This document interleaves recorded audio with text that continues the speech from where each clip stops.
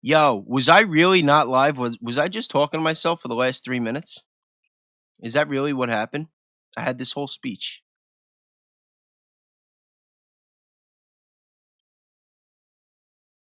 Did you guys see the intro?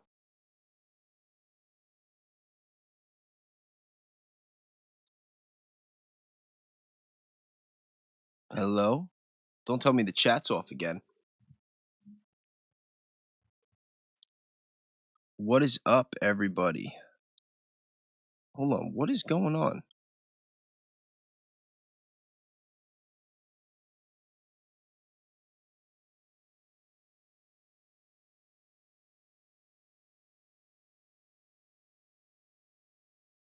It's not? You had to watch an ad? Are we on? Am I having any technical difficulties? Type in 80. Hold on. Type in 88 in the chat when you hear this.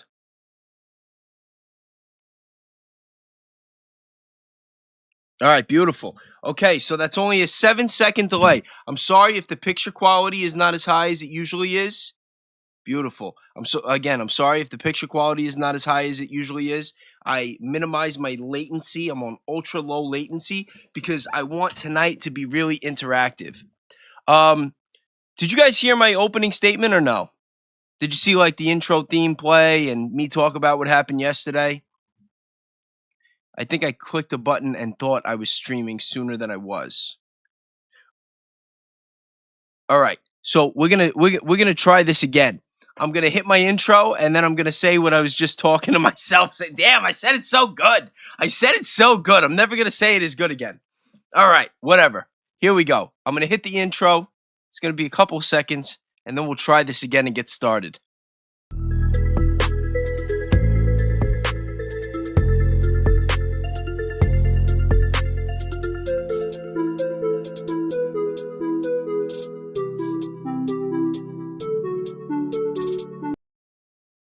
Todo bien?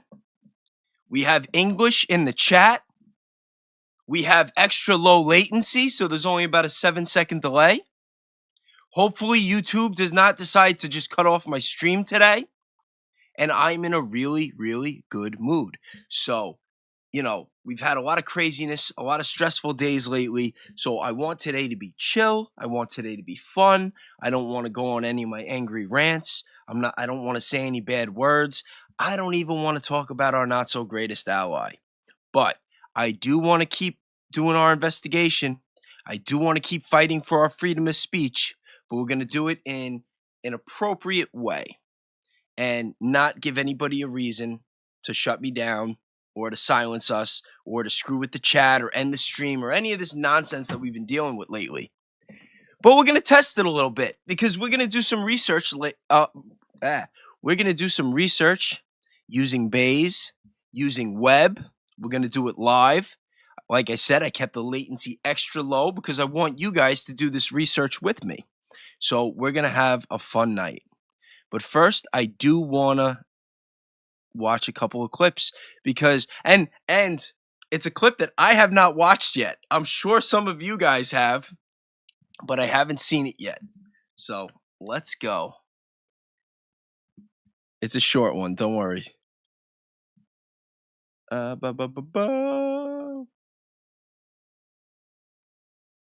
fact that Hillary Clinton was allowed to testify and have it not be live on camera is it's mind-boggling. The cover-up is in full effect, guys. It then got, at the end, quite unusual because I started being asked about UFOs and a series of questions about Pizzagate, one of the most vile, bogus conspiracy theories that was propagated on the internet, that was serving as the basis of a member's questions to me.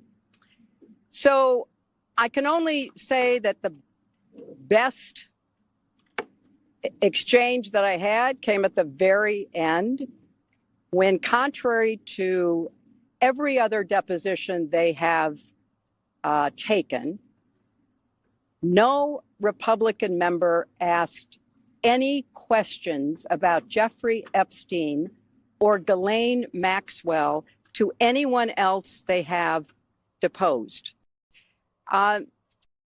Now, keep in mind, you have to understand, regardless of whatever your political beliefs are, and whatever your political beliefs are, it is totally fine. I totally respect it.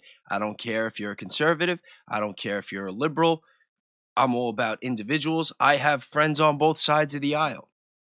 But I happen to think that it's all BS.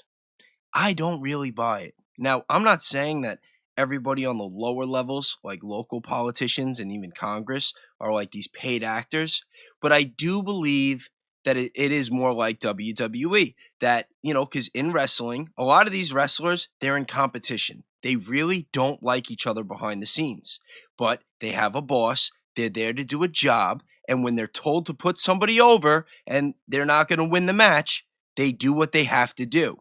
And that's how I view our political system. The Republicans, the Democrats, all this infighting that we see, all this drama, all this hate that they stir up, it's not for them. It's for us. Now, when there's real animosity in there, it makes it really believable. And that's how it is in wrestling. If any of you watch wrestling or ever have or know somebody that does, they'll tell you that the best rivalries, the best matches, the best promos are when you could tell that the two people really don't like each other. But at the end of the day, when they're in that ring, they're never going to hurt each other on purpose. No matter how bad they hate each other, they are there to do a job, and they are there to put on a show for the people. And that is exactly how our political system works. These people, they'll sit there and bring each other to court and testify and sue and subpoena and, even bring him in for a photo op, like when they brought, Trump into Georgia for his mugshot, that famous picture. But they're never actually gonna. The only time that there's going to be any kind of real accountability, it's not going to be when they do the wrong thing. It's going to be when somebody tries to do the right thing and becomes a threat to the system.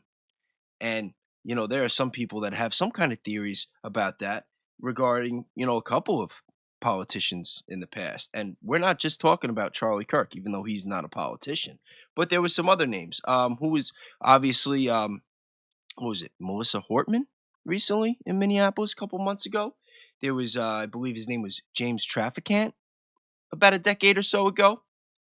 Seth Rich, who was connected to yours truly over here. And, plenty others. But anyway, let's keep going. I actually, who I haven't played any clips for so far on my show that I want to do? I want to hit a little Rogan. What do you guys think? This should be a good one. And we're going to get started really soon, I promise.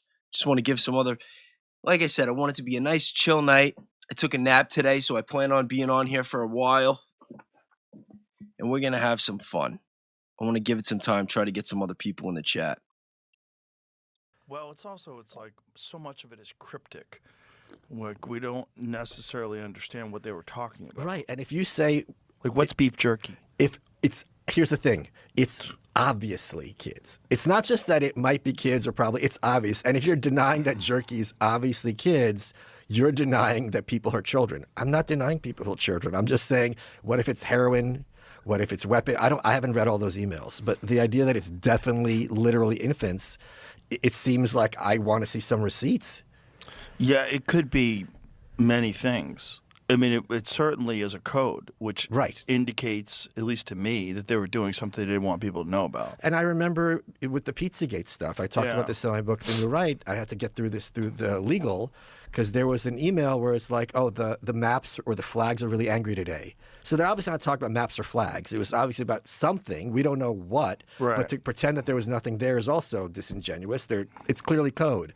But how do we know eating is not code also? Like, eating jerky could be like beating off, right? Or it could be killing someone. Right. But the idea that, no, the eating part is true, the jerky part is kids. Frankly, what bothers me is, don't you want to hope that they're not eating kids? Yeah, well, it's like people just want to know. You know what else I find weird? Think about what Hillary was saying.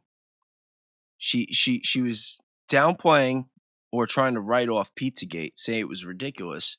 And she also brought up that they were asking her about aliens, about UFOs. I feel like personally that they're trying to plant some seeds there. I think that whatever their big end game plan is, whatever their big goal is for digital IDs and one world currency, that they're going to try to stage something connected with aliens to try to pull it off. What do you guys think about that? Anybody in the chat have any theories on that?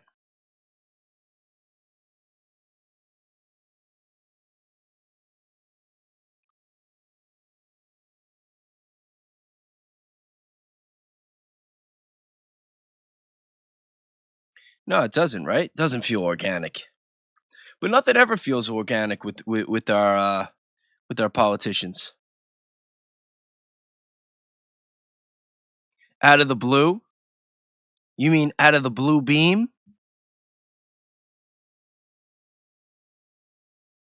And if they already were and have been doing it for a long time, that seemed outrageous before a gigantic ring was exposed where there really was a sex trafficker who was compromising people and really was doing it at the behest of at least an intelligence agency, whether it's ours or the Israelis or whoever it is. Or the Russians. A lot of people want to say it's the Russians. Well, is there any validity to the Russian thing? I have no idea. The reason I said the Russians is because I was on Drudge, Why is and the headline was Epstein was Russian operative. So it was presented on Drudge. Don't take my word for it. Right. As there's the receipts. This is why I'm saying there's Mossad connections with him, obviously, especially with Ghislaine.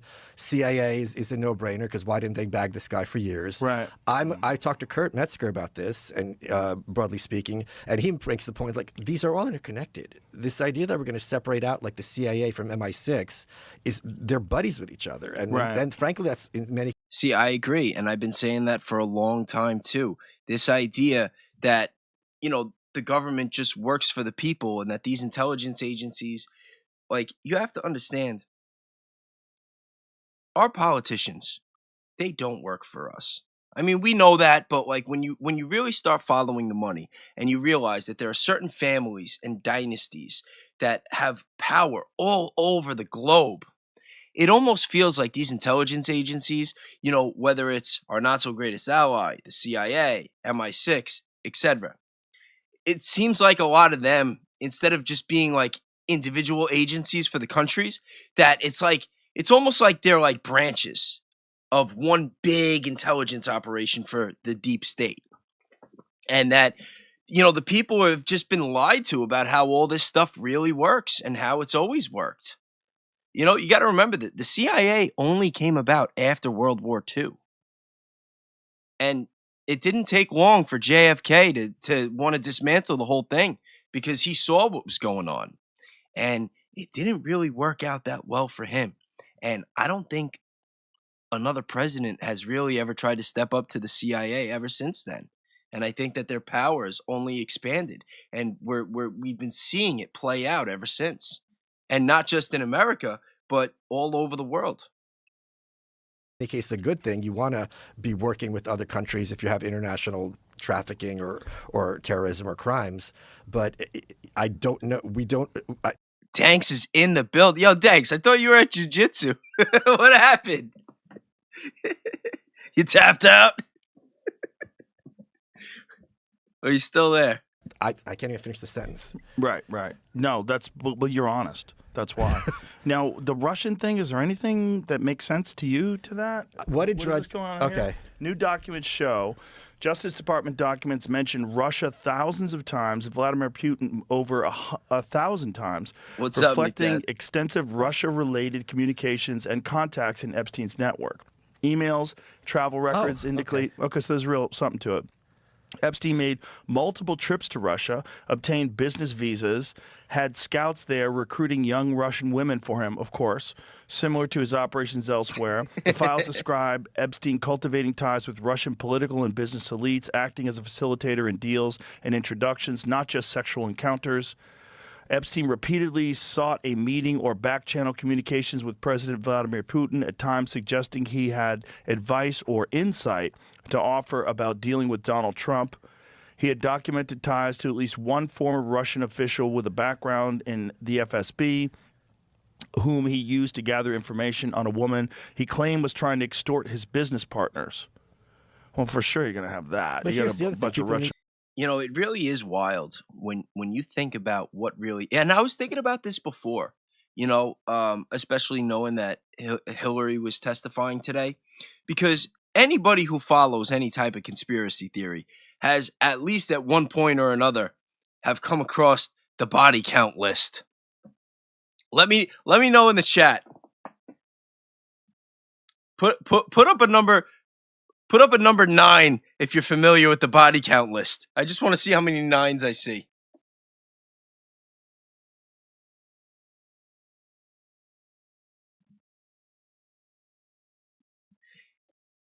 All right, we got a couple. Yes. Now, one thing that I was thinking about today, because, you know, most people have always been under the impression like they were like these big bads and that, you know, they were behind it all in one way or another. But the more research that I do and the more that I look into all this stuff, I kind of feel like at least some of those people on the list, it's very plausible that they could have been targeted by opposition of the Clintons. That it's not just, you know, people just have this assumption that it's them. Oh, you cross them and you're a liability to them. But nobody ever thinks, like, what if they were using their power to say no to other people? And there was someone else saying, oh, yeah, you're not going to do it. Are you sure? And then all of a sudden there's a, you know, and believe me, I am the last person in the world to ever defend the Clintons because everything I've seen out of them, it's like, no bueno.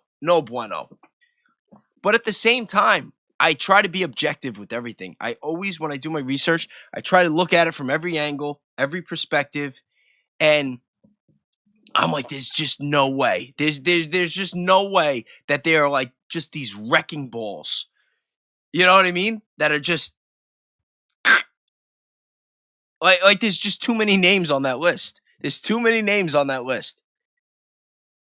But anyway, let's keep going with the video. Give me a 3. I'll tell you what. If you agree with my theory, give me a 3. If you think that it's just all them, just type another 9.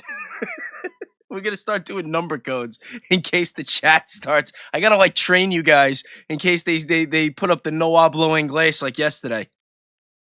Hookers that you're bringing over there. Some of them are going to try to extort you. Here's the thing. Putin was ex-KGB. The KGB for decades, for like almost a century, was blackmailing Americans. This is one of the big reasons why you couldn't be, there were restrictions against gays, because if you were gay at a time when it was socially unacceptable and the Russians found out about it, they flipped you. Because they would sit you down and they'd be like, look, we know we're going to out you or you're going to play ball. Right. And in those situations, you're going to play ball. This is a huge scandal for a long time. And that's there's a lot. I think Danks is right. I think that it is some level of algebra. But I was trying to like keep it simple. Like we weren't like trying to like solve the case. I mean, we might try to solve some of them. I know I have in, you know, I've looked into a couple of those cases in my day. I'll open up those files sometimes. Watch, that'll be the thing. You know what? If anything happens to me this week, then you know it was a 9. But I think Danks is right. I think that it is algebra. I think that it is more complicated than we realize, than we could probably even fathom, and that there is a lot that goes on behind the scenes. I wonder if any of the people on those lists, if it was staged. You know, imagine they're living in New Zealand right now. There's a large percentage, I don't know what the population is, of these undercover gay politicians. Oh, yeah. But I don't mean politicians, I mean the bureaucrats, like people working for Johnson and FDR. Mm-hmm. This was a thing, and they would know. Yeah. And they would have honeypots. Mm-hmm. It wouldn't be hard at that time. Right. And for men, it's so easy to get us. Like, God, it must be hard to get women. How would you blackmail a woman? I mean, well, how do you trick them into fucking some guy they shouldn't be fucking, and why would anybody care? See, no one cares. Like, if a woman has an affair on her husband and has sex with some hot guy on an island, everybody's like, you go, girl. You didn't get the memo, Stella got her groove back. Yeah, Stella got her groove back. How would you, if I wanted, okay, let's walk through this. If there's a CIA. Yo, 86 is dropping the Pepe Orsini early. How many of you guys have looked into the Grey Pope? That's a good one. Lady, and I want to flip her. Right. How do I? You got to get her to fall in love with you. No, or you got to get her husband to cheat. Or go threaten her kids. You got to threaten her kids. Yeah. Threaten the kids. Yeah. But that's a hard one. But that's a different thing than getting her to do something that she shouldn't have done out of lust. How do you blackmail a woman? Yeah, you don't have a. That's probably why a lot of women are in trouble. Why they are in trouble? No way, really? Who was deleting them? Were the mods doing it? People were messaging me today too, saying that they were seeing bases based in Candace's chat. That made me happy. I'm happy you guys were looking out for me. Were they really getting their comments deleted in Baron's chat saying bases based? That's disappointing. Trouble? Aren't. Yeah, they aren't. Yeah. Right, because like I would imagine you would want them too. There's plenty of women politicians you'd want to compromise. I mean, they did get Stacey Plaskett. She was cooperating with Epstein. Yo, Jackie. Jackie is in the house. Jackie put in work today. Jackie, I saw that. I got the message. Someone told me that you were putting in the work, and then I went in there and I saw you. So you're gonna have to email me because you are definitely getting a hoodie. 100%. Thank you. And thank you for everybody else that was doing that. I really appreciate it. But yeah, yo, I don't like that, hearing that they're deleting those in the chats. That's messed up. We might have to hit them harder next time. Wait till I get a following. The raids that we are going to do, I was actually thinking about this. Like, how many of you used to watch Howard Stern? Give me a 4 in the chat if you remember what Howard Stern used to have his followers do. Calling up the news channels.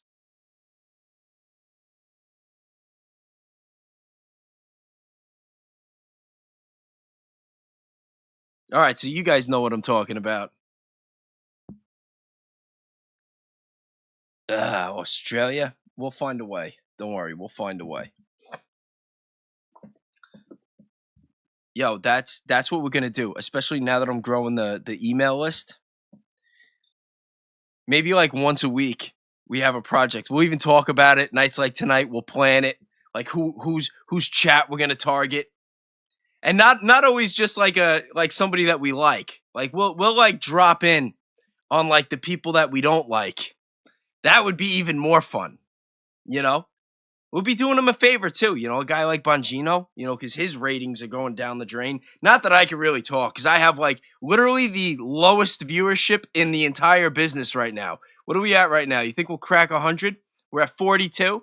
But you know what? I wear that 42 like Jackie I almost did it. But I'll wear that 42 with honor, like Jackie Robinson and Mariano Rivera. It really is 42 right now too.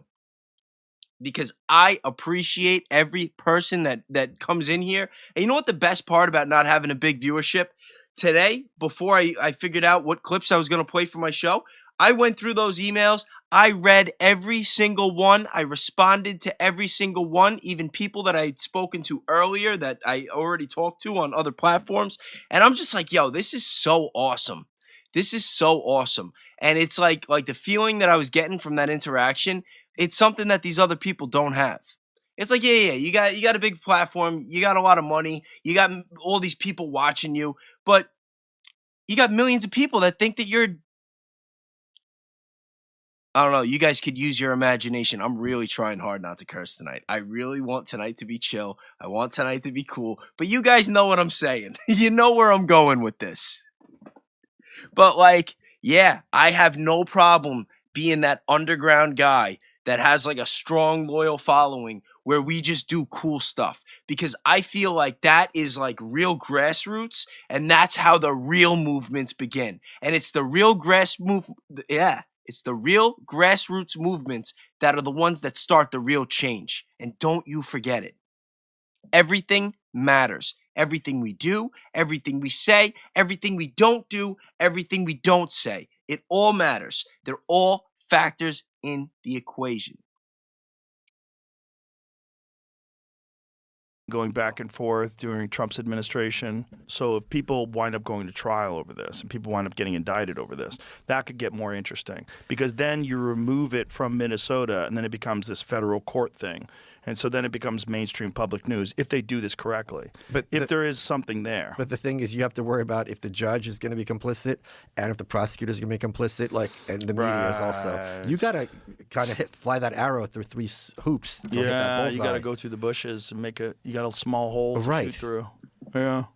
And then to try to make it indicative, and then it'd be very easy for Newsom to be like, I'm so glad this got exposed. Right. I promise you, as president, this won't happen in America. And if you want to talk corruption, look at Trump and all his sweetheart deals, blah, blah, blah, blah, blah. Hillary's already throwing him under the bus about Epstein. They don't have shame. Did you not see that? Saying? Hillary's like, Trump's in the files thousands of times. Like, let's have this conversation. She started already. Right, right. What does that mean, though, when you're in the file thousands of times? Because he is the guy that was in contact with the FBI about Epstein. He did contact the FBI after Epstein was arrested and thanked them for arresting him and getting him because that guy was a real problem. Right. And he did kick him out of Mar-a-Lago in 2005. But she's being factual but not truthful. So it is factual that... And that's why, like when it comes to Trump, and you guys know, if you've been watching my content, you know that I am not a fan. I have not been a fan over the last couple of months. But when I see his name in the files so much more than everybody else, it feels like a hit job. It does. It feels like they purposely, and probably he himself, that they just were name dropping him left and right just as a way to compromise him. I'm not saying that it's all BS because I do have a lot of reason to believe that at the very least, he is complicit with the cover-up for sure, and that I believe that there's financial ties there that he wouldn't want looked at. But as far as all the other stuff, as far as like the kids in the chair and all that, before these files came out, and I did all my research, all I'll say is on the list that I had compiled and the names that I had, he wasn't higher up on the probabilities of whether or not I thought, and based on the research and the fact, the information that I had, that he might have been one of those people. But you never know, and I want to find out more. That his name is in the files thousands of times. And then you leave it for the person listening to make that conclusion. Right, that's all you have to say. That's all you have to say. We were talking to Donnell Rawlings yesterday. He's in the files. Okay. Because Epstein went to visit his show, went to watch his show at Improv in West Palm Beach. I did a search for the word retarded. And the one email I found. Oh, good night, Crystal. Can you mail me that photo where I look fat and retarded? That's it? And it's not clear from who. It's to Epstein. It's redacted? Yeah. No one wants to know that they were admitted they look fat and retarded? Or the N-words in there a fair amount also. Well, there's a lot of references to pizza.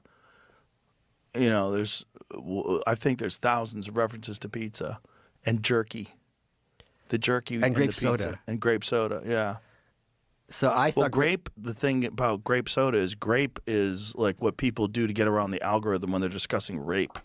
When he graped them. But this was like 2011. I don't think people knew about that stuff. Right. And I don't think Epstein, as a boomer, knows how to get around algorithms.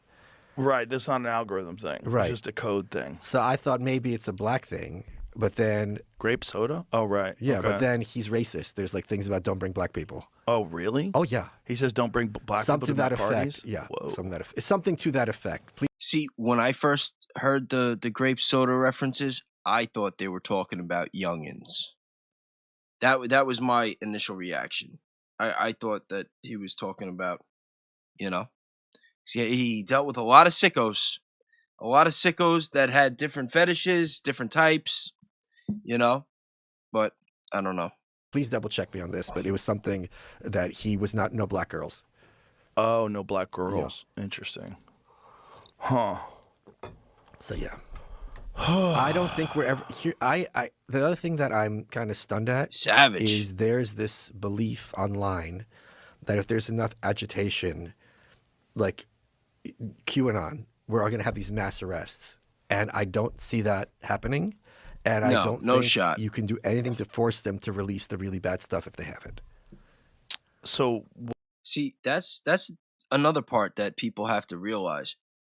All the files that they've released so far, not only are they heavily redacted, but it's like the ones that they wanted us to see. It's like, okay, like what can we dump out there that will keep them busy and try to satisfy their hunger without implicating everything? And when you look at the timeline of when those files are, which I'm going to analyze a little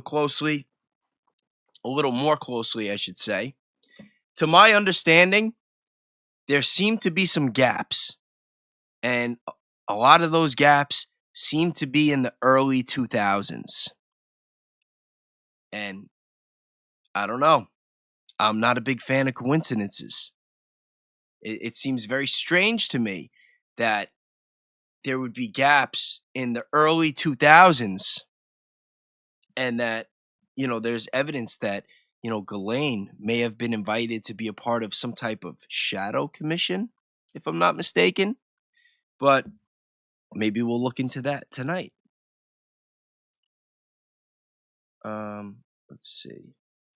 You know what? Before we get into Webb, though, let's check out a video from the guys at Webb. What do you think? There he is.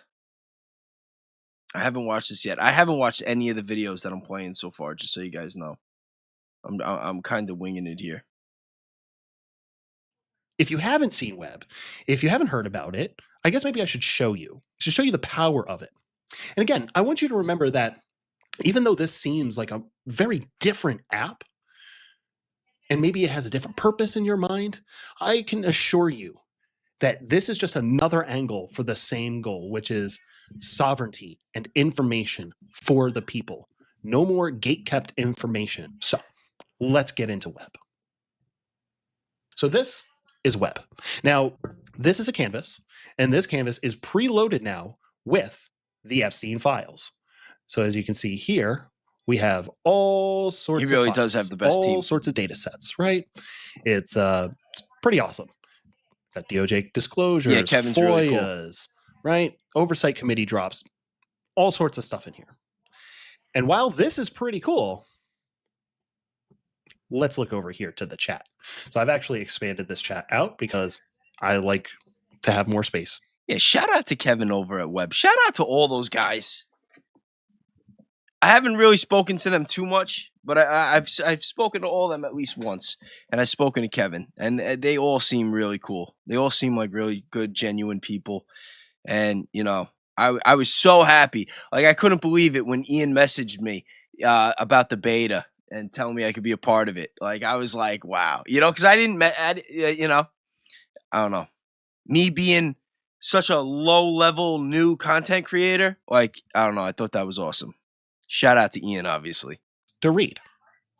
So one of the first things that I actually did when I first got my hands on Webb and wanted to really sink my teeth in and learn about Epstein and everything like that, I thought, well, if Epstein had his hands in what seems like everything that like actually makes our world work, then surely he may have something to do with our food supply.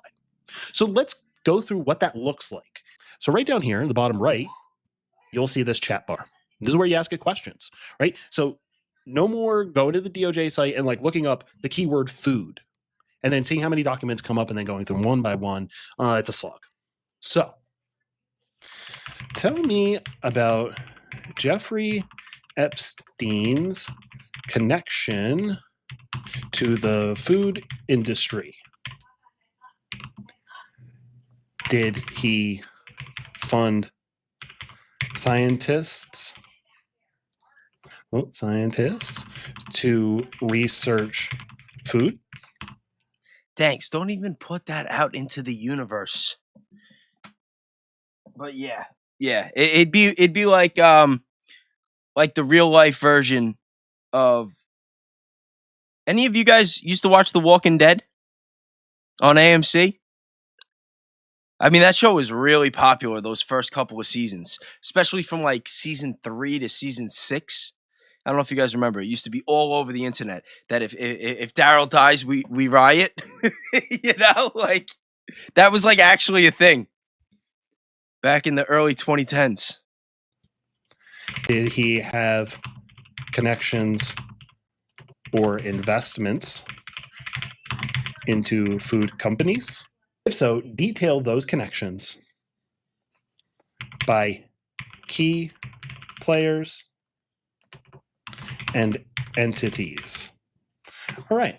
So now you're going to see it work. You're going to see its brain. You have a hoodie that says that? Epstein's connections to the food industry. Explore a little further his connections and see if there's any food-related entities appearing in his network. Yo, imagine if he didn't like do this before he made this video, and then it shows that like he had ties, like ownership to like Domino's or something. It's like it'd be ridiculous. I can see some food-related connections already: Publix, McDonald's, Applebee's, but these appear to be incidental mentions rather than investments. Okay, boom. So we have all sorts of logic, and it shows you how quickly it's done. Epstein's interest in food industry investments. The documents reveal clear evidence that Jeffrey Epstein had active interest. Yo, thanks. They could be scheming on us. Like, we've already had these conversations. For real. For real. Like, we're all going like crossing certain lines and going deeper down these rabbit holes than people before us. And, you know, look at what Webb's named after. Gary Webb. Look into him. You know, one of the people that I did deep research into, you know, early on was Danny Casolaro. And, you know, like it's terrible what happened to these people. So it's like, you know, it's really not a joke. It's really serious. Like when you're looking into this stuff and you're trying to, like when they're trying so hard, you have the most powerful people in the world using all of their resources, trying to keep these things secret. And then you got jerk offs like me trying to use, you know, math formulas and probability models and AI to like get all these documents and try to like piece it together and just blast it out to the internet. Like, yeah, there's a really good chance that you know what I mean? Like it's serious. It really is. It's screwed up. It's really serious. It's very possible. You know, especially if they look at my social media, like, you know, thank God I'm not really antiseptic, you know, like I'm not. Like they're never gonna find anything like that on mine. But, you know, anti-Clinton, like that, like fuck Hillary might have been the first. I did it. That's the only one. That's my one time. But that really might have been the first thing that I ever posted on Facebook. I don't know. I'm sure they do though. Interest in food industry investments, particularly in the health food and nutrition sector. The most significant findings is his direct involvement with Life Kitchen, a health-focused restaurant chain and frozen food supply company. And then it goes into that relationship, food science research, key players, you know, who was involved in these different things, at what scale, that sort of thing. And you'll see all these little numbers. So Webb does not go to the internet, and it McDeath a lot. Like if you're just talking about civilians that had some level of involvement, 6 degrees of separation over the last 30 years, it's a couple of hundred. It doesn't hallucinate. It doesn't make things up. Instead, if it makes a claim, then it has to back that claim up with the documents. So, Life Kitchen. Here's some emails. So this is an email from somebody, maybe from Life Kitchen or from the investment group, giving him information. Now, I can take that document and pin it to my canvas, right? Let's see what this next document is. Okay. We have more pages of emails, right? So let's say we want to take that. I'm going to pin that now. And with the canvas, what you can do is you can actually make connections between different things. You can take notes, right? So I want to put and take these notes here. And now I have a visual to help me keep track of all of these different things. Now let's look at food science research. While I didn't find direct evidence of Epstein funding food science research specifically, the documents show his broader scientific philanthropy that could intersect with nutrition. So it's interesting, right? It's not going to make anything up. It's going to source what's exactly in the files and only tell you what's in the files, which is really interesting. Now, guys, how many of you have been using Webb? Type a 7 if you have, and type a 6 if you have not. And if you have not, while we're watching this little tutorial, you should make an account right now, because we're going to be using it tonight. This is based on the files that we have so far, which include redactions, things of that nature. So, you know, there may have been other food connections when there's more files released, more investigations that are done. We may find more evidence of that. But based on what we have here, there's not as many connections to the food science as I had anticipated. But there was a program for evolutionary dynamics at Harvard. I'm pretty sure it's open now. Isn't it open now? Just go to the Webb with 2 B's. Make sure you put a the first, .io.com. And you can just make an account. Epstein donated $30 million to establish this program, which studied evolution through mathematics and history. While not specifically food focused, this represents his pattern of funding scientific research. And so, you know, there are so many things in which he was involved in that has to do with biology and genealogy, and food does butt up against all of that. So I'm not going to say that these aren't valid. We just need to investigate them more, right? We have so many documents here to kind of go through. Again, this is just a taste of how this works. You can ask it questions and it will give you answers and context and the documents that add to the context, right? Now you can go in here and dig deeper. Epstein forwarded Life Kitchen details to Steve Hansen. What are the food company investments did Hansen research for Epstein? That's a good question. Put that into here. And now I'm asking it a follow-up question. So it's going to take the context from the first question and it's going to look into the second question and give me a response, which all right, guys, are you getting your Webbs ready or what? That doesn't look good. Man, how do I always mess this stuff up? I don't even know where that is.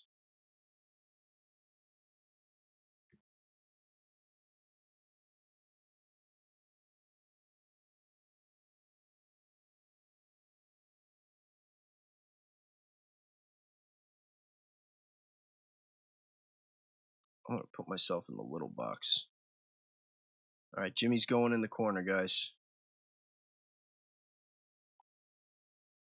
Yo, I got all my banners hiding over here. What? I didn't even know that was a thing. Let me just delete these. We'll find them later.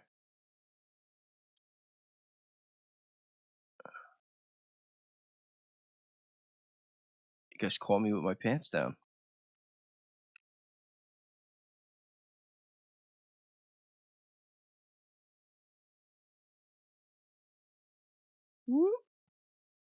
No, I gotta go on the other side though. And alright, I'll fix everything later. Alright, it's gonna look weird because I'm like looking this way and the screen is that way, but whatever, we'll make do.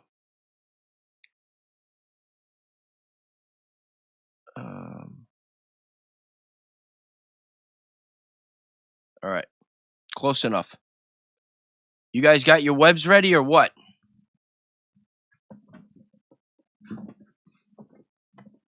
Does anybody need a little more time? What are we gonna ask? What direction you guys want to go? We'll do a vote.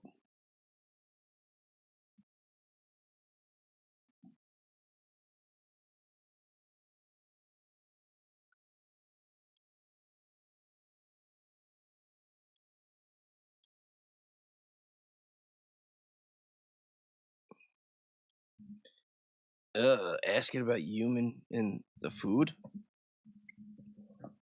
Bubba? You know what? I actually have an idea because didn't Hillary say that she couldn't recall interactions with him? I have a feeling that was bullshit.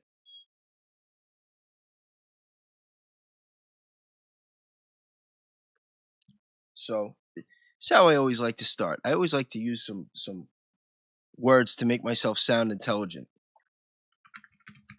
Run a deep search and analysis into any files, specifically emails that may indicate meetings between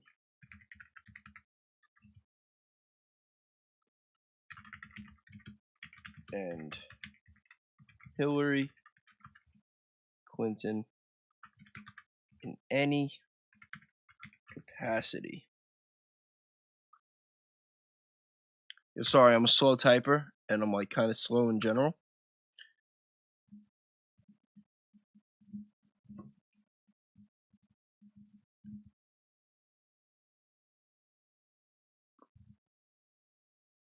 Let's see.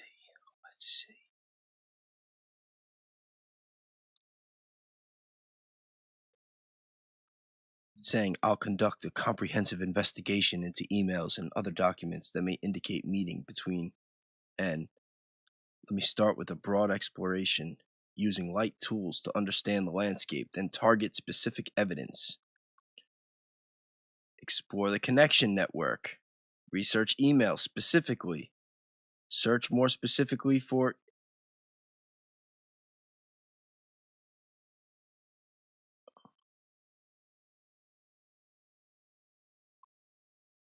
Yeah, I don't think I will ever eat chopped meat from like a Stop and Shop or one of these like mainstream grocery stores or supermarkets ever again.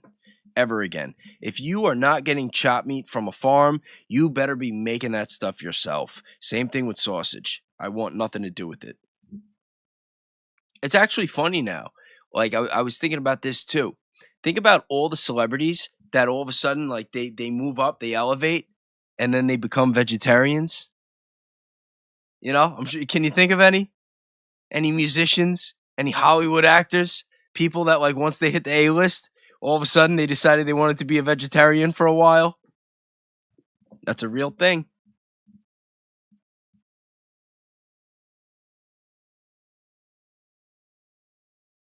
All right, investigation summary.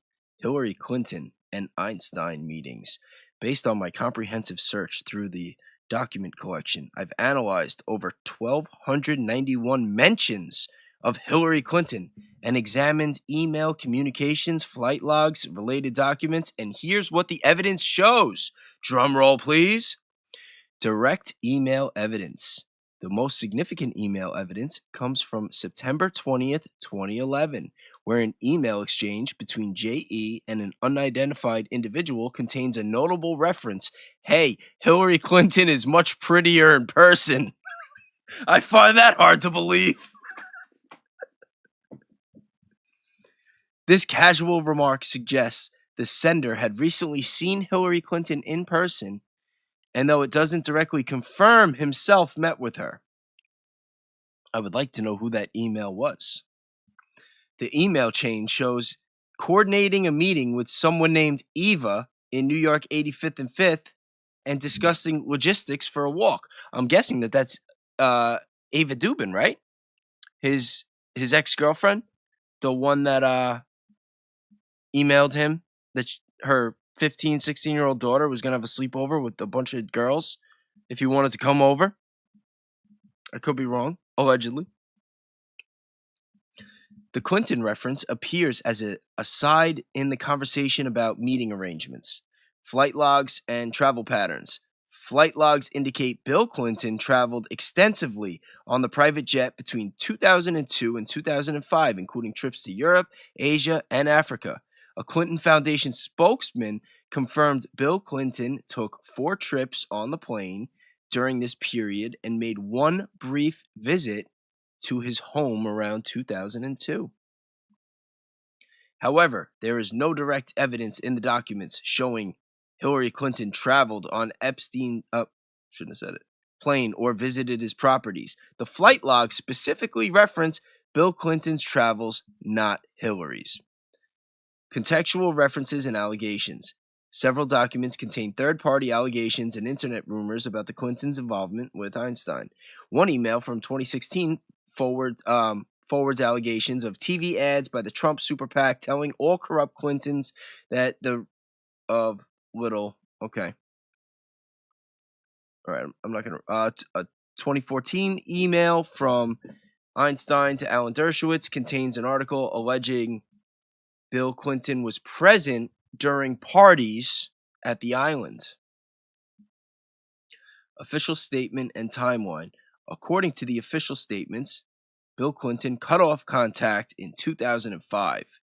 The documents show was discussing Hillary Clinton's appearance in 2011 emails. What's missing from the record? Direct email correspondence. You know what? I have an idea.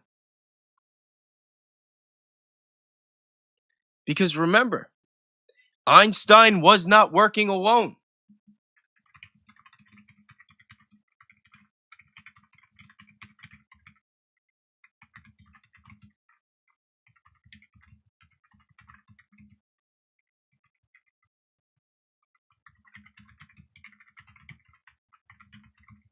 With Ghislaine Maxwell.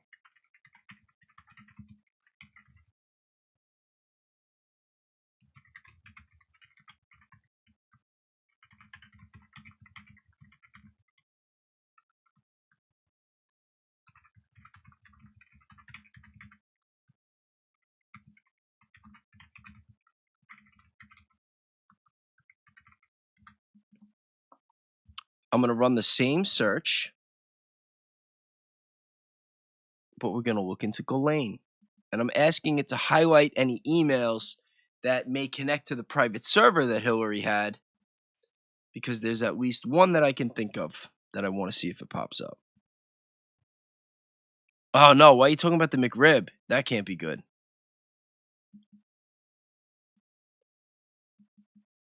What's going on in this chat? Yes, we are going deep down the rabbit hole tonight. I want us to have fun. I want us to try to discover something.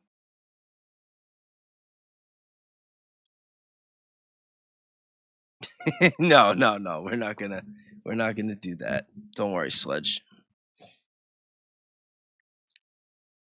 The McRib. Never. I'm glad I never did. All right, now it's pulling up all the stuff with Ghislaine. Let's see what it says.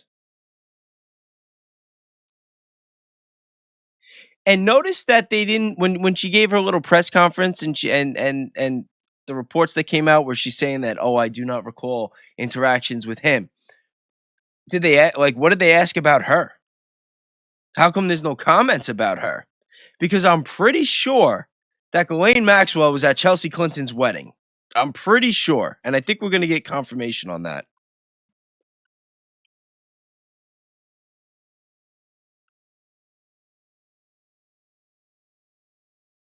All right.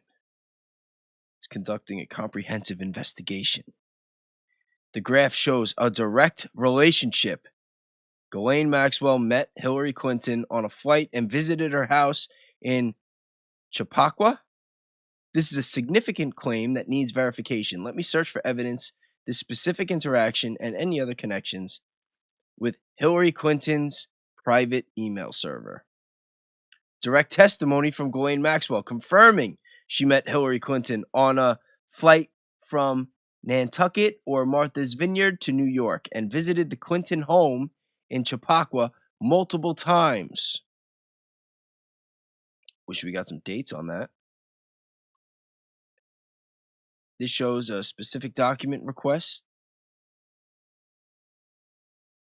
Oh, there we go. Asking for all communications between Maxwell and Bill or Hillary Clinton, including about Chelsea Clinton's 2010 wedding.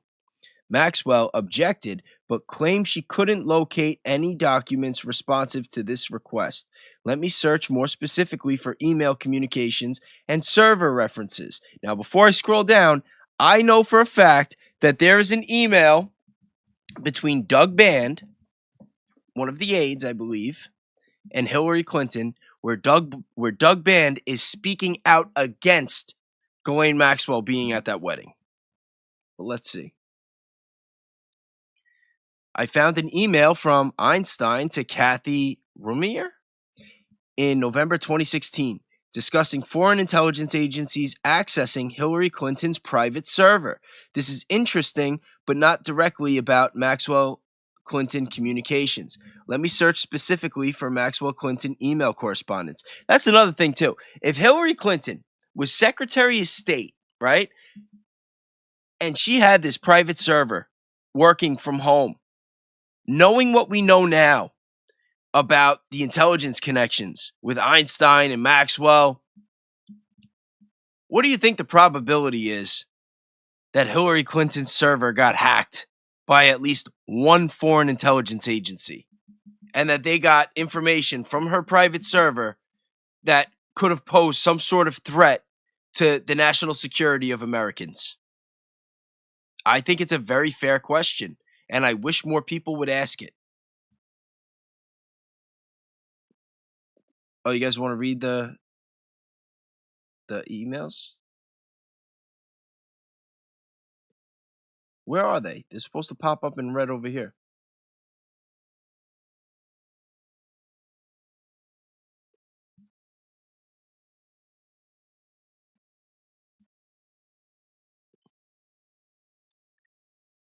Yeah, we should be clicking them.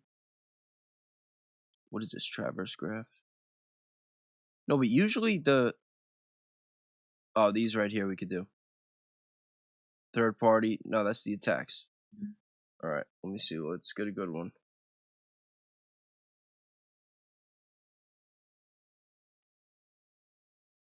I found an important email. Where? Oh, is it? How come they're not coming up over here? Sources?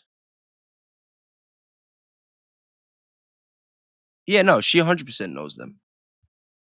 I found several important emails. Let me examine the most significant ones more closely, particularly the email, the Clinton flight.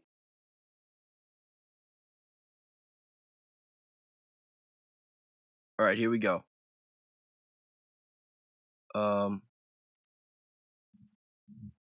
Oh, this is like a lot.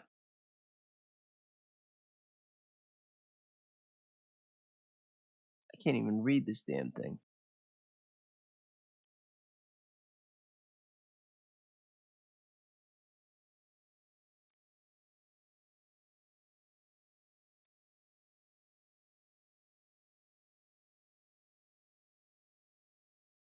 Can you guys see this?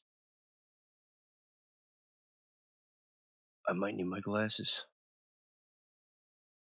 All right, relationship context. Email evidence, Maxwell Clinton connection. Flight arrangement email, February 2002. An email chain shows Philip Levine. Oh, thank you for the membership, buddy. Appreciate it.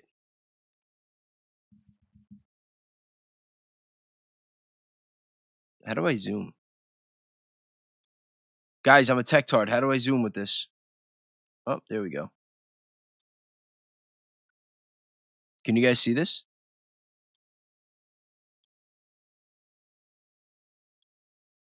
What'd I do?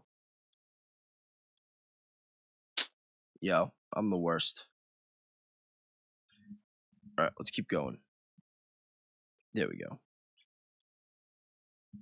All right, so flight arrangement email, February 2002. An email chain shows Philip Levine forwarding flight pricing information to Ghislaine Maxwell for a President Clinton flight. The email discusses pricing costs, about $8,000 or light jet, or about $11,000 for a midsize. The CEO's reluctance to provide a complimentary flight despite enormous marketing and sales upside. Normal charter rates, $10,000 to $15,000. The Europe trip planning email. No, let's get to the wedding.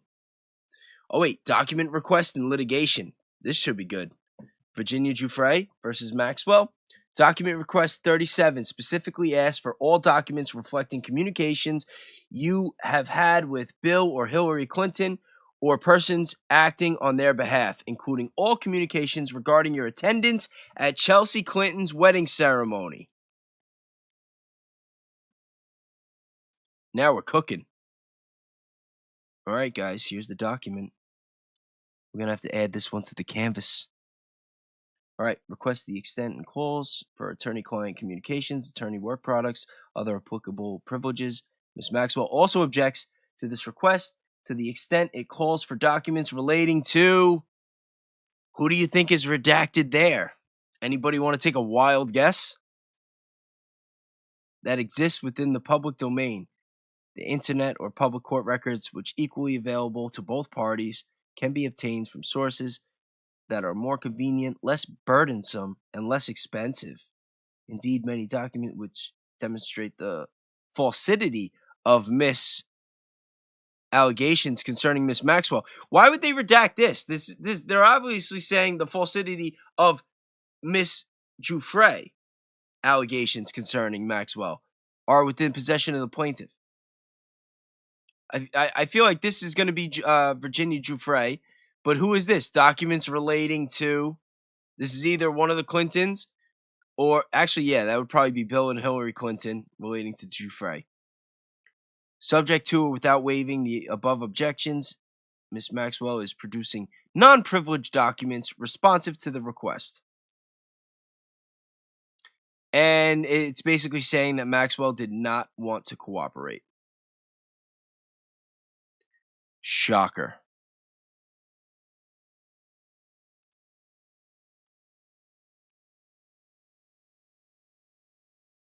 Just add this to the canvas.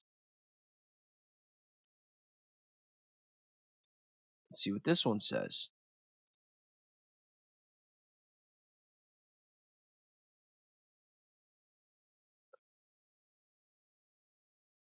Oh, wait, is this the same one without the redaction? Oh, relating to Virginia Roberts Giuffre. Yeah, this is the same one without the redactions. See, falsity of Miss Giuffre's allegations, but it was saying Virginia Roberts Giuffre also. It wasn't, I must have misread it. All right, so this is the one that we should, what was it, 19?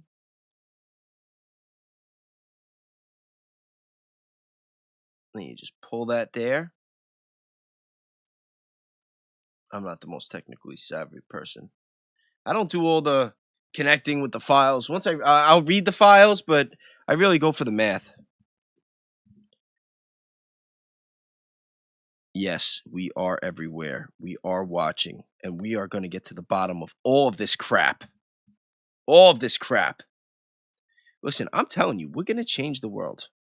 We're going to change the world. And, you know, this type of content that I'm doing right now might be boring to some people, but if you're one of these people that wants to do the research and wants to get involved, like I got a lot of emails like that. That was actually why I did this today. I was going to do something else, but I was reading those emails and I was surprised how many people want to get involved, how many people want to do the research. Like, what can I do? What, you know, like, how can I help? How can I get involved? And this is how. Just go on. Like right now, I'm asking about this, but you could ask about anything. And then we can email each other and set up correspondence or correspondences. We can get involved with the Discord groups and whatnot. And all of a sudden, we start sharing files, sharing what we found, sharing our prompts. We try each other's prompts. We mix and match the files. And before you know it, we can connect some dots really, really quickly. Because me doing this by myself, like I've been for all these months, if there was 4 of me, you know, who knows what I could have done. And that's what I want us to do. That's what I think that we're all capable of. Every single one of us. You don't need to have a camera set up and a platform and, you know, to be involved and to do something and to make a difference. You know, you just got to do the work. You just got to open your eyes.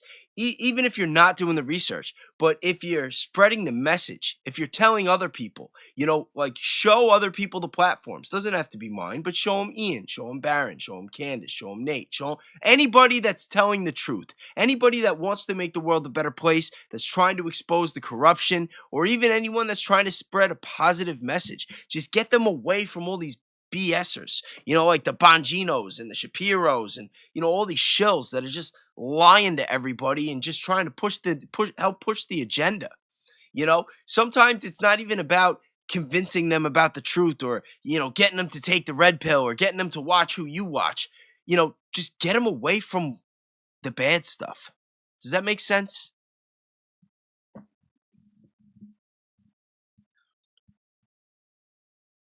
I'm reading you guys. Viva the revolution.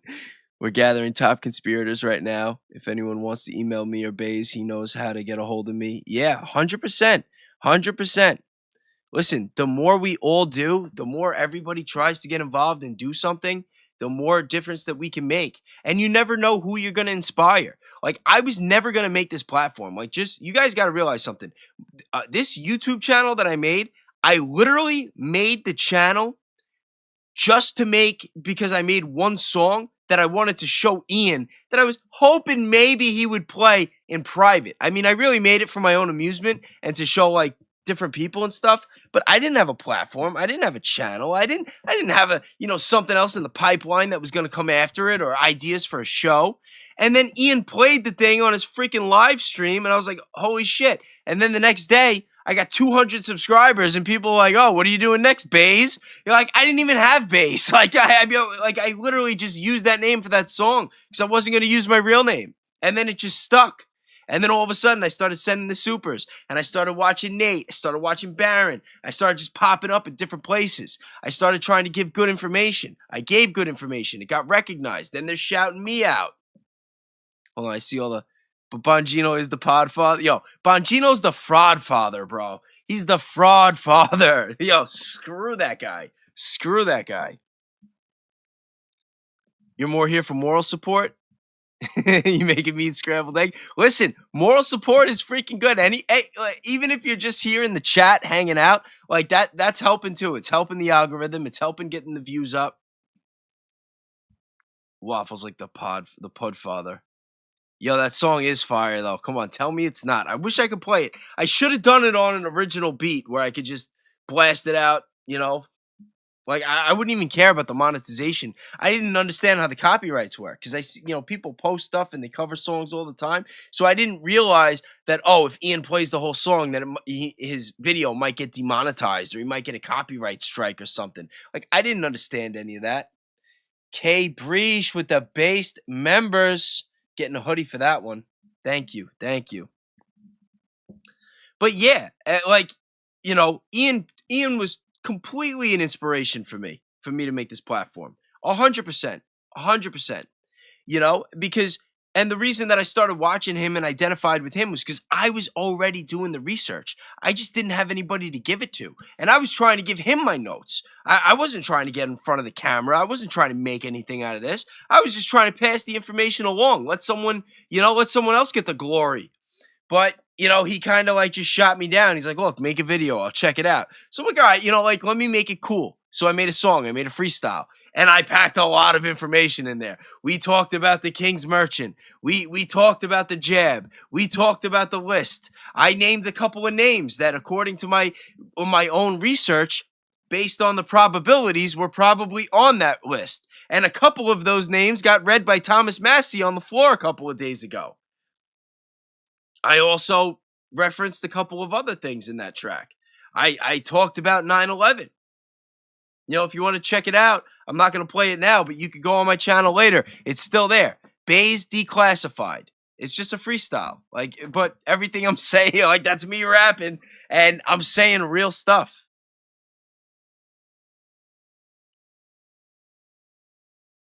You were trying to send a super for the first 15 minutes?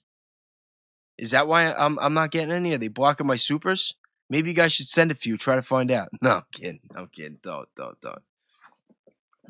But I will be giving hoodies for members. You just gotta promise you're gonna stick around. Don't get me. Be like, oh, I'm a member. Send me my hoodie. And then all of a sudden I'm in the hole. All this money making and giving away these hoodies because people just want a free one. That'd be kind of screwed. All right, but where were we? The email, Supreme Court ruling blocking Hillary Clinton depositions over her email server. Why would they block depositions?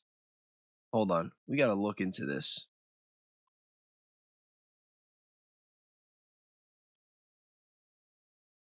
Is there a way I could stretch this out more? I wish I wasn't such a tech-tard. Can't even read without my glasses. I'm the worst. You know what? We're just going to add this to the web for now. Yo, I want to see if there's a way that we could share the canvas. I got to ask the guys at Webb. That would be great. If we could really just start sharing our work. I'll give you guys all my work. I'm not trying to, Look at this. You can see how much I've been actually using the web itself. When I play on this, using the canvas itself, I've played around on this a couple of times, but I'm really just sticking to the chat. Because a lot of my research, like the fact that I know that all this stuff is here and that it's all being referenced, makes my life so much easier. Because I've read, some of this stuff before, even though it's not officially in the files. Or wasn't officially in the files. I'm telling you, man, the probability models using Bayes' theorem, you can find out a lot. Oh, wait. Einstein actively discussing the... Oh, we got the first super. Thank you, Day. I appreciate that. That's awesome. Appreciate you.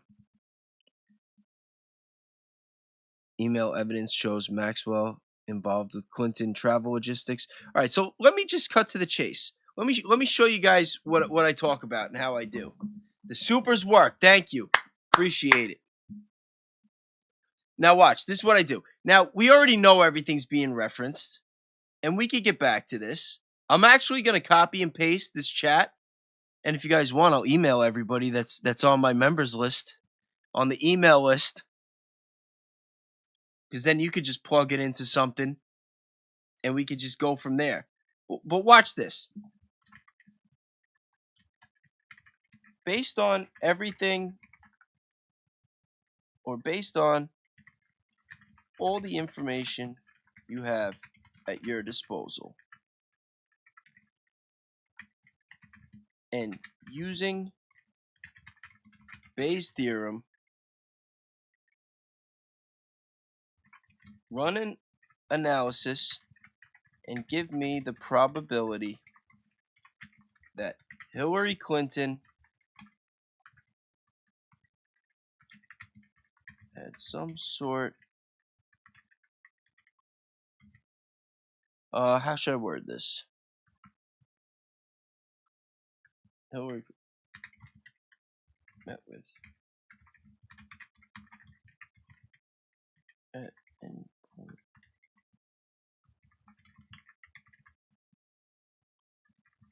after, we'll say after the year 2000.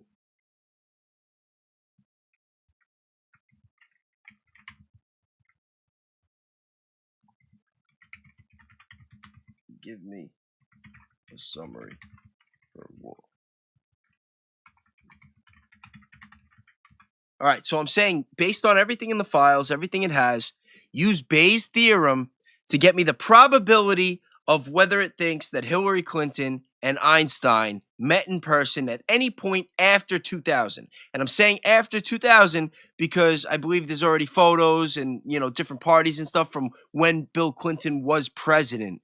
And we're not looking for that. We know that we've seen pictures, them all together, whatnot. I want to see after he was president.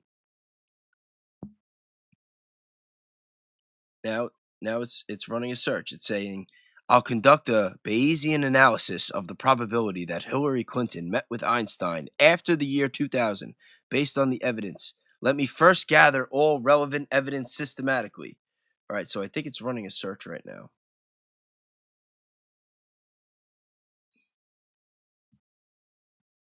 Oh man, I'm only allowed, I think, 5 prompts in the chat. How many did we do? Is that number 3? It's like a genie with 5 wishes.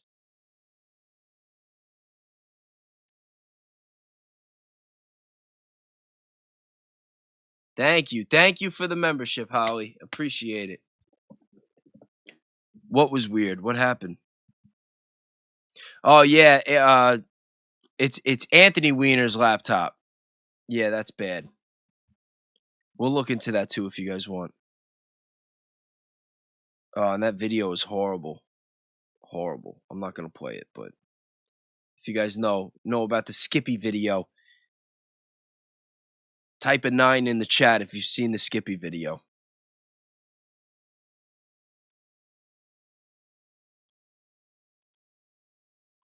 All right, something happened.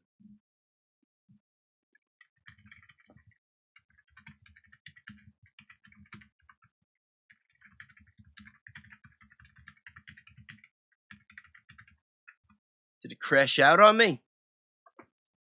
All right, I just had to use my 4th prompt.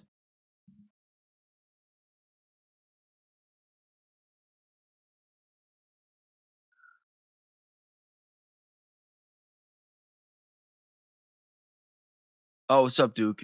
What, get Nate to have me on at the end of one of the shorter streams, get people funnel over to yours, instant pump? Nah, I spoke to Nate about it, and I want to do my own thing right now. I don't want to just funnel, because if I just do my own thing, I might be able to draw more people, and then instead of just trying to piggyback off of him or somebody else, I would rather build up my own base and converge when the time is right. It's like, obviously I would love to work with Nate. I speak to him, like he was the first one to actually reach out to me and have like conversation on the phone.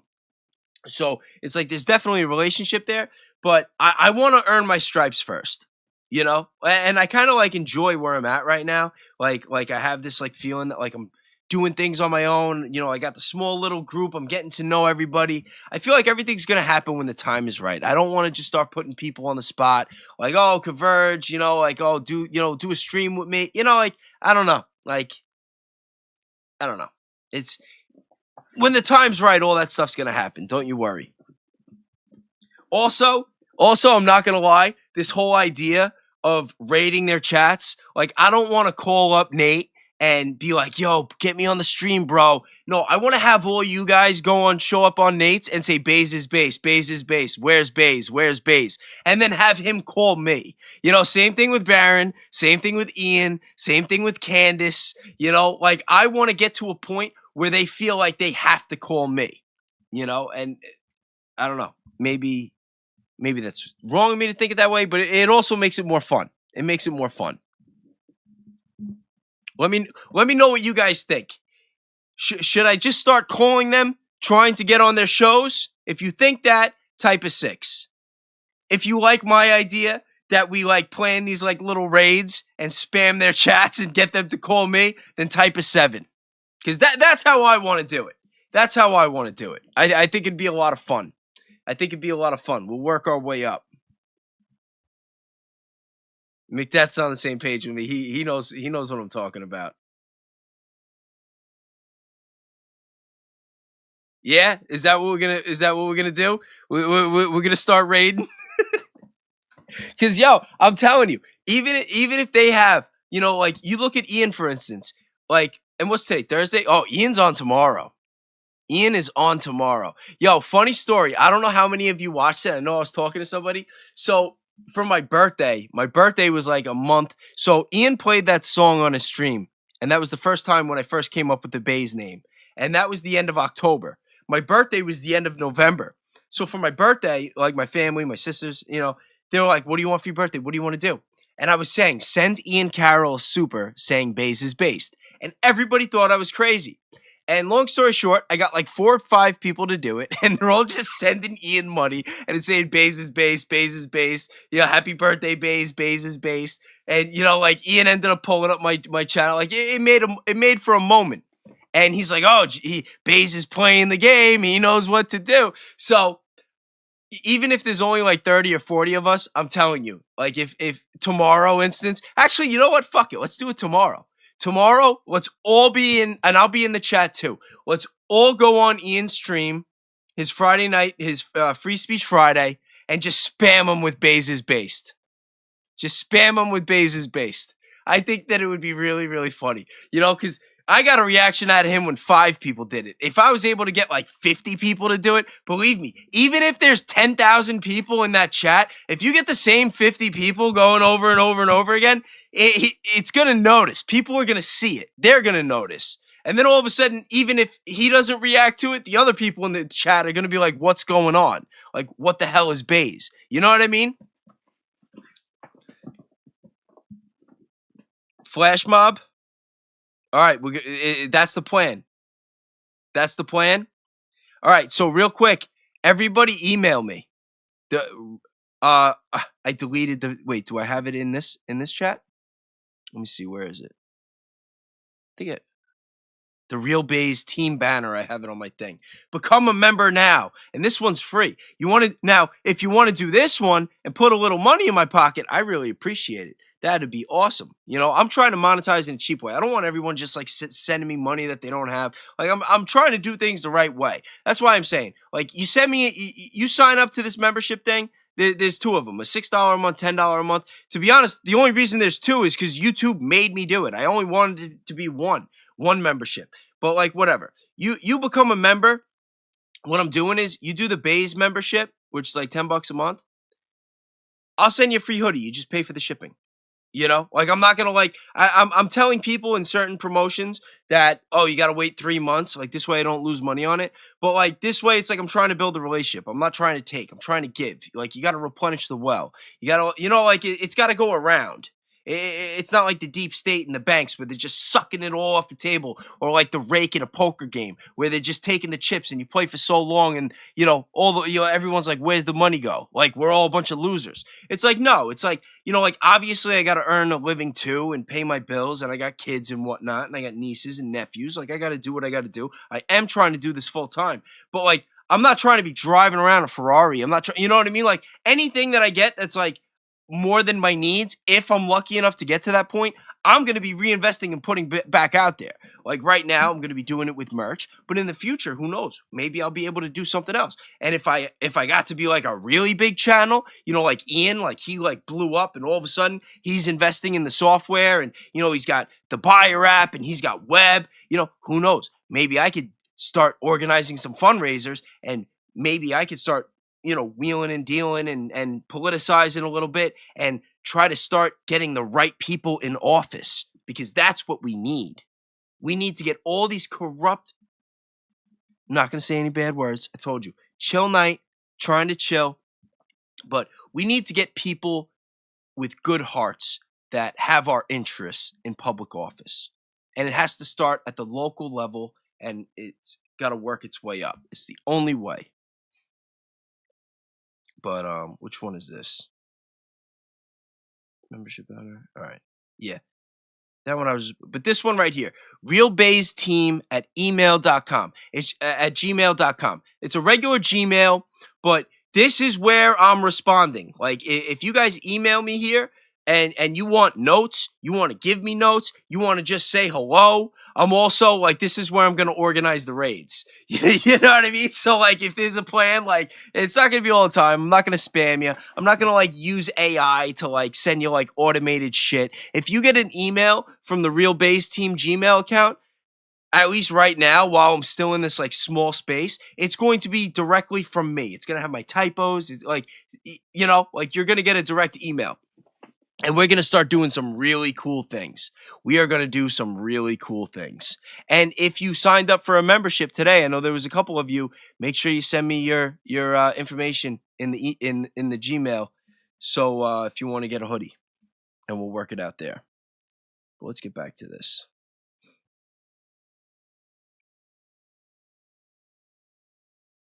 Oh, thank you, Inlight. I appreciate it. You guys like my ideas, or you think I'm just nuts? Because like I said, I want to make everything interactive. I want to make things a lot of fun. I want to do some cool stuff.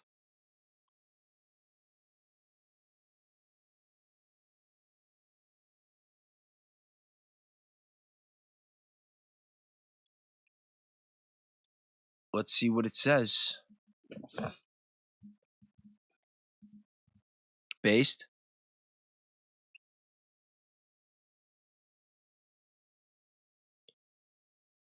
And Discourse, are you still in the chat? I think Danks is gone.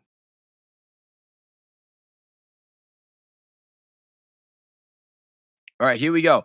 Bayesian probability analysis. Yeah, I hope it does come together. Did Hillary Clinton meet Einstein after 2000?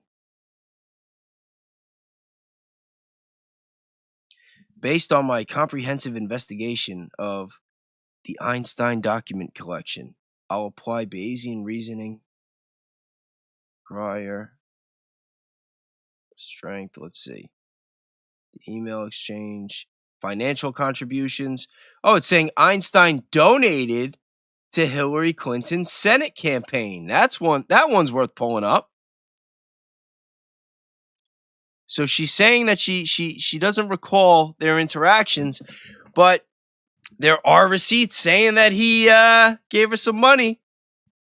It says he's donated more than $100,000. Now, would he donate more than $100,000 to somebody that he's not corresponding with in some way? Especially with all the allegations and Hillary's reputation, whether deserving or undeserving, because I don't know if she actually did it, but, there was a lot of talk about pay to play with her, Again, that's not an accusation. I'm not trying to, I'm just speaking on what I've heard. Oh, you're still here? Yo, American Discourse. I know you said you want to do something, so email me later and we'll work out a live stream. Because we already spoke about it. So if you want to get something going, 100%, we'll do it.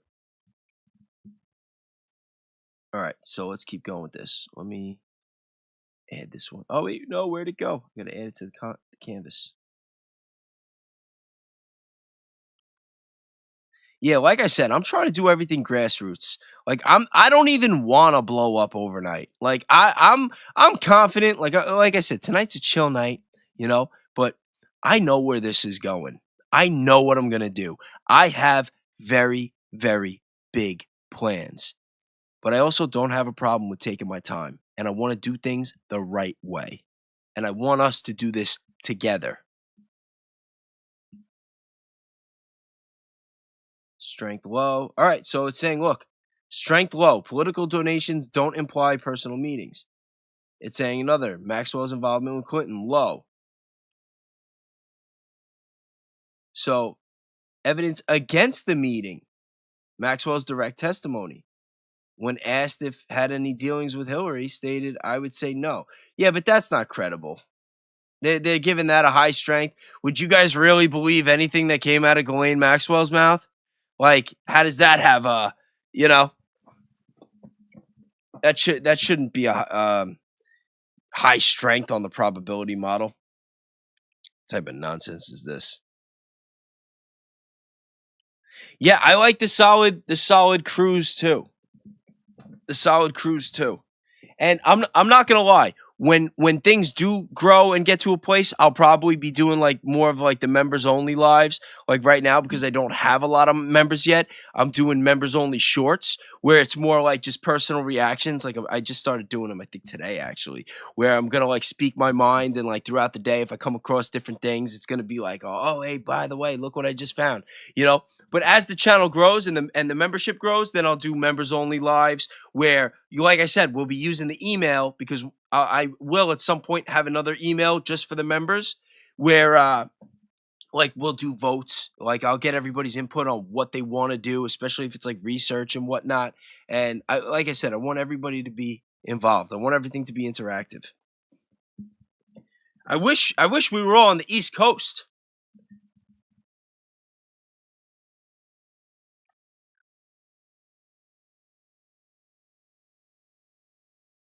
Oh, Barron went late tonight?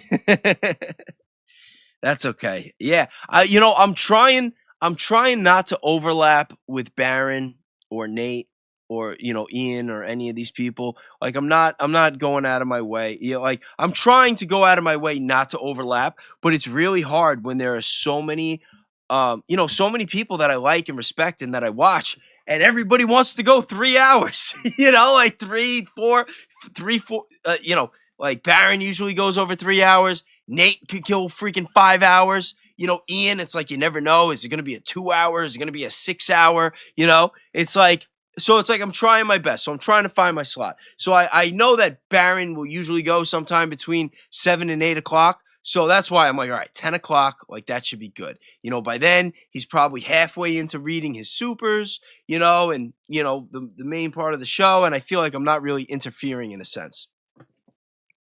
Mad is in the house. Better late than never. What's up?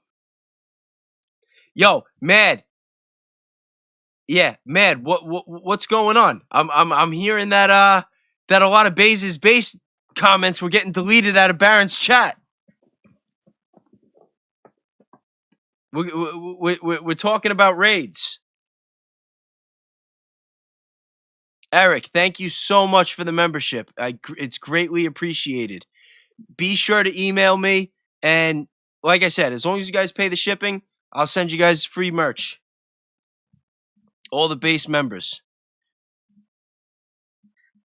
Mad, you weren't the one deleting those comments, were you? I hope not. Nah, it's okay. It's all good. I get it. He's trying to do a show. It feels spammy. But I don't know. I think it's going to be fun. I think we're going to have some fun with that. That would be great if I get a call. It's like if like Barron calls me, like, yo, you got to tell everybody to stop saying base in my chat. You're ruining my show. If that ever happened, obviously I'd tell everybody not to. I know you don't. I'm just messing with you, man. But apparently tomorrow we're gonna go to Ian's. We're gonna watch Ian, and we're gonna Baze's based it up.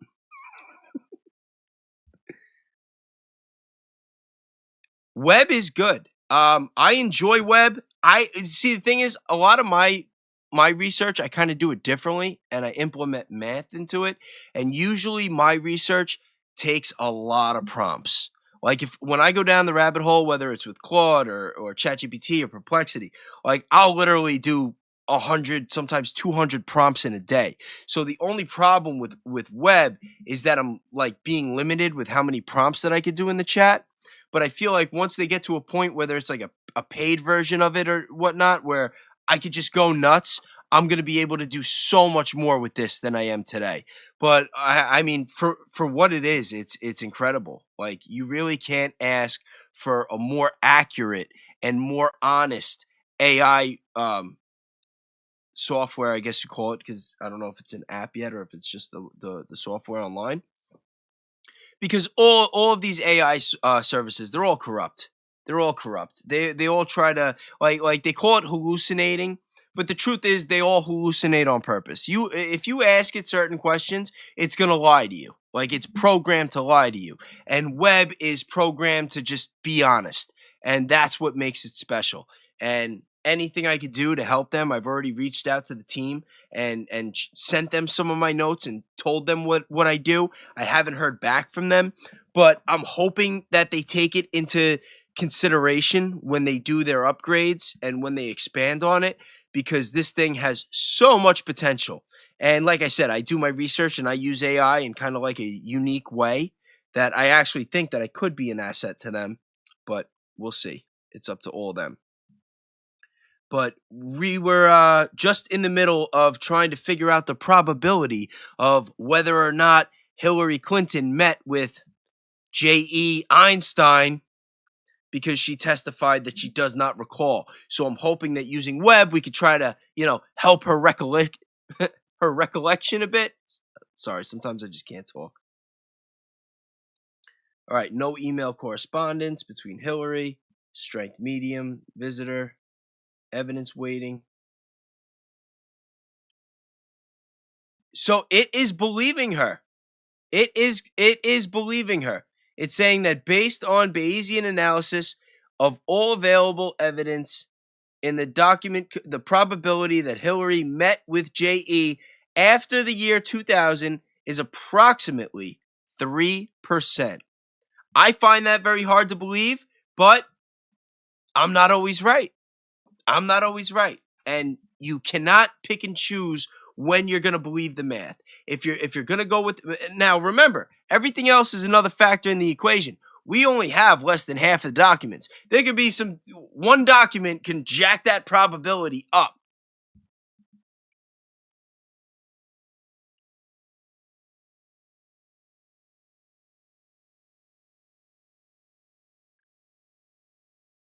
Well, I mean, also we gotta take into account. Do you really think? How do you think Bill and Hillary are behind the scenes with everything that we know about Bill? And just looking at Chelsea and looking at pictures of Chelsea next to Bill and then pictures of Chelsea next to Hillary's old boss. You know what I mean? Like, I don't know. Something tells me that they might have their own social circles, that they might not be the best of friends or have the best and healthiest marriage behind the scenes. But that's just me. That's just me. So I'm not going to say that I have a really hard time believing that they don't get along. But let's see what they all were swapping. Ugh, I don't want to hear that. Ugh, could you imagine? Just thinking of that makes me want to swap with Mark Middleton. That's a bad one. I shouldn't say that. Oh my God. I'm twisted. That was a bad joke.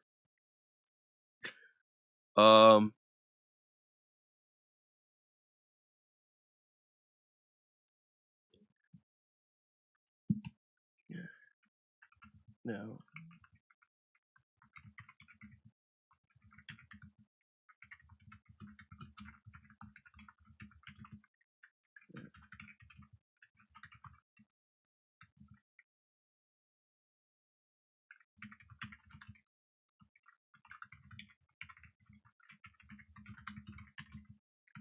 All right, now I'm going to say do the same thing with Hillary and Ghislaine. Whether they met after the year 2000 using Bayes.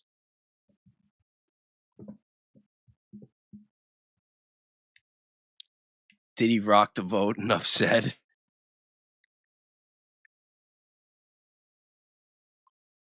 Oh, I missed what Nana said.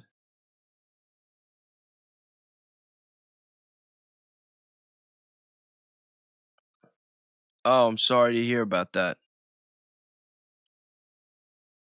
I hope you're feeling well. I wish you the best. I do. God bless you. And thank you. And thank you for your support. I really appreciate it. I appreciate all you guys. I really do. I really do. All right, here we go. Doing a Bayes analysis. Sorry if I'm being a little slow and not really being entertaining. I tried to tell you guys in the beginning that tonight was going to be like a chill night, you know? Prior probability, evidence. All right, let's just get to the bottom. I'm not going to read all the nonsense with this. All right, so evidence against, key findings. Yo, there is so much here. Wait, no, what did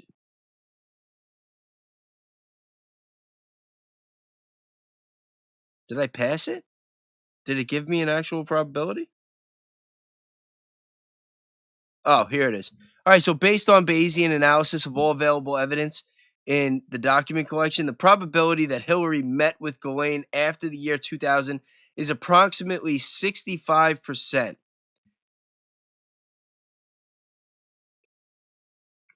Yeah, I don't see how that's possible if we know that she went to the wedding. That doesn't make sense. That doesn't make sense. But you know what? Now, wait, can you see on the screen what I'm seeing? Look at this. See, this is what I'm talking about. It says, due to volume of documents processed each turn, response quality drops significantly after 5 turns. Start a new chat and continue with the full research depth. Now, that's the problem. That's the one problem that I have with using Webb, is because when I do my research, I could sit here all day in a chat. And that's why I like ChatGPT. Even though ChatGPT is basically programmed to lie, you have to like trick it into telling the truth. And that's like a whole other video in and of itself. I'll give you guys a whole instruction manual if you want, and the prompts that I use to help calibrate my ChatGPT. If you want, just email me and I'll give them to you and try to like show you how to do it. But yeah, like when I do research, I use a lot of prompts, and 5, you have to be looking for something very, very specific right now. This is kind of a big limitation, but it's great because it gives you all the references. Like you could see all the files. But like I said, for me, the way that I do my research, it's all math based. So I really just need the analytics. I need to check the boxes, like what's verified, what's not. And it's like, once I know, I know. All right, so I copy.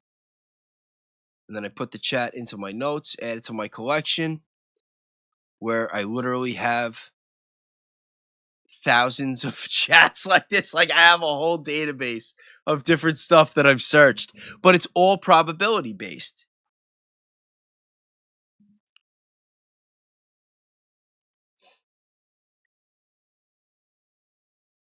All right, now let me see. I'll move the canvas over here.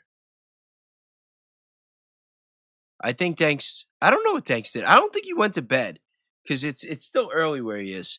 He's got a family too. I'm sure Danks is chilling. Oh, let me get this. Right here, again, I'll tell you one more time. realbaysteam@gmail.com. That's where you contact me. If you're a member, that's where you send me your address and we work it out for you to cover the shipping. I send you a hoodie. And that's where I'm going to give the instructions for the raids. I think that he was at the wedding too. I don't think that it was just Ghislaine. I think that he was there, but I don't have the actual evidence to corroborate it. He probably financed the wedding. Yo, at one point, I'm pretty sure that Ghislaine said that the two of them helped the Clintons form their whole foundation. And it can't be a coincidence that his island was just a boat ride away from Haiti. If you've gone down the Clinton rabbit holes, there's always going to be a pit stop in Haiti. That also happened to be right near Chelsea's wedding. In fact, there are theories out there that believe that Haiti might have financed at least part of Chelsea's wedding. Again, that's not my accusation. That's not my allegation. I'm just repeating what I've heard. For all I know, it's just a conspiracy theory. Just like Pizzagate. It's just a wild conspiracy theory. It's up there with the UFOs. UFOs, Pizzagate, Haiti. These are all conspiracy theories. Just like rich billionaires on islands, hanging out with powerful politicians and people from Wall Street, dealing with little youngins and doing things they shouldn't be doing. That used to be the most wild conspiracy. It was just a conspiracy theory. Not that long ago either. I remember talking about Einstein back in like 2012, 2013. And people thought I was nuts. And then like I still hear some people say, like that whole Megyn Kelly narrative where it's like, oh, he just liked him on the young side. It's like, oh, they just liked him on the young side? Like the young side of what? The young side of 7? You know what I mean? Like, what are we talking about? What's the young side? I feel like anything in early puberty, prepubescent, it's like you're a little far away from the line. That's why. Oh man. And it's probably not that good of an idea for me to just come out swinging on all these influencers, but it's hard because the majority of them are shills. The majority of them are puppets. They work for the system. They just spread misinformation, and they are complicit with all of the crimes, and they are not just as guilty, but they are guilty in their own way for the state of America today. So, I want to call them all out. And I know there's different levels. Like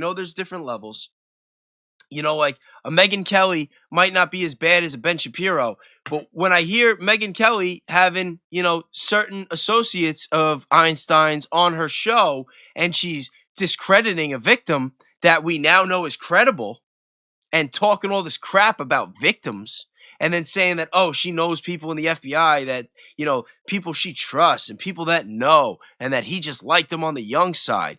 It's like, go to hell. Go to hell, Megyn Kelly. Yeah, congratulations. You brought up the Go Max video with Tucker and Charlie, okay? But, when it came to Einstein, you didn't bring the same energy, now did you? So that's why, even people like that kind of sit on the fence, and sometimes, like Megyn Kelly, she doesn't speak out against Candace, but she also didn't really have her back either. She just sits on the fence. And people like that, I could do without them too. Screw Megyn Kelly. See, that's as much of a rant as I'm trying to go today. I think I'm doing a good job. No cursing. Well, I dropped one F-bomb by accident. But other than that, for me, I think that's really good. I think I'm making progress. My chat's still in English. My live feed hasn't been cut. I'm still not getting pushed out the way that I would like. But the viewers are going up. We're at 61 now. We were in the 30s an hour ago. So we have the right trajectory. We're on the right trajectory. We're on the right path. Things are going well. I got a super. I got a couple of members. We're doing good. All right, let me read the chat. Do I remember her saying might hear from, and then we never heard from after he was taken out?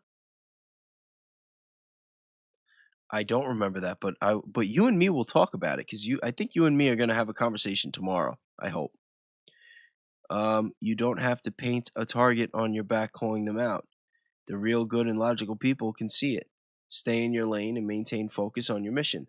Let the big guys call them out. Yeah, but you know what? A lot of the big guys don't really want to call them out either.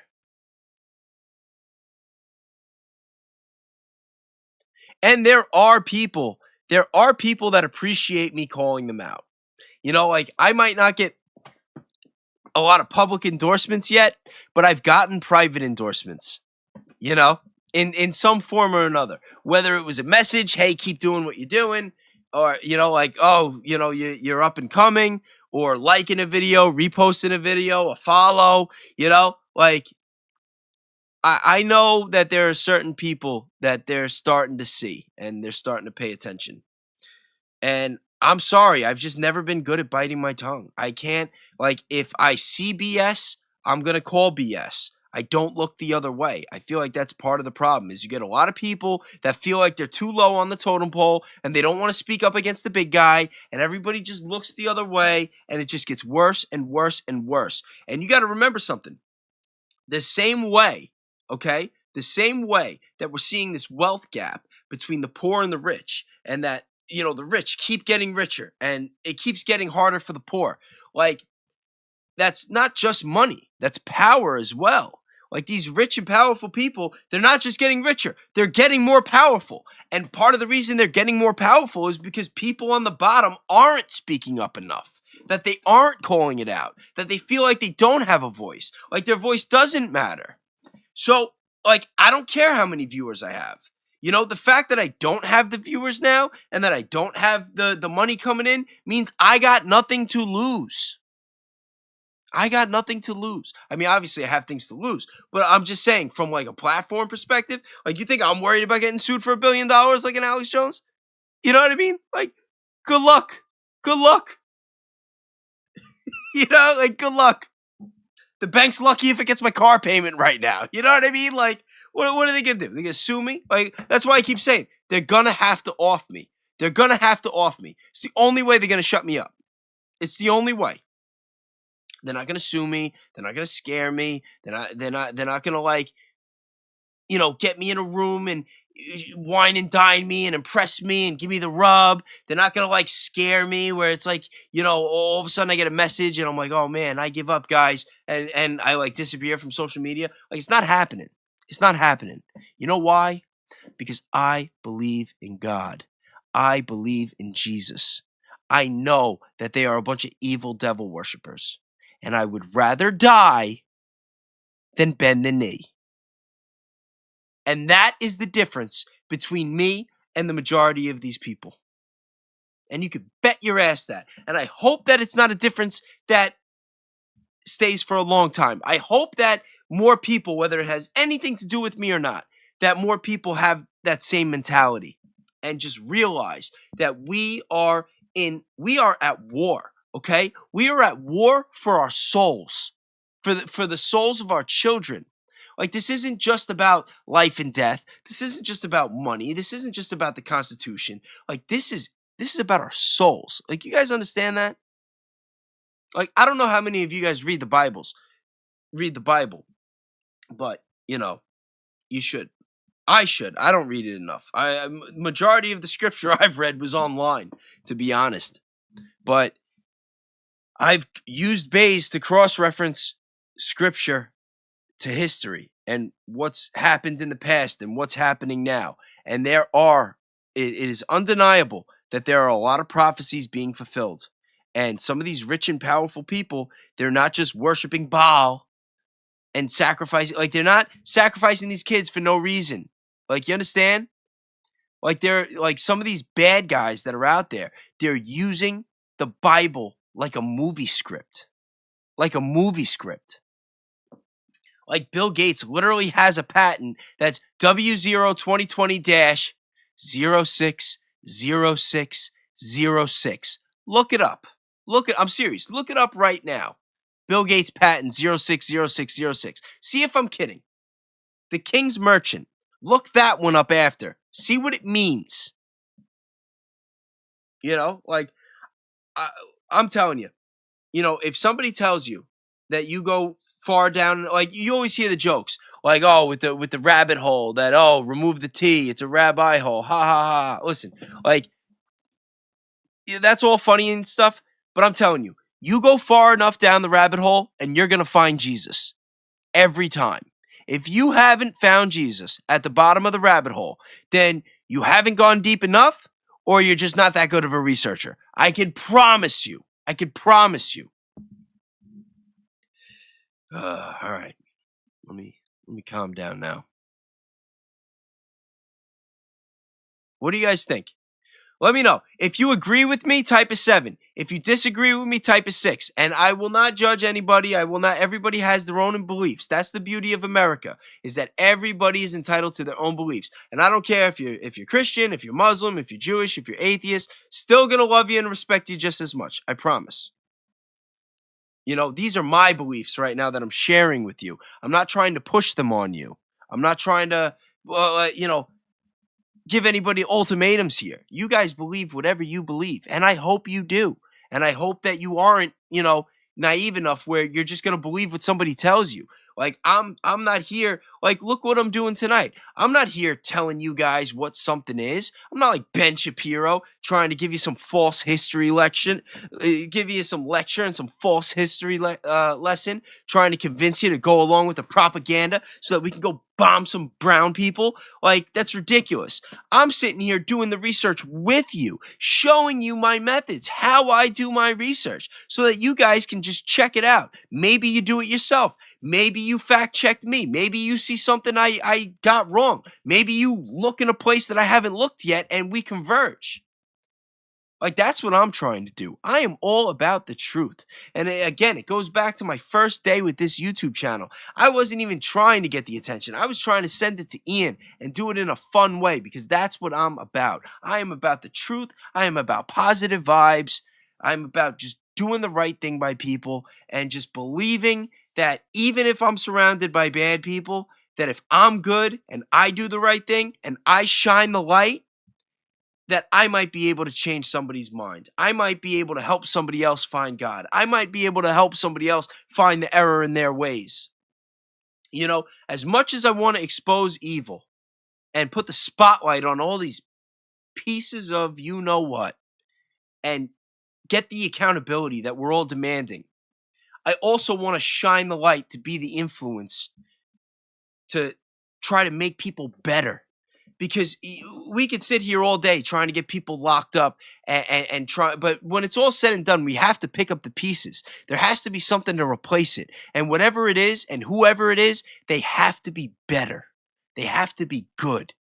They have to be out for our best interest. They have to care about the children. You know, screw the system, screw the money. Like, I don't care. Like I said, even with the supers, with the memberships, I'm just trying to make enough to get by. You know, I got bills, I got credit card debt. I'm all maxed out just like everybody else. I'm not asking anybody to overextend themselves. You know, and I noticed the other day when Ian did his show last Friday, he turned his supers off. And I had seen him saying it that he was thinking about doing it a week or two before that. And he actually did Friday, and I thought that was really cool, you know? But, you know, like, you're going to know, you know, and there's a line in the Bible. I don't know the exact verse, but it's like it says that, like, you'll know them by their fruits. Have you guys ever heard that one? You'll know them by their fruits? You know, and that's why you look at these political parties. I don't care if you're a Republican, you're a Democrat. You can't tell me that one side is better than the other. Maybe on a particular issue that matches or conflicts with your own personal ideology, but on the grand scale of things, and you know, for the betterment of the people in general, they all suck. They're all evil. They're all in the files. They're all covering it up. The people at the top all know the truth about COVID. They know the truth about 9/11. And we have to ask ourselves, what do they have to hide? What is so bad that they're doing everything they can to make sure that we don't find out? Anybody else asking themselves that? Well, I just want to I want to keep up with the chat. I see it moving quick. I'm trying to pay attention. Oh, Nans, you're out? Nana, thank you very much. Have a great night.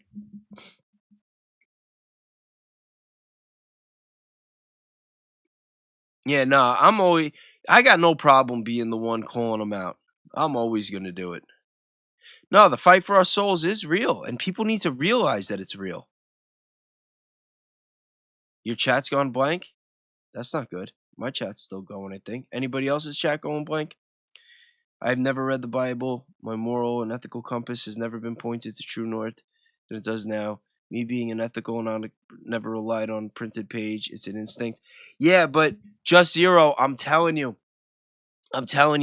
I used to feel the same exact way, but when you actually start reading scripture and you understand it, I'm not saying it's going to like make you a better person or anything, but it's an experience. When you hit a certain level of maturity and a certain level of personal growth, the Bible hits different. And it goes from like this like cliche piece of, you know, like I used to look at it like toilet paper. I thought it was just an indoctrination. Like I looked at the Bible just like a freaking Robert Maxwell Macmillan textbook. I did not see a difference. And that did not change until a couple of months ago. And boy, do I see a difference now. That's all I'm saying. Like, take it from me. I was watching George Carlin at 9 years old, okay? Religion is bullshit. Like, I was all over that as a kid. You know, like my whole life. And I still think that religion is bullshit. But I think Jesus is true.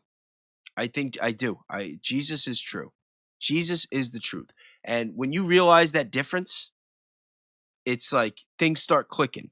And then once things are clicking and you have that maturity and you have that like level of understanding and you have the Holy Spirit inside of you and then you read the Bible, it's like, I don't even know how to explain it. I don't know how to explain it. Emojis are stupid. Night Mad. Oh, Mad, you're out? Thanks for stopping by, man. I'll talk to you tomorrow. Love you too.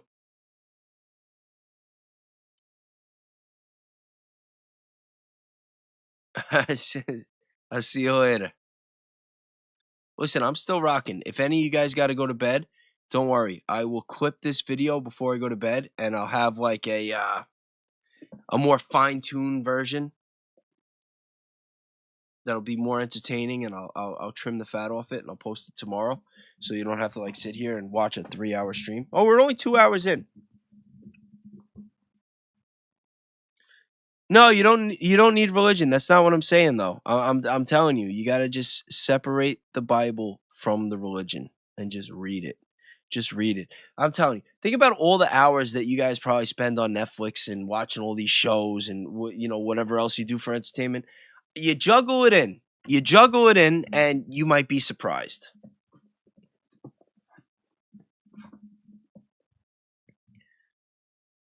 Yeah, God is within us. That's the Holy Spirit. I totally believe that. I totally believe that the Holy Spirit is inside of us. And I believe that there are people that do not have the Holy Spirit in them and that they hate the ones that do.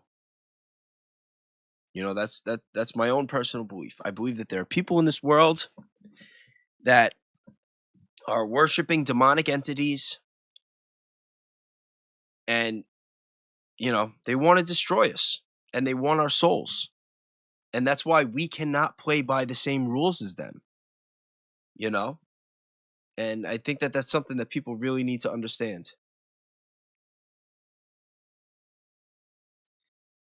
Thank you, Discourse. I'm glad that you enjoyed. See, I start talking about Jesus and they're dropping like flies. Nah, you guys, I know the deal.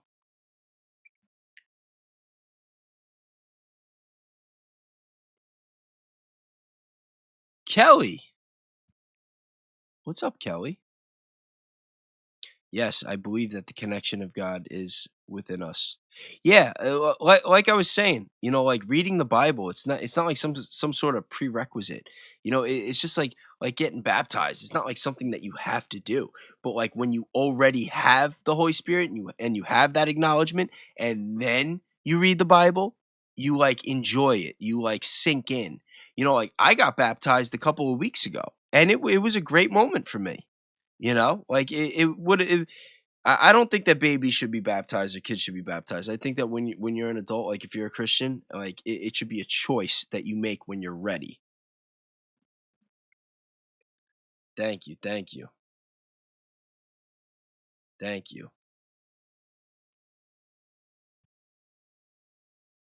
All right, why don't we watch something? You guys want to watch something? Who do you want to watch? Thank you. You guys are the best. You see, and this is what I mean. Like when I talk about like doing streams like this where we're just chilling and I'm like interacting with the chat and like getting to know people. You guys get to know me and everything. Like I think this is awesome. And I really do believe that we're building something. Like this is the start of something. Like you guys realize that, right? Like I'm not just here for clicks. I'm not just here to try to make a couple of bucks.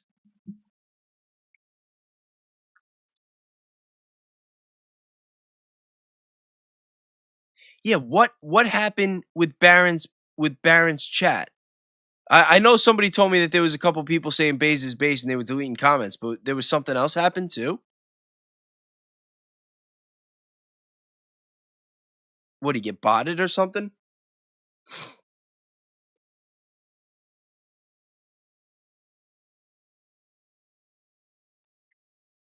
Yeah, yeah. Well, was it Watkins? Yeah, I told you the patent's crazy. 060606. Yeah, that's a real thing.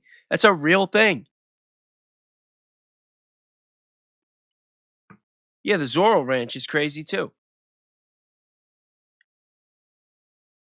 Oh, he was playing an interview and the trolls were going insane. Yeah, I was. It's funny. I had Barron on my computer. I was sitting here trying to do my emails because I had I had like 20 or so emails from you guys, and I wanted to make it a point to get back to everybody. So I was doing the emails. I had Baron playing on the computer, and I had Nate on my phone, and I was just like juggling everything. And I'm sitting there, and I'm looking at the clock, and I'm like, oh my god, like I'm supposed to go live in an hour and 20 minutes, and I don't even know what the hell I'm gonna cover. You know, because like if I'm gonna like cover an actual subject, I'm like, all right, well, you know, I want to obviously have notes and have everything in order and have everything ready.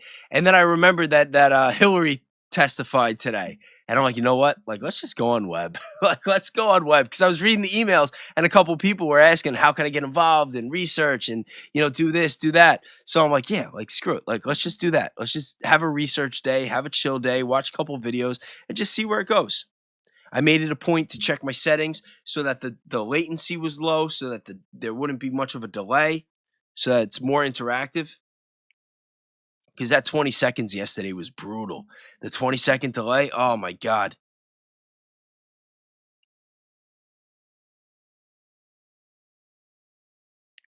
Oh, there was a lot of bots in Barron's?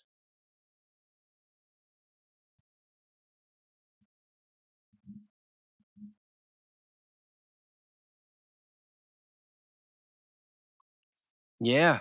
Well, they're trying to break the connection. The same way that they're trying to like separate people from God and take God out of the schools and whatnot, like they are definitely acknowledging that communities are being built and the way that information is being shared through YouTube and these different platforms and Discord. And there's going to be infiltrators. Like there are going to be people that are going to like come in here and act like they're one of us and you know do who knows what. They're going to send bots in. They're going to play games where they're going to turn off the chat. Like yesterday you couldn't speak in English and they're saying, oh, it was a problem, you know, the whole site was having the issue. It's like I don't really believe that. I don't believe that. And that's all the more reason why I set up the Gmail, the realbaysteam@gmail.com, is because I want to have a direct line of communication with the people that are willing. It's like if they're gonna play games, it's like I'm not gonna stop. I'm gonna keep finding a way to get everything, even if I have to email you guys directly. Oh, Stacy's in the house. What's up, Stacy? Don't worry. We're still going. But yeah, even if I have to have everybody's email and send you guys all videos, episodes to the show individually, one by one, if that's what I got to do, like that's what I'm gonna do. Like they are like when I say that they are going to have to off me, like they are literally going to have to off me. I'm not gonna stop. I'm gonna find a way.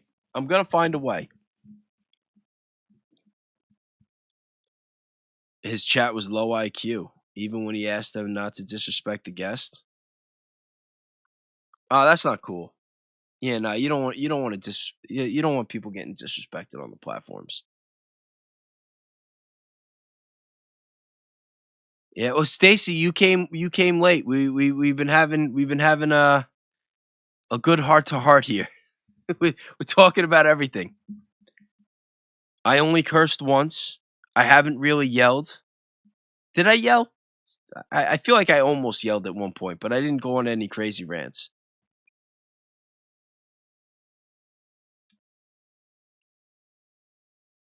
You got my attention.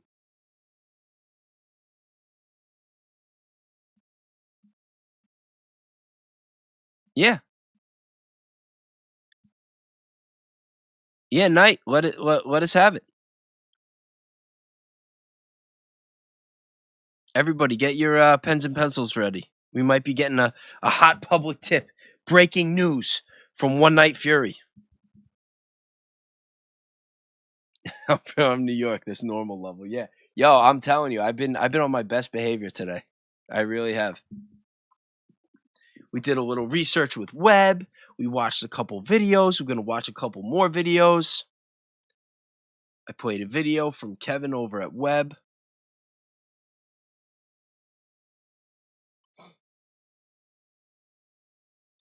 You posted everything on your X account. Hillary does not recall meeting Nancy. Yo, I don't.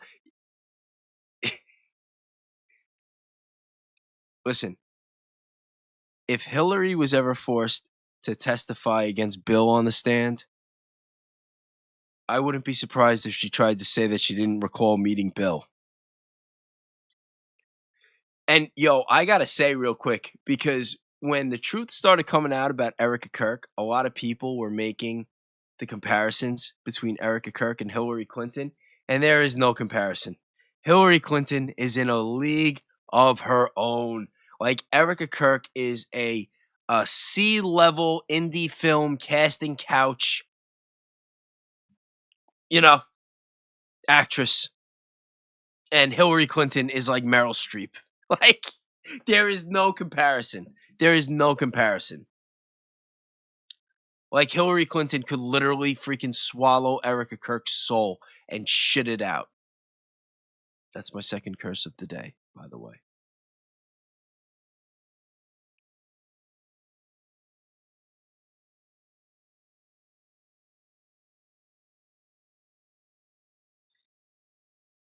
Yeah, but you got to be careful if you're doing the percentage thing, the probability thing. Make sure you're only giving it like factual information, because if it's not like referencing, sometimes it makes a couple things up and it could throw the whole probability out.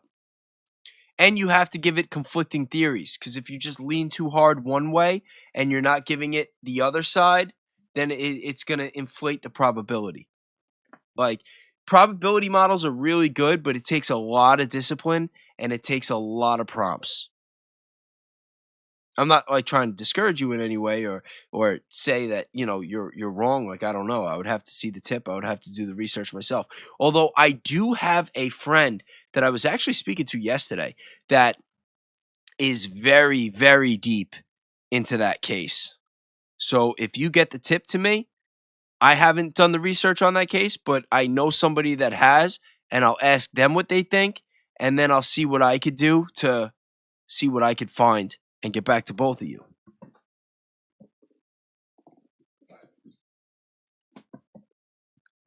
Yeah, I think I heard didn't a car like pull up to their house and like it was all like a black tinted SUV and it like went right into the garage.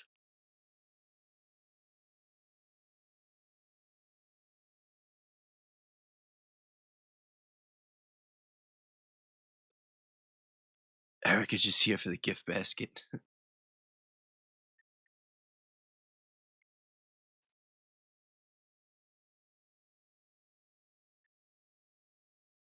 Stacy, you're the best. You're just so nice to everybody. I really love that about you.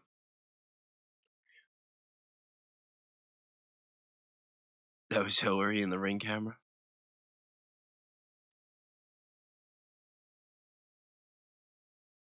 It doesn't account for the pattern recognition and human aspects.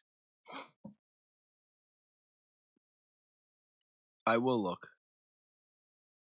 No, I will. Did you tag me in it?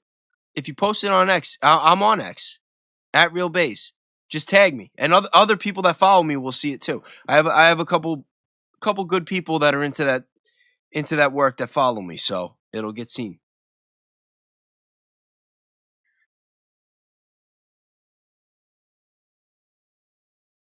The Nancy Guthrie case? I have not looked. I did not type in one prompt to that case. So I really don't know.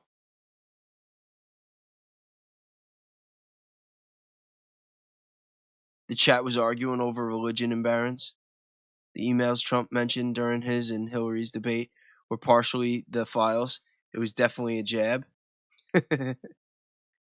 Yeah, definitely. Yo, that's what's funny too. Like, you never know like what these people know, like what's really going on behind the scenes.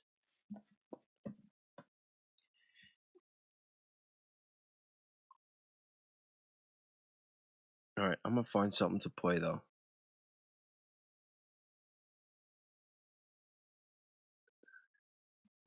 All circles around the blood that they found the first day.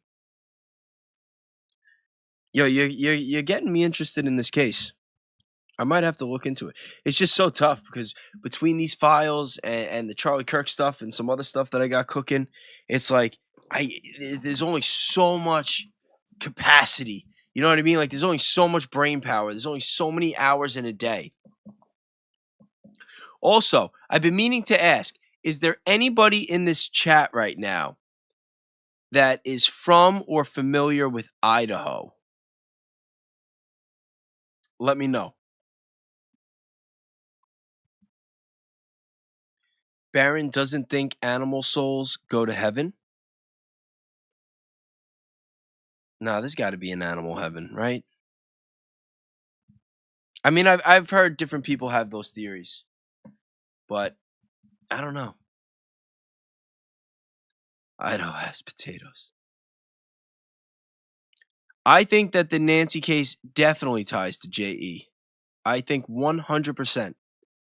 I also think whatever's going on with that it is connected. I just don't know how. I know was it that person or the one that got kidnapped, or was it the mother that got kidnapped of the person that brought the victims and gave them a platform?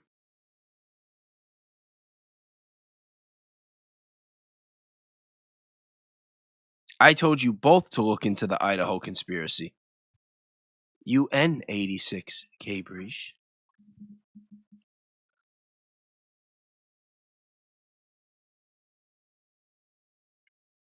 Yeah, I don't see why animals wouldn't go to heaven.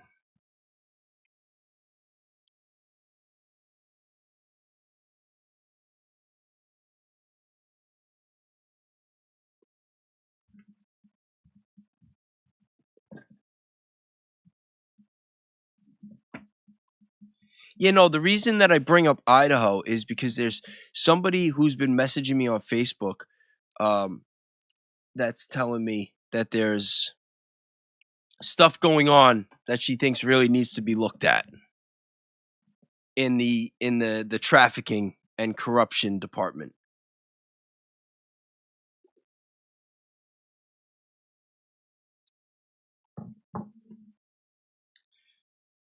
True Crime Designs post where, on X? I'll pull up whatever you guys want.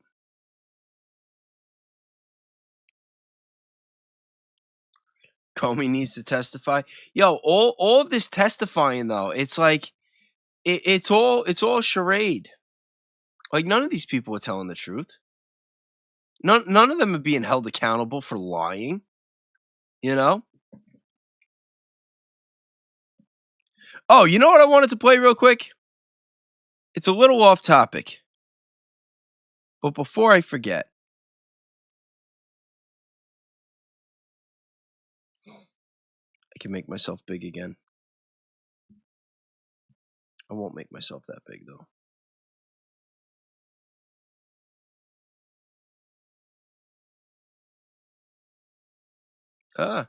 Where is he? Did anybody watch this yet?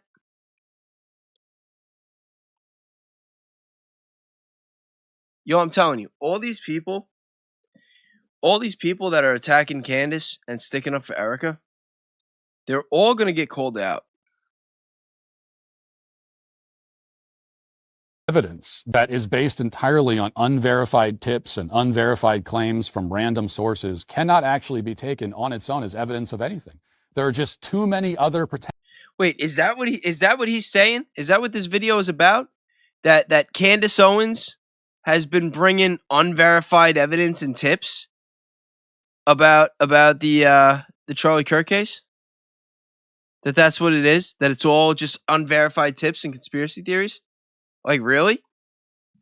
Like, wasn't the one of the biggest ones verified by Erica Kirk herself about the messages from Andrew Colvett and Dan Flood?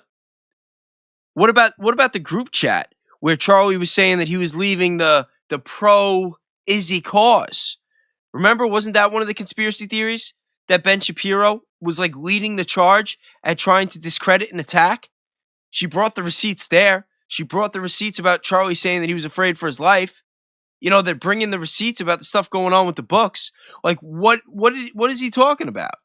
Any evidence that is based entirely on unverified tips and unverified claims from random sources it's a straw man argument, because that's not what this is based on at all.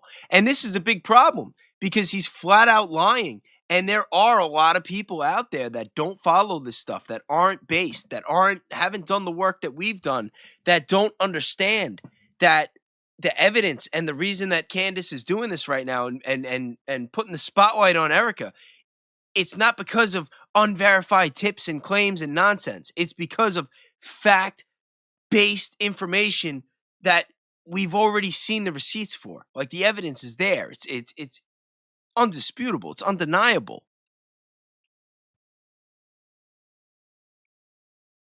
All right, let's keep going. Cannot actually be taken on its own as evidence of anything. One night, I'll talk to you very soon. Tag me in that. There are just too many other potential reasons why these parties may be involving themselves. But I've already explained in... Wait. You hear what he said? There are too many reasons why these parties may be involving themselves. But doesn't that go both ways? Doesn't that go both ways?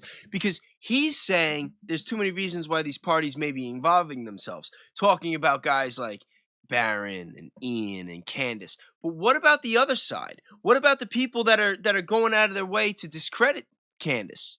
You know? Like these right-wing shows that I'm always talking about. And that's the reason why, like guys like Steven Crowder and Tim Pool, that I've called out and that I've, put my own little mini light on. I'm not gonna say spotlight because I don't have the following for that.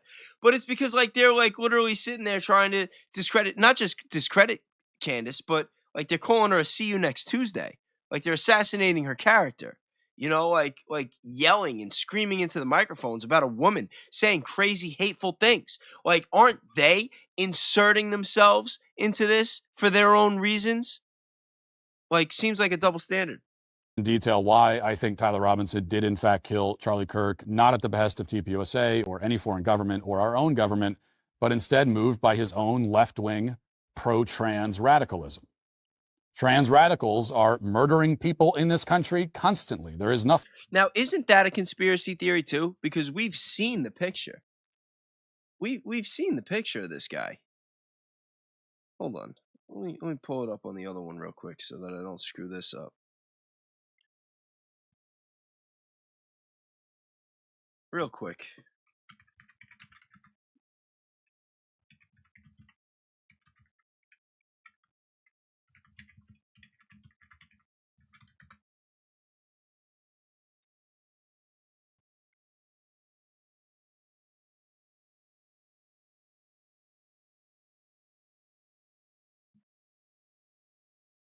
Now, this is the photo. The one on the right is why they try to say that he's like a furry or trans or whatever. But look at this one. Look at this photo.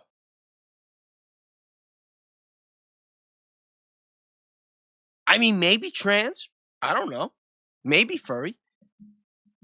He kind of has more of a Columbine look, if you know what I mean.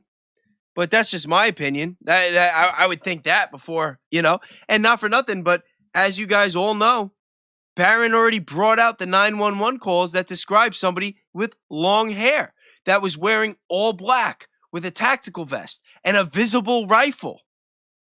All things that do not match the description of Tyler Robinson or the picture of the person that's allegedly Tyler Robinson that we haven't even been able to confirm, that was wearing blue jeans and the hat and no mask and no vest and no visible weapon. So if anything, the FBI narrative and the narrative that, people like Matt Walsh and the Steven Crowders and Tim Pools and all these cocksuckers, that's the conspiracy theory. That's the unverified claim. Yo, thank you so much for that. I appreciate that. But yes or no? Am I right or am I wrong? What is the real unverified claim? What actually, like, where is the receipts? Show me the receipts from the FBI. Show me the receipts from Matt Walsh. Show me the receipts from Steven Crowder and Tim Pool. You know what I mean? Like, what are we talking about? It's just more political nonsense. It's like the same jargon that we see from like the Republicans and the Democrats. The same gaslighting. The same hateful rhetoric. And I used to like Matt Walsh too. And this guy's just turned into a complete freaking loser. Nothing at all surprising or implausible about the idea that they also killed Charlie Kirk. Now you can go back and watch that episode to hear that case laid out. I hope you do if you haven't seen it. Today I want to focus instead on the increasingly aggressive and single... Oh wait, Stacy, that was you? I told you not to do that today. Thank you very much. I was looking at, because I have the chat over here on my thing, and it didn't see the name. I had to see it from here. I didn't realize it came from you. That's why I was reading it. I didn't know that the name was even there. Thank you so much, Stacey. I don't know. You spoil me. You spoil me. Minded attacks on Erica Kirk specifically. As you may have seen, last night Candace debuted a new series called The Bride of Charlie, which purports to tell us the sinister truth about Erica. This, of course, didn't come out of nowhere. For weeks now, Candace has openly suggested that Erica may have committed a crime in connection with her husband's murder. For example, here she was a couple of weeks ago stating that the police should detain Erica and subject her to interrogation. Watch. Look, I have seen enough, ladies and gentlemen. I've seen enough. Erica Kirk should be dragged into a police precinct for questioning. Like I said, you can show. I agree. I 1000% agree. I think anybody who's saying otherwise is either. See, I'm holding myself back. I'm not going to call them names. But anybody who's disagreeing with the thought that Erica Kirk should be dragged into a police station and questioned doesn't know what they're talking about. They haven't been following the case. They just don't know. They just don't know. They don't get it. Either that, or they have their own malicious agenda, or they're getting some 7K paychecks, if you know what I mean. Show me the person who disagrees with me on that. After I will reveal to you what we can now confirm, you can show me that individual, and I will show you a full blown fraud. That's the only people that would disagree with that assessment. I agree. Well, but as we'll see, there isn't enough evidence to justify dragging her into a police precinct, much less charging her with a crime. Oh, really? Much less convicting her. Oh, really? There isn't any evidence, actual positive evidence, that Erica has committed any crime or covered up any crime. Hold on. He just said there is no actual evidence that she has covered up for any crime, right? That's what she just said, right? Hold on.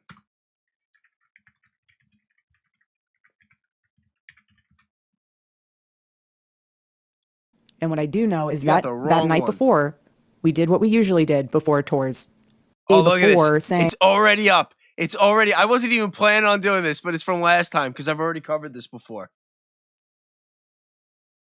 You guys be the judge.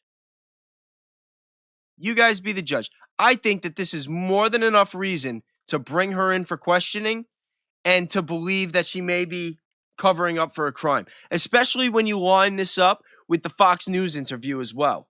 And then you see the CBS town hall meeting. You got to remember all these, that first Fox News interview where she's wearing the red and she's saying, "Oh, my Turning Point USA family, my family."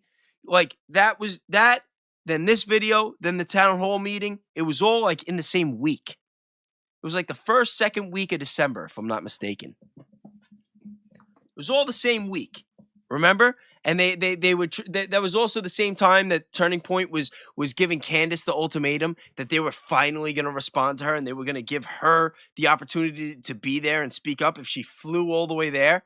And she shot them down, rightfully so. She shot them down. And then Erica Kirk went on her book tour and she tried to drag Candace through the mud, and the people saw through it. And all of a sudden, that was when I went viral, by the way, because I was waiting for it. The second I saw that, I was like Babe Ruth. The second they had the memorial, I saw through the bullshit. I said something to a couple people, and I had vicious backlash.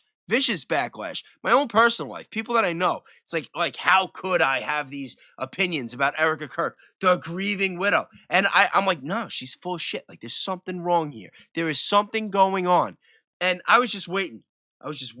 And then the second that Fox News interview happened, second I saw it, I came right to my desk. I had just started my channel. I put the camera on and I freaking went off. I went to town, posted it on Instagram, got over 1 million views. And here we are. Because I saw through her bullshit from day one. But my point is, the Fox News interview, the Glenn Beck interview, and then the town hall meeting all happened the same week. It blew up in her face, and she has never recovered. I'm going to be murdered. They're coming after me. Someone's going to kill me. He didn't say that. And I have his cell phone. Didn't say that. And so what I do know is that. But then we know for a fact now that he did say that. So if she's sitting here saying one day that he didn't say that, I have his cell phone, I would know. And we know now for a fact that he did say that.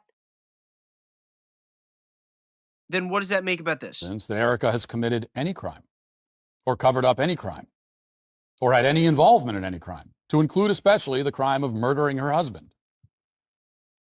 I'm sorry, but in any real case, anytime a person's murdered, the first person that they're going to look into is the spouse. It's the people close, especially when there's financial incentive. And oh boy, has there been a ton of financial incentive. And then you look at the other connections and the fact that they have the resources, the experience, the connections to pull all this stuff off. That would be number one suspect. No, number one suspect to bring in question.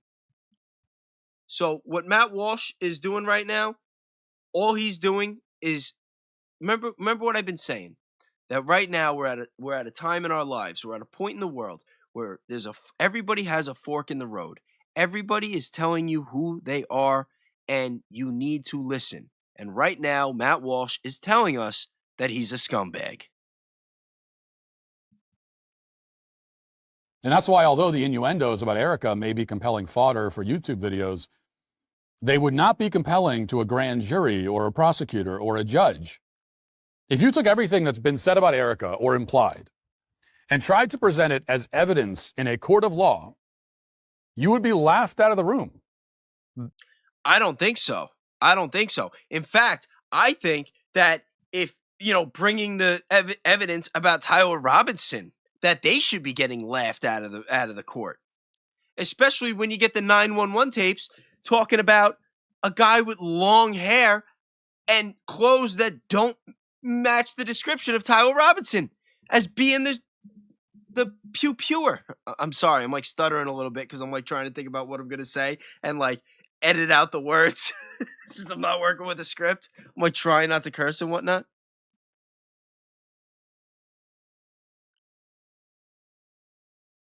No, I don't. We don't have 63. Oh, we do have 63. Wow, we were dropping. We were at like 40 a little while ago.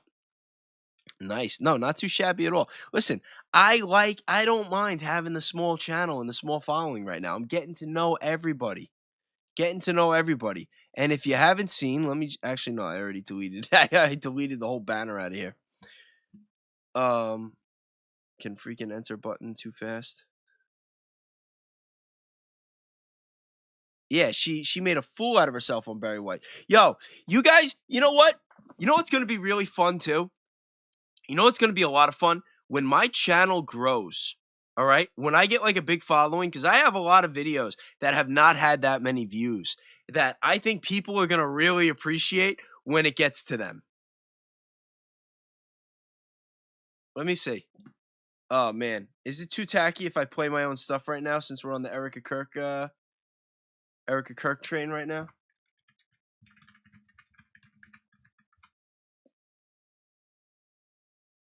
Is this the one? Screw it. Right. Yo, I'm having way too much fun tonight. We're chilling anyway. All right, let's have some fun. Because I'm holier than whatever. I just don't operate that way. But I always thought it was very strange how she would go to drink. I want you guys to know I made this myself. Drinks with one guy and then go to dinner with another. So it goes twofold here. So if you're expecting to marry someone that I was blessed with, like a Charlie, you have to be the type of woman that will attract a Charlie. Are you going to church? Hold on. Are you going to... Oh, did you guys realize that Erica Kirk has a tramp stamp? I didn't realize this right away. I wonder what Charlie thought. Bible study. Did you tell your pastor that you are ready for the Lord to bring into your life the man that you've been praying for? You yourself need to be prepared for that man, and only you will know how to do that. Does that mean staying out and going out with the girls? I'm not saying you sit on your couch and all of a sudden he's going to knock on your door and be like, honey, let's rendezvous. Like, that's not how it happens. It's not. Granted, my situation was a little different. I wouldn't do it. You went I'm to a sure it was. So this is how good the Lord is. He knew that because I was not dating in New York City. He knew that in order for me to know that that was my man, he had to blanket Charlie as a job interview. Because if that went in, no joke, if he came to me and said, hey, let's go on a date to Bill's Burgers, I'd be like, I am so sorry. Thank you, but no, we're not doing this. That was my mindset. I'm not. Man, I wish that was Erica doing the talking. Like that, I had that timed so perfectly, but I had to use the friend. I was took me a not long in time, that you know. Hope you guys headspace. appreciate it. I just wasn't. But God will work in incredible ways when you surrender the pen for him to write your love story. And when you know that, look, if I remain in the jet stream of God's will, he will provide for me in ways I cannot even imagine. And that is my prayer for you. My prayer for you is to remain open and to remain prayerful and to let people around you know, old school style, I'm ready and I'm looking to get married and having a family. You can always have your career. Being able to have a family truly is a... Check out Erica with the Bam Bam cut. She actually referred to it as the Bam Bam. Yeah, and that I do want to just point out that you know, because I know that all the attention's going with Erica's short, possible MK Ultra haircut. That I discovered that a while ago. I posted that a while. Look, just saying. I didn't put the emphasis on it. I didn't go deep into the school and whatnot. But I was the one that broke the Bam Bam cut. Okay, don't forget. Cut herself too. Very limited, short window. You can start your career. If you have people and it's amazing business, have other people run it. You can still manage it. You can still pour into it, but you have your babies. And then once your babies are grown and the nest is empty, go back to your career. There's nothing wrong with that. If you don't have a career, you have your babies, the Lord's going to inspire something inside of you that you're like, you know what? There's a problem. I have a solution. How many baby companies have been born out of moms? You know, like the little carrier seed or a stroller. So I don't get in trouble. I did the research. You know what? There's that probe with the foreign nation. That was like a decade before Erica was there. Problem, I have a solution. For the record. How many baby companies have been born out of moms? I'm not trying to give misinformation. This right here, look, says it clearly there. December 12th, 2001. So it was a little misleading when they put that in there, connecting it with Erica at the time, because as we're going to find out later, there might be some other dots that kind of connect a little bit. Maybe, maybe not. We'll find out. Carrier seat or a stroller. Or we live for that carrier seat. Right, 100%. I'm not trying to plug them for like something, so I'm just trying not to even say the name. But you understand my sentiment is that there's something really special and beautiful about making sure that you are the woman that your future husband deserves and vice versa. Give him a cleavage. People want cleavage. Showcase it. Sex sells, babe. Sex sells. That's me. It's not within the confines of marriage. Oh man, there are so many other photos that I forgot to include.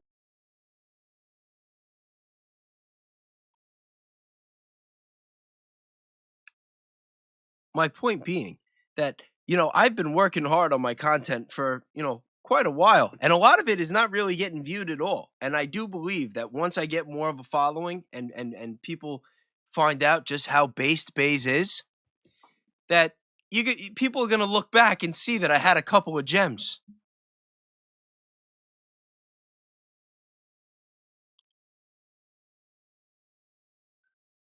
But yo, seriously. After seeing how full of crap that woman is. How long, dude? Are we on delay? Are you asking me because the other video's still playing? Oh no.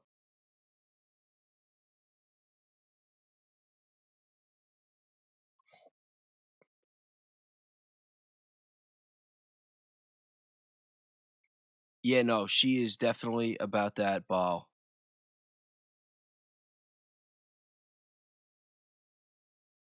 She grinds the gears, yeah. That's a classic saying, though.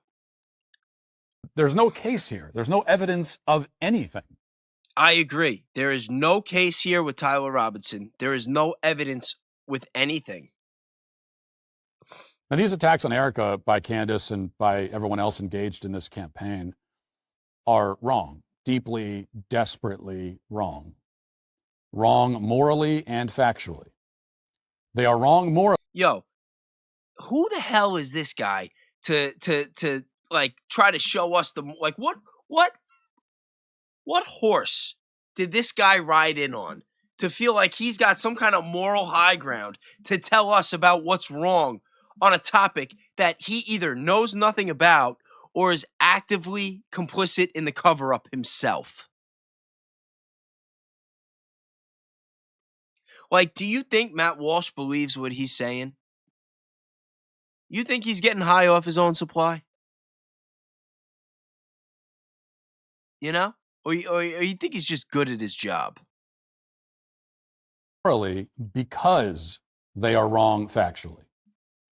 The whole crux of the matter here is not just that Erica is a grieving widow, but that she is innocent. He didn't ride in on Ben's horse. Ben's horse couldn't hold him. Ben's got a really, really little horse. Innocent of the accusations that are being made or implied against her. The point is not that, hey, Erica may have killed her husband or been involved in it or covered it up, but we should take it easy on her because she's a grieving widow. The point. Yo, who said that? Matt is Ben's horse. Jackie with the win again. Jackie with the win. You're right. Matt is Ben's horse. I love it. I love it. Oh my God. Oh my God. Yeah, and people used to like this guy. But like, you got to remember too, like, why did people like Matt Walsh? You know?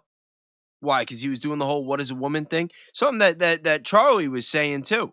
But he made a couple of funny movies. And what do those movies really do? You know? Like, besides drive the wedge between the right and the left a little more. Like, seriously. Point is that Erica didn't do any of that. There is no evidence that she did any of that.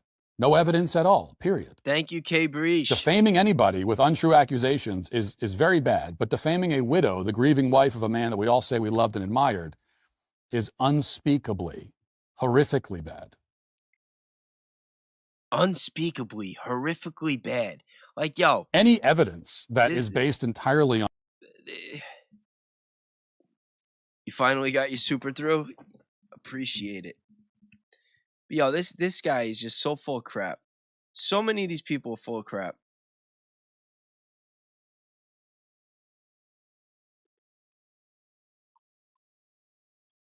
Let me reset. Actually, wait. Let's see. Did he tag me in the thing?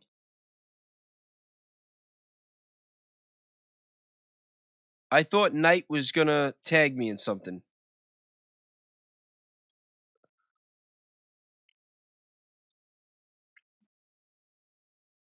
Oh, we got the 5th super. Wow, I've never had 5 supers. And did we say we hit 100 likes before? Oh my God, I just looked at the views.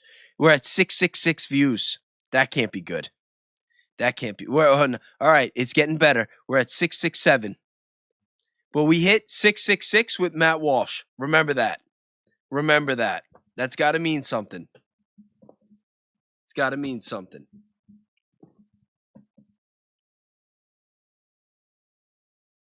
Oh, happy to see I have 92. I thought we had 100. I'm happy with 92. Listen, I'd be happy with less. I'd be happy with less. Yeah, Matt. Remember, Matt Walsh was 666 while he was calling Candace evil. I don't know. 101 and Scotty's in the house. I saw you come in before. 102. Yo, this might be my most successful live stream yet. I mean, no, yesterday I had more views. But yesterday I had an advantage too, because yesterday I put myself in at prime time because Baron wasn't going to be on. You know, I knew there was no Baron, so I'm like, screw it, I'll just go on, you know.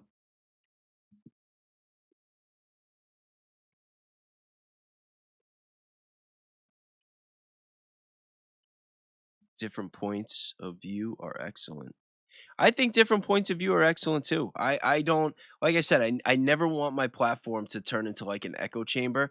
And like that, the reason I ask with people like toning down with some of the rhetoric, it's not just because of the algorithm, is because you guys got to understand that not everybody is where we're at. Like we all of our beliefs and the way that we view certain people and certain groups and politicians, political parties, whatever, it's based on our knowledge. It's based on our experience. It's based on our research and the information that we've gotten from the people that we pay attention to. So when you come across people that get their news from the news and they haven't really been exposed, like, you know, the truth becomes a totally different world and a really, really scary place. So people need to be eased in. And, you know, if you have people that have affiliations or beliefs, You know, like you don't want to come off too strong to the point where you come off like the crazy person because they're just ignorant to the truth and that you push them away. The goal should be to show people that we are the light. Like that's why I always say that we are the light. Like be good, be nice to everybody, pray for your enemies. It's not just for the enemies, but it's for the people that your enemies have deceived that we should be trying to bring back to our side. Does that make sense? I bit my tongue while I was talking. That's why I made the weird face and sound. No, but you know what I mean, guys? It's like there are a lot of people out there that might be getting offended by the stuff that we say and do and our beliefs and what we watch, but it's because they don't know better. And we should be wanting to teach them. We want to save them. You know, we don't want to push them away. We certainly don't want to judge them. I don't know. That's just the way that I see things. Oh, yo, my ex is the same ex from yesterday. That's crazy. I can't be pulling that shit up. Should we go back on Webb? Yeah, we should go back on Webb. We took a nice break. We'll do a fresh chat. We get 5 prompts. It's like a genie with 5 wishes.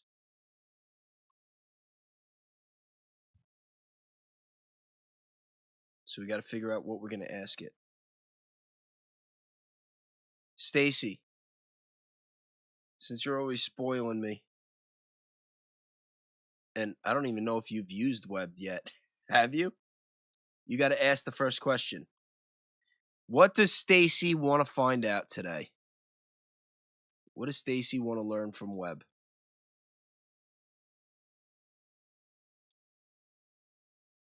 I'm like sitting here playing around. Actually, I keep myself a bit bigger. You know what? Oh no, you guys can't tell. For me, from my camera angle right now, it's like even though for you guys it looks like I'm like looking away from the Webb on the screen, on my monitor I'm looking at the chat. I don't know, silly stuff.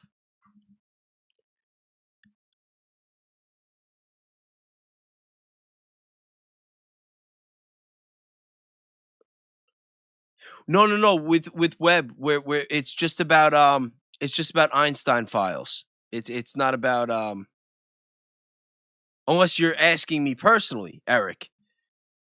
Were you talking about asking Webb, or were you asking me what I think?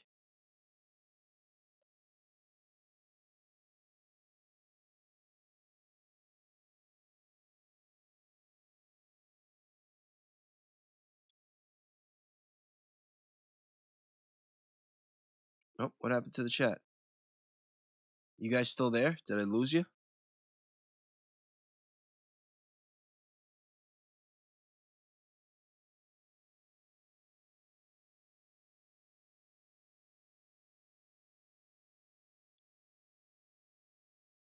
All right.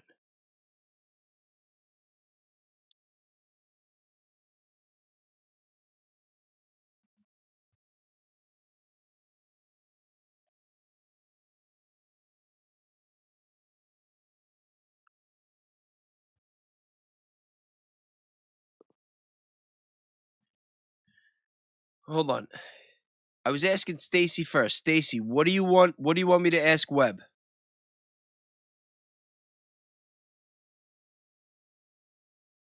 Watkins, what did you want to know?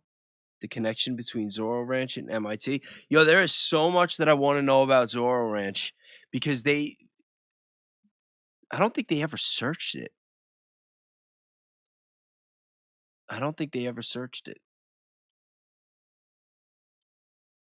All right, Stacy, I'm going to get back to you with whatever your question is, but let's look at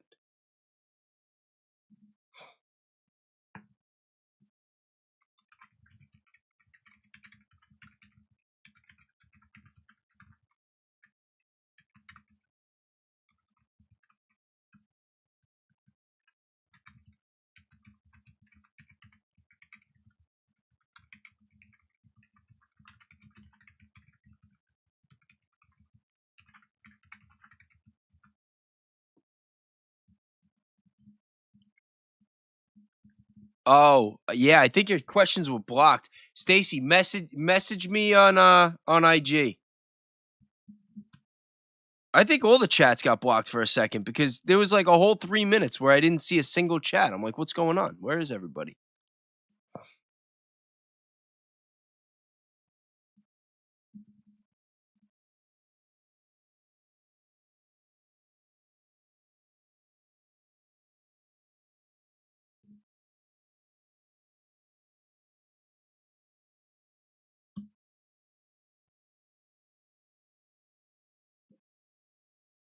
All right, hold on. Let's see what it says.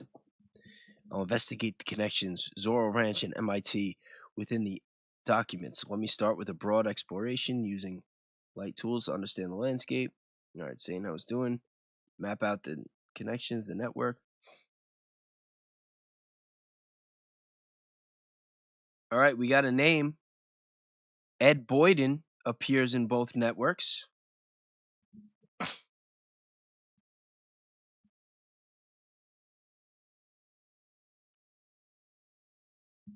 Let's see what this says here.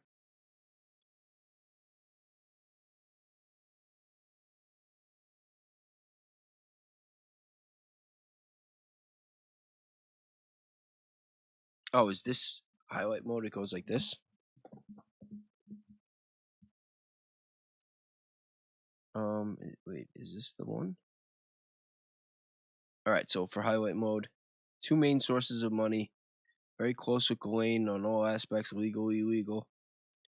Father Robert Maxwell was very wealthy agent who died in No, he did not die in the 1980s. He died in 1991, specifically November 1991. How did this get wrong? Wait, hold on. Is that actually in the file? All right, so this document here in the actual files has a key detail wrong, which is kind of worrisome for me. I mean, I guess it could happen, but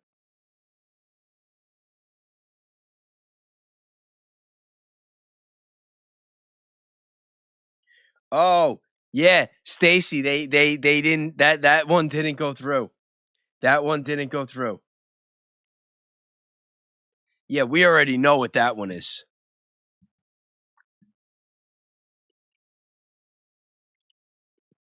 Stacy was asking about the George Bush painting with the 2 Jenga towers and the paper planes that Einstein had.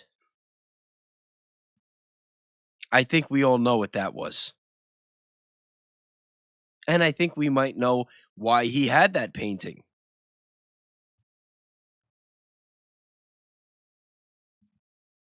Yeah, we should ask who painted it. That's going to be my next question after this. But let's just let's see. All right, hold on. It's saying he found direct connections. Ed Boyden from MIT. That's actually a really good question, though, Stacy. Who painted that one?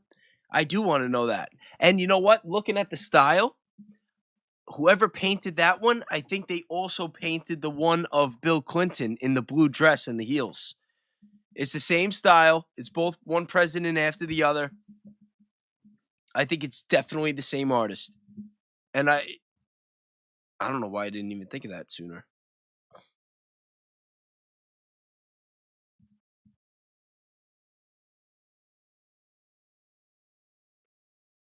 All right.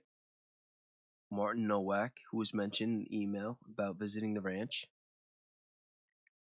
Perfect. I found clear evidence of MIT academics visiting Zoro Ranch. Now let me look for one more angle. Financial connections between Einstein and MIT. Based on my investigation of the documents, I've uncovered several significant connections between Zoro Ranch and MIT. Direct academic visits to Zoro Ranch. Ed Boyden, number 1. Associate professor at MIT Media Lab and McGovern Institute. Leader of the Synthetic Neurobiology Group. Traveled to Zoro Ranch. Martin Nowak, I'm familiar with him, Harvard professor.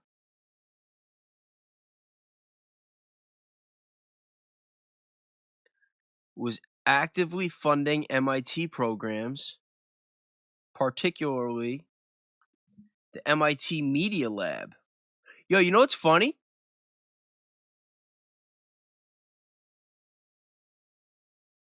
All right, this one's off the top of my head. Guys, do you remember Bill Ackman? Do you remember Bill Ackman? One of the billionaire donors that Charlie met in the Hamptons? I am pretty sure that this donation with the MIT Media Lab connects with Bill Ackman's partner. I'm going to get back to the painting in a second, but while we're already on this, because that I'll do another chat for.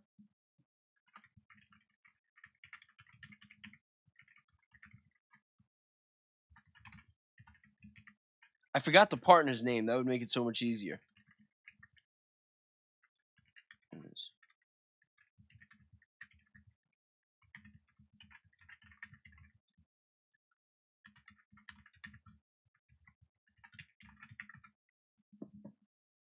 Let's see.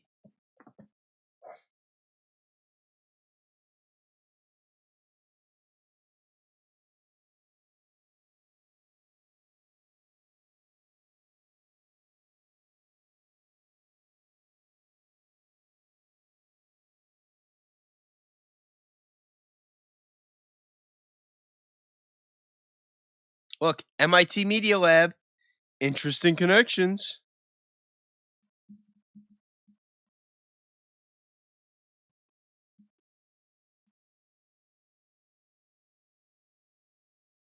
Does anybody remember Bill Ackman's partner's name? I think it started with an O, if I'm not mistaken. I'll just look it up right now.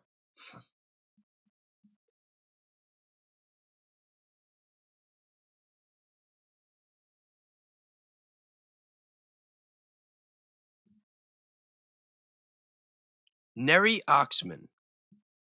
That was it. Let me see. Now I have clear evidence that Einstein facilitating donations from Leon Black to MIT Media Lab.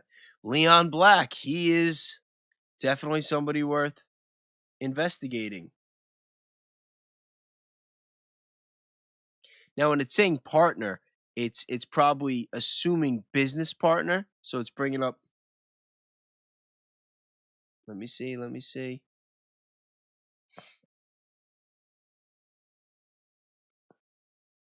Oh, we're getting the goods right now. We're getting the goods, the MIT goods. Guys, let me know if you want me to email you this chat. I'll copy and paste it in the notes. Then you guys can play with it too.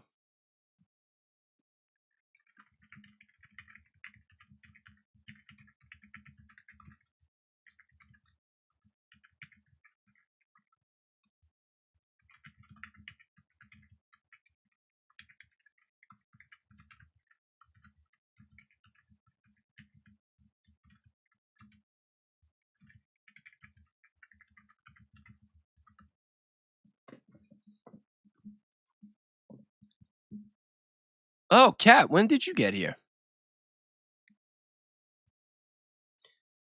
Oh, thank you.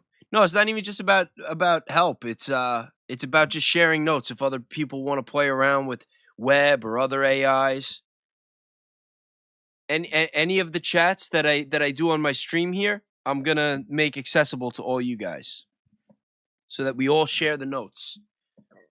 We could all go down our own rabbit holes and see what we find.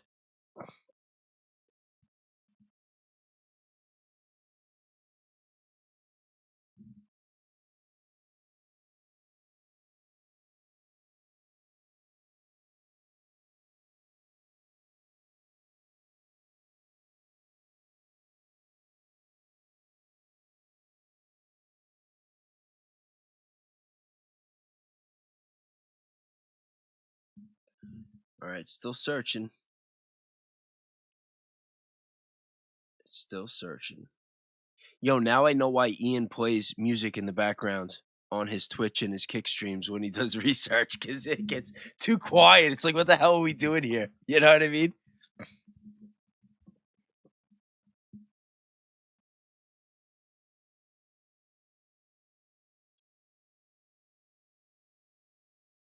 Oh, I didn't even know EMS stream was in here too.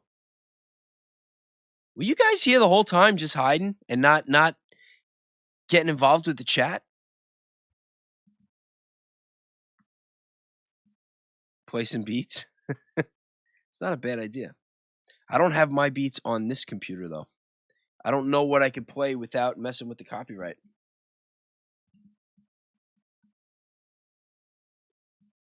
I'll figure it out. I'll see what I can play. Some Tank's basement beats in the background. No, I'll get some. I'll get some music that won't mess with the copyright. Baze, I only came in around the time you realized the artist was probably the same as both paintings. Oh, yeah, yeah. I don't know why I never dug into that. I should. I should have looked into that sooner. All right. So Neri Oxman analysis, connections, and MIT funding. Based on my deep investigation of the documents, I've uncovered significant connections between Neri Oxman, Einstein, and MIT funding networks.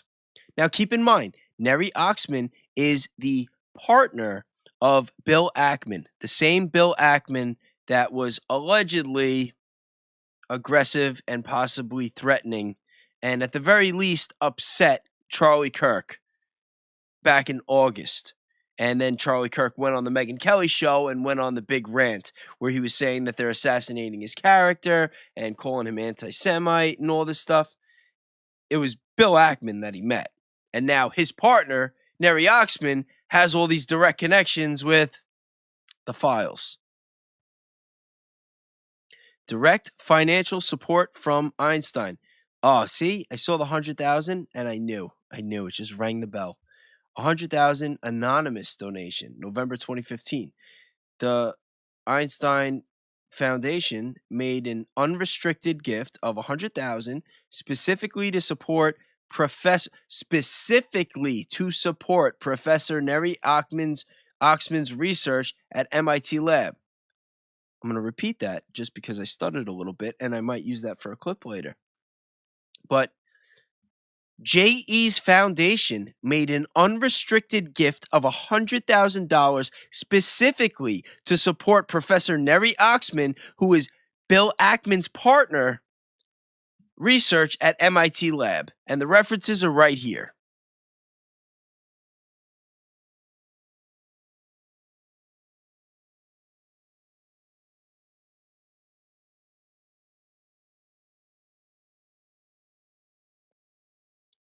I'll pull them up over here.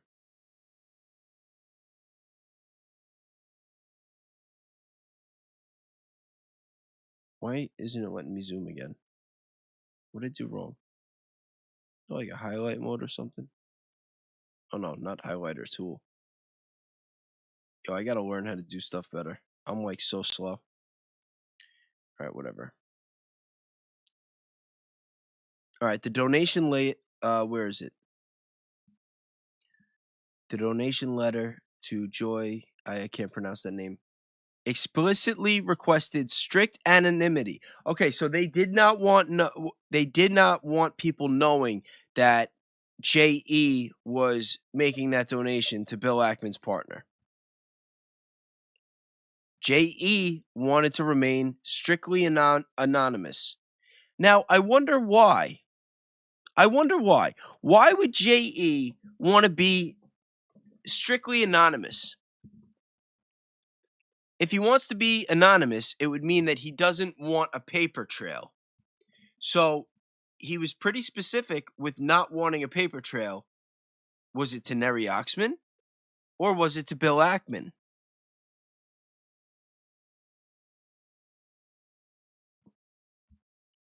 What do you guys think? I should start using polls. I'm like doing my own polls in the freaking in the chat with numbers, but I should learn how to do actual polls. That would probably help.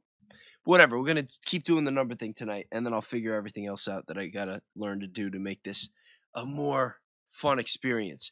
But if you think that Einstein wanted it to be anonymous to hide the connection from Neri Oxman, type a 6. If you think that he wanted it to be anonymous to hide the fact that he was doing some kind of indirect business with Bill Ackman or to protect that connection, type a 7.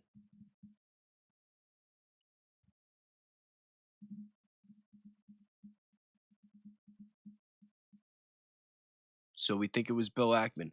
Scott, yes, I responded to the email. I responded to all the emails today before I started my show. You should read it. All right, so we're all on the same page.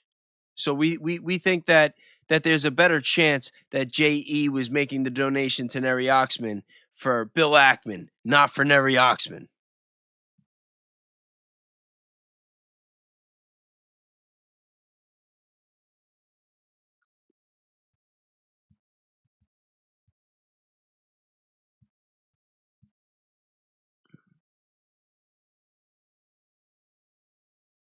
David Berkowitz? Is that a name that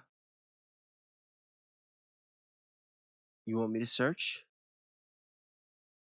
Meeting coordination and relationship. Epstein's assistant, Leslie Groff, repeatedly tried to schedule meetings.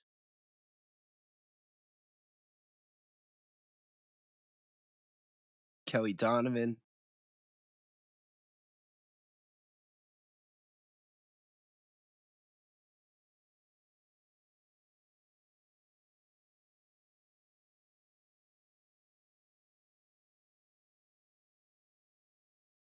Yo, this is a good one.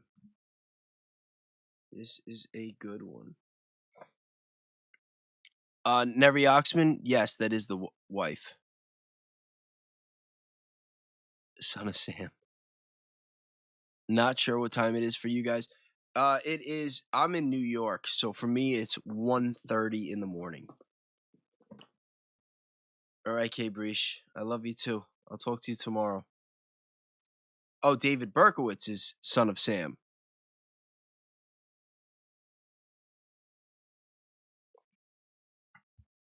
Berkowitz is his partner? All right, let's see.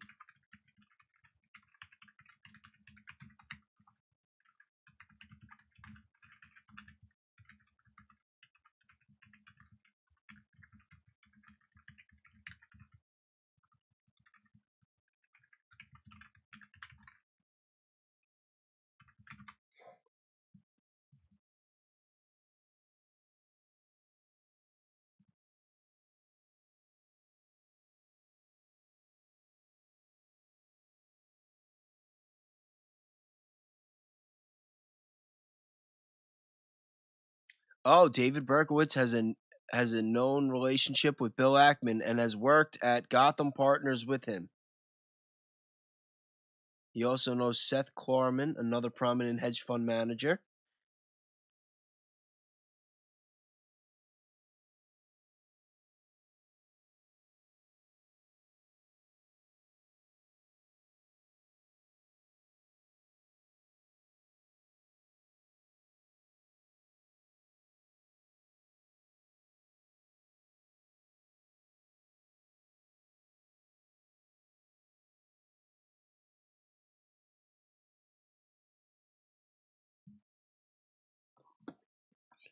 I want to see if Webb is going to have the capabilities of using Bayes and the probability formula to give me an assessment.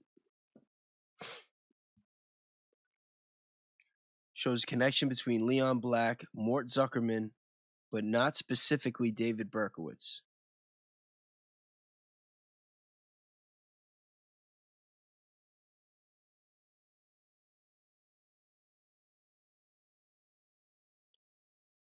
Direct professional connection to Bill Ackman. The documents confirm that David Berkowitz and Bill Ackman worked together at Gotham Partners.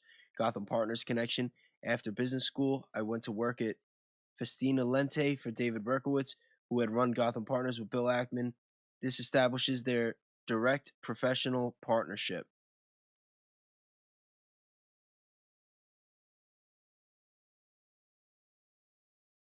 Berkowitz appears in a confidential connections Webb January 1st, 2015 diagram that maps relationships between prominent individuals. Network mapping, the diagram shows strong connections, solid lines between Bill Ackman, David Berkowitz, and between Berkowitz and Seth Klarman. Hedge fund elite networks. The diagram includes numerous hedge fund managers: Dan Och, David Einhorn, Dan Loeb, John Arnold, Steve Cohen, Ray Dalio, and others.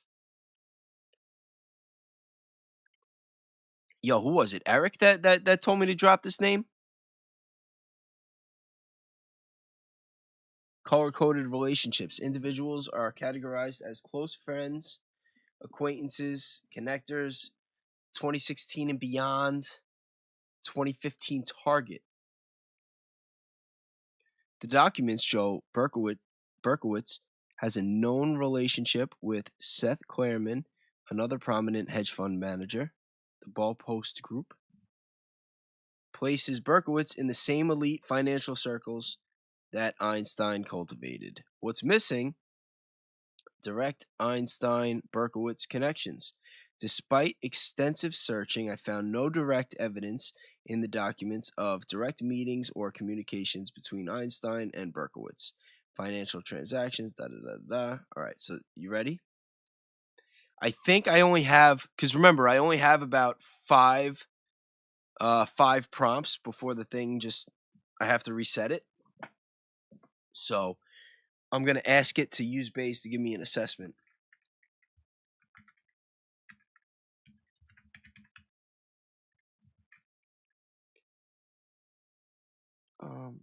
Use base.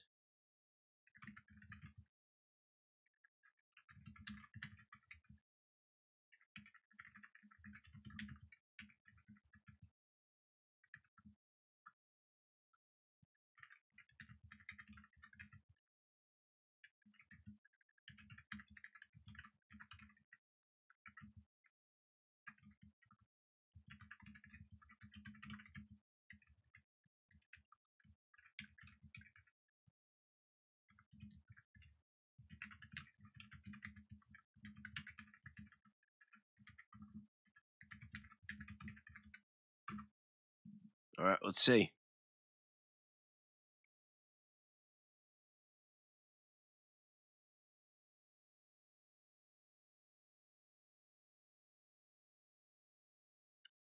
Yeah, I think a lot of these people were MK Ultra too. And what's scary is I think that early on in MK Ultra, they were just getting used for different acts of violence. But I worry that they might have mastered, or they feel that they've mastered MK Ultra. And now we're getting all these MK Ultra Nepo babies that they're trying to put in leadership positions, not just in America, but all over the world. And if that hypothesis is correct, then we could be in a lot of trouble, because they could literally just be breeding homegrown little psychopaths that they want to put in the White House or in other places. Have running these different companies that are using military tech that they just pretend are private, they put into the private sector. Then they could do IPOs. They could get away with doing different things that they wouldn't have to do if, they admit that it was like a government program. When you really start to think about it and all the possibilities, just based on all the information that we have and what we've seen from a lot of these big tech companies and how they all tie in to these files and everything going on, it's like out of a horror movie. It really is. It's like a really, really dark horror movie. It's insane. It's insane.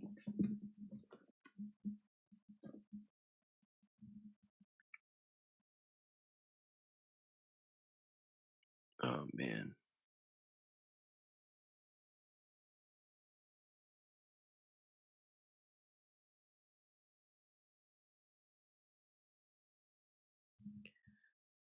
All right, Bayes analysis. Let's see.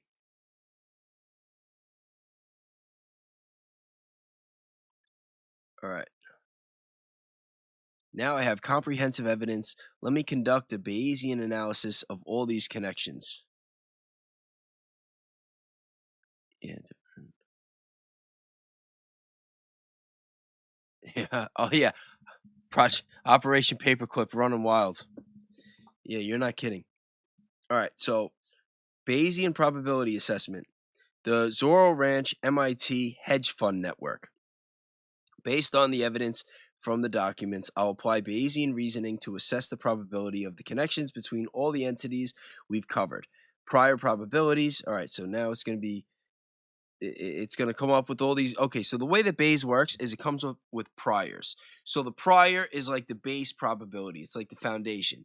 And then it starts adding other factors, like all the other pieces of evidence that it's getting from the files. And then it gets compounded and multiplied. And then you get the posterior. And the posterior is the conclusion based on the evidence and the math formula. Now, remember, we don't have all the evidence either. So this is like, take it with a grain of salt.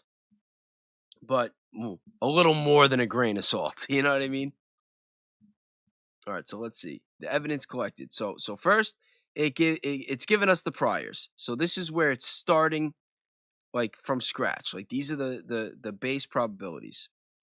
5%, 0.1%, 2%, 10%, based on whatever evidence. Now it's going to collect the evidence and it's going to factor it in. It's going to bring in all the factors.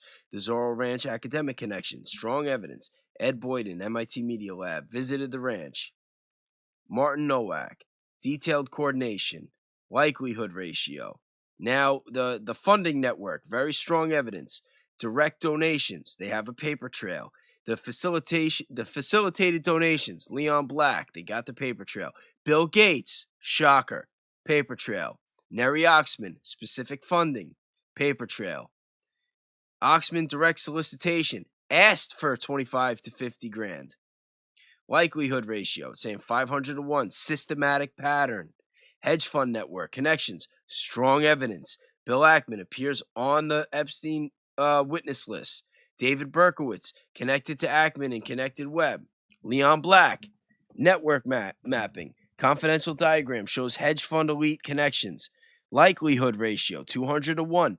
Meeting coordination, evidence, moderate evidence. Neri Oxman meeting, scheduled with Epstein. And all these different red things, these are all the files that it's backing this up with. All right, now posterior probabilities, applying Bayes' theorem. Now it's showing all the fancy math formula. Okay, JE systematically cultivated academic legitimacy. Prior, 30%. Evidence, Zoro Ranch visits, MIT funding, pursuant. Posterior, 98%. Now, I mean, at this point, we pretty much know it's 100%, but in science, you're never really going to give it a 0. You're never really going to give it 100. There's always going to be some weirdo scenario that it's going to, calculate into the equation to, it's like in Dumb and Dumber. You're saying there's a chance. You know what I mean? Let me read the chat real quick. Are you guys giving me all different ideas on what to search into next? We're going to do the painting. I have not forgotten, and I want to do the paintings. Seed oils used for oil field come from the same place food picks up. You just have to use it for different equipment. Yo, weren't those seed oils, didn't it used to get used to, like, clean off, like, machinery in factories or something? Something crazy? Like, they weren't, seed oils originally weren't made for consumption. I think they had to, like, mess with it. Oh, thank you for thank you for the gift.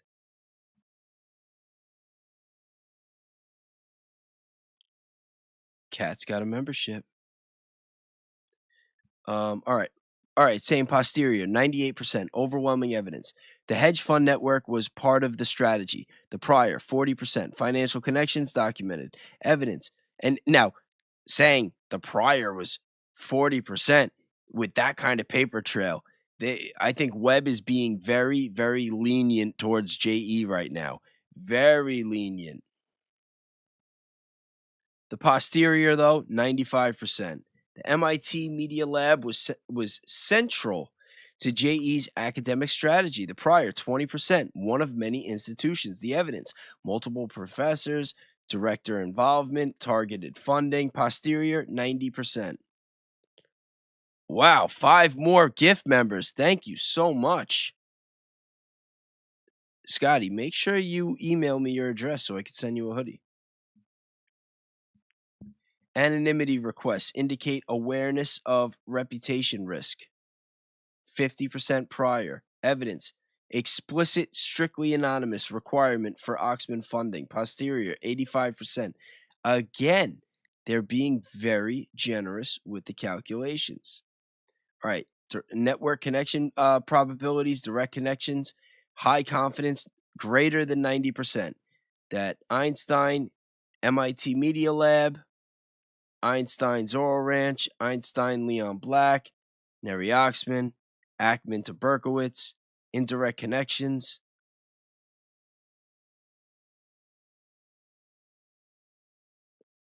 All right, layer 1. Wow, Scotty, now you're just spoiling me. Thank you so much. I really appreciate this. You have no idea.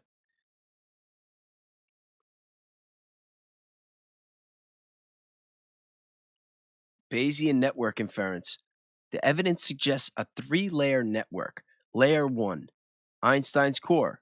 Einstein Maxwell properties like Zoro Ranch. Layer 2, academic legitimacy. MIT Media Lab, Harvard professors like Boyden, Nowak, Oxman. Layer 3, financial support. Hedge fund managers, Black, Ackman, Berkowitz. Are you guys paying attention to all this? These prompts are actually giving us some good stuff right now. Really good stuff right now. Academic visits, funding high. What the Bayesian analysis reveals, non-random patterns. The connections are statistically significant beyond chance. Strategic intent.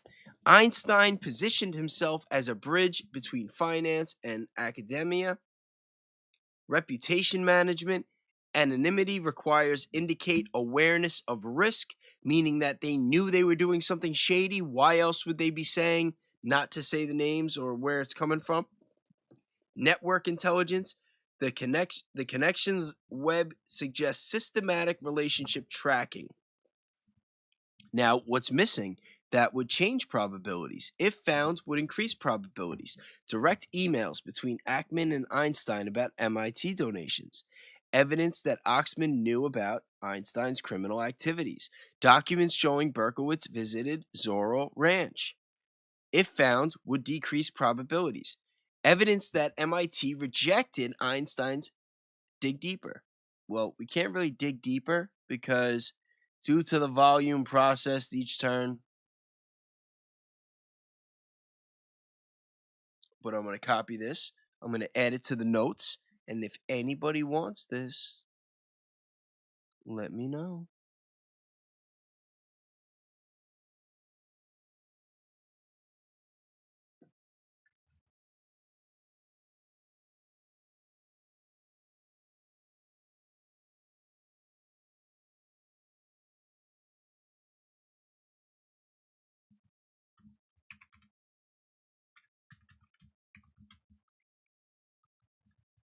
Sorry, I'm just saving this.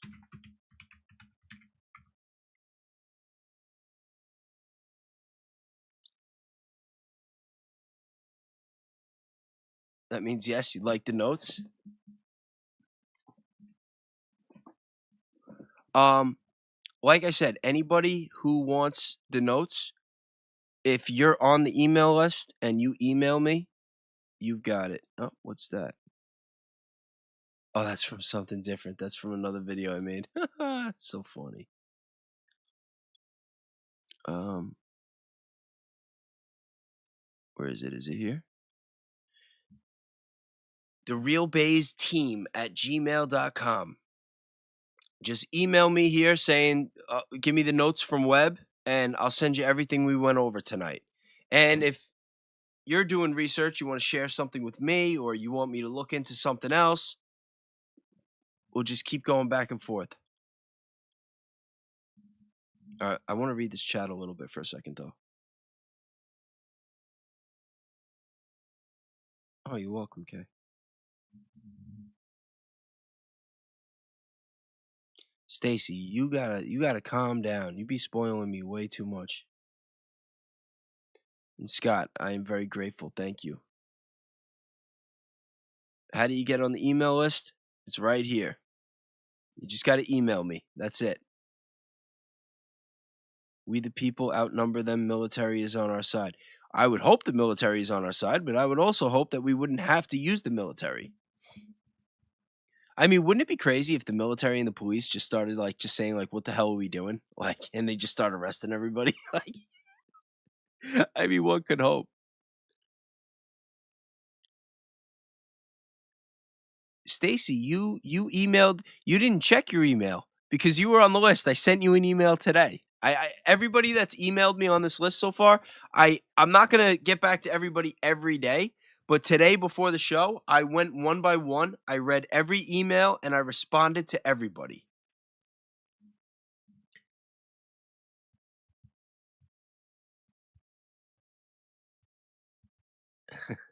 Also, Kat, you got to know we're going to have some homework.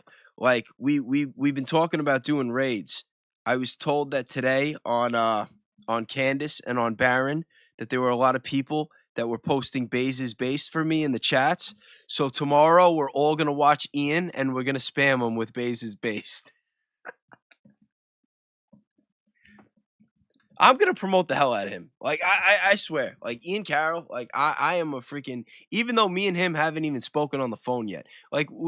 Actually, no, that's a lie. We have. We spoke on Discord that day on the stream. We spoke briefly on the chat. But we've never, actually had, a one-on-one conversation. But I am ride or die for that guy. I'm not even kidding.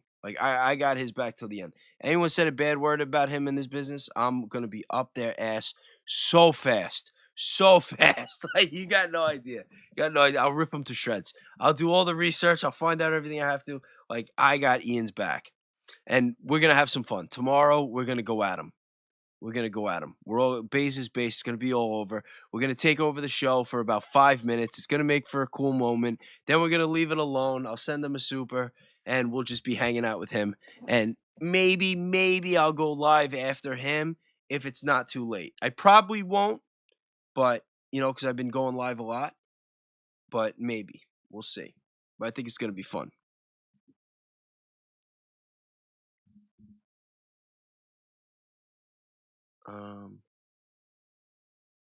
It's all about the Bayes. Yo, I'm telling you, Bayes' theorem is the way to go. That's why I took the name. Because I knew that it was like the skeleton key. It was like the master key for all this stuff. I was using that math formula for months, and I'm like, this is the answer. Bayes is the answer. So then when I started making content and everything, it's like, oh, if I'm going to go by a name that's not my name, that's why, Real Bayes. It was also a way to spread the word. So God forbid anything ever does happen to me, and it's they make the headlines, Real Bayes in a single car accident, Something like that. One of those strange, knock on wood, hope it doesn't happen scenarios. It makes the headline, and then maybe people put it together. And then that in it of itself becomes another factor in the equation.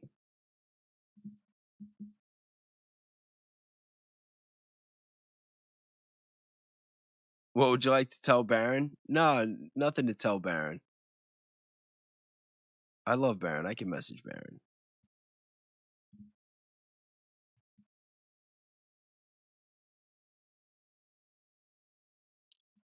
Ian's live. Well, I'm East Coast, so for me, Ian's kind of inconsistent too. Some last week he went on at 6 p.m. Sometimes he doesn't go on till 8 or 9 p.m. But usually around 7 o'clock Eastern time. But yeah, I'm gonna see what time he's planning to go live, and we're not gonna do it right away. You want to let it build up. So whatever time he's starting his stream, it's gonna be an hour after that because we got to be organized. We got to coordinate. And we're all going to do it at once.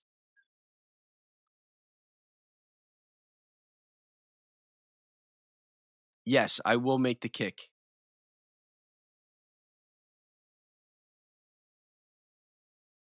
Yeah, if he's done, is he still on Twitch or is he done with Twitch?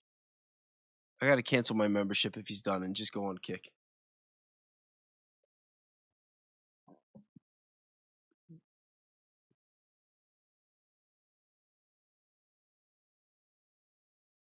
Yeah, I want the Constitution to be something that everybody follows. I think we are so blessed to have the Constitution and that it should be cherished. I think that everybody in America should cherish the Constitution and that to go against it should be treason. I really, really believe that. I think that anybody, especially now that we know everything we do about these intelligence agencies and espionage and all this other crap, I think anybody that is doing anything to try to drastically change the Constitution or revoke any of our rights, that should be a major red flag and that they should be investigated with all the resources that we have available. And we need to start charging people with treason, you know? I'm not like passing judgment on what the punishment should be because, I believe that everybody should have a chance to repent to some degree.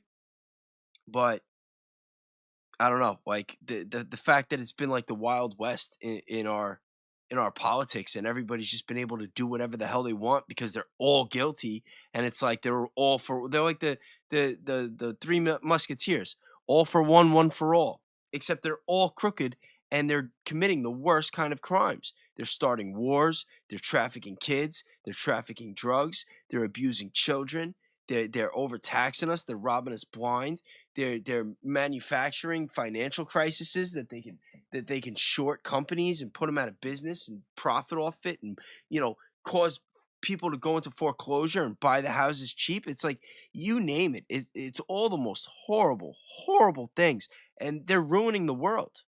They're ruining the world. It's really scary. It's really scary.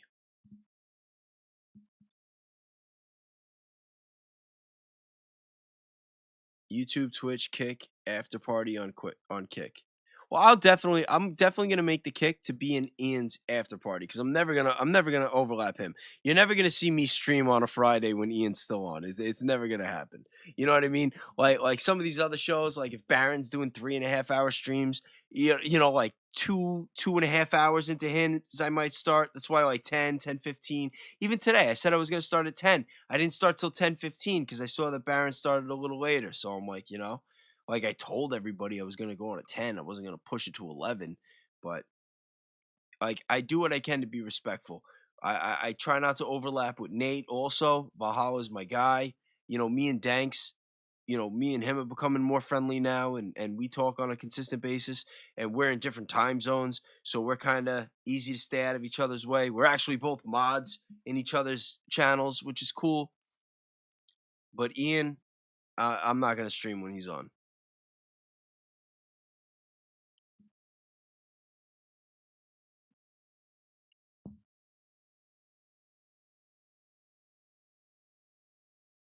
Trying to do Kick subs. Made sure you were on top. Yo, I was wondering because I went on Ian. I stopped getting notifications for Ian's Twitch, and I'm like, what the hell? Why aren't I getting notifications? And I don't know if he had already made the Kick because then he was on Twitch, and I went on Twitch, and I was still his number 2 biggest. I was number 2 biggest gifter on subs. I'm like, wow, I'm still number 2, and Stacy had me like. It was like 6x. It was like something crazy. I can't keep up with Stacy. Way too generous.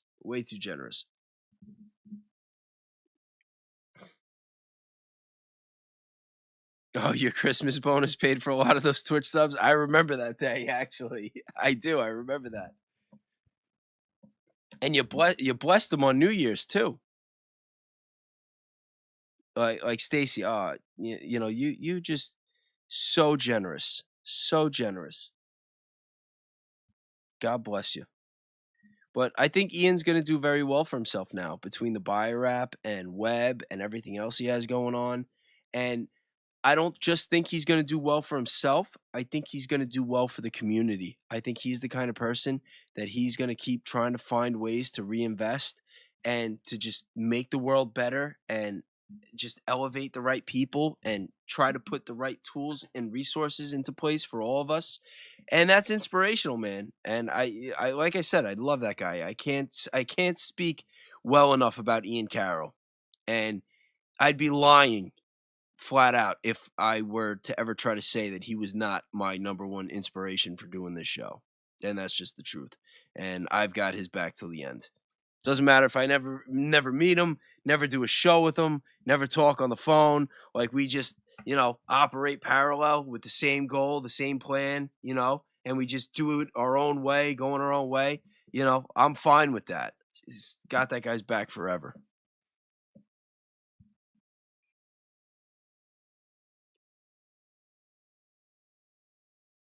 Ian's rocking it, followed him since he started with food.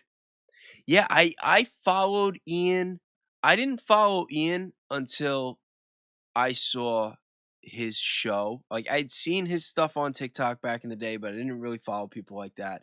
I noticed when he did maternity, when he did Candace while she was on maternity leave, but I didn't really watch it, but I saw through my feed that he was covered. I'm like, oh, I know that guy. Like, oh, good for him. Like that type of thing. And then when over the summer, I was doing a lot of my deep research around the time I think Candace was on maternity. And then when Charlie Kirk, when Charlie Kirk died, I watched his reaction to it. And he just got me hook, line, and sinker. I watched his reaction. I watched Candace's reaction, obviously. And also Dave Smith. Shout out to Dave Smith. I've had no connection whatsoever with him, but I'm also a fan of him. I think he's just another one. A great guy, all about the truth, all about doing the right thing. He's another one that I would like to be able to support in some way. But watching all three of their reactions, because I wasn't a fan of Charlie Kirk. I'm not gonna lie. I thought he was smug. I thought he was divisive. I put him in the same category as like a Ben Shapiro or a Matt Walsh, but I also didn't follow him. I didn't know enough about him to make a fair judgment, and I wouldn't even call it a judgment. It's just I never had a reason to lean in. And then when he died, I was looking into it because I was already looking into other research, and right away using Bayes, I had some theories that I came up with on the first day that, let's just say, are pretty consistent with where they're at today. You know what I mean? And I'm on X and I see Ian Carroll, firing shots right away saying, oh my God, so-and-so. And then I watched him and I watched his reaction to it, and he looked like genuinely devastated. He looked a little scared, and I started following him, and I started watching the show, the freestyle, the Free Speech Fridays, and sending him supers. I was sending him supers from a different account. And then I made the Bayes name and the song, and the rest is history. Here we are. And that's how Bayes is Based came to be. Let me read this.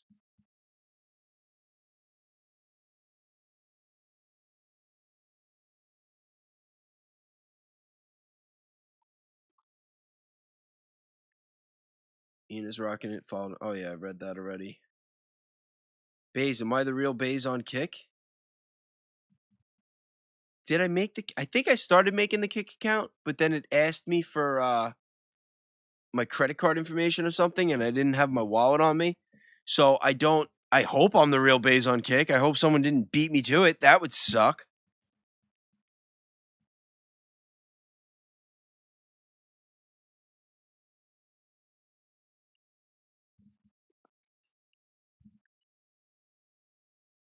Yeah, I mean, who knows? Because a couple of years ago, like when COVID was going on, I mean, Facebook chased everybody away, and now look at Facebook and Instagram. They've been much better compared to the other platforms with freedom of speech and everything. So I don't want to give up on YouTube. I don't want to give up on YouTube. I think that they're getting pressed right now, and I hope that they bounce back.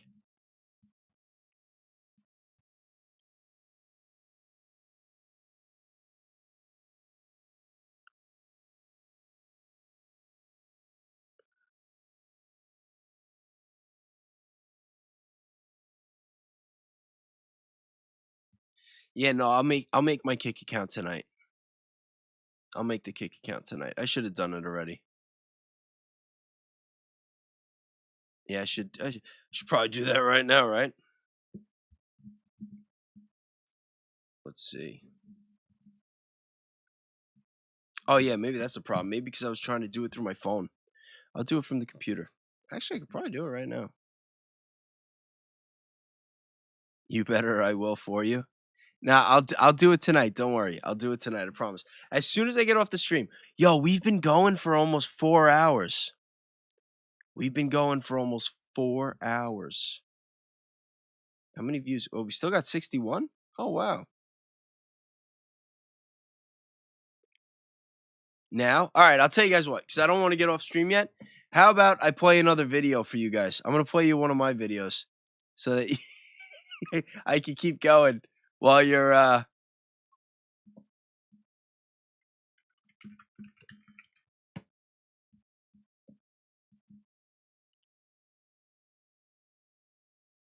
Oh, which one should I play?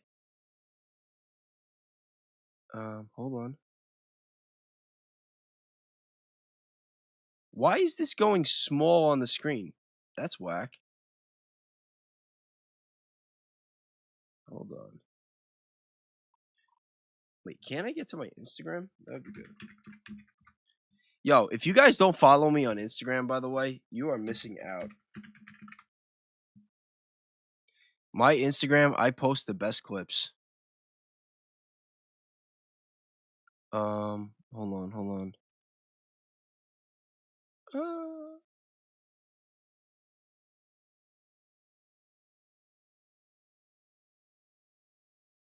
Oh, man. I log in everything through my phone. All right, so we're going to stick to X.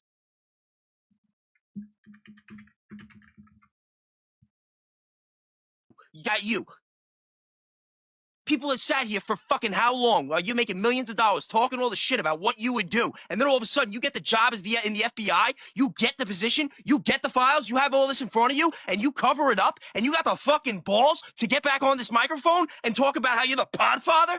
Like, you are so lucky that you're not getting fucking put under the jail right now.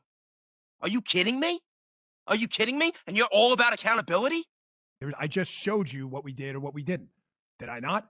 I'm not sitting here going, hey, trust me, bro. I showed you. If you like it, great. You showed us what? We got 3 million pages of everything that you should have showed us the whole year you were there. You didn't even make it a year. It was like 10 months, 11 months. And you fucking checked out. You're a pussy. You're a pussy. And you got to walk around every fucking day for the rest of your life. Doesn't matter if they kill me today. Doesn't matter if they lock me up, throw me in jail, make up some shit. You still got to walk around for the rest of your fucking miserable life being Dan Bongino, the fucking scumbag who had the opportunity to fucking do this and covered it up so he can get back in front of his fucking microphone. The podfather. Bro, get the fuck out of here. I'm not even listening to the rest of this shit.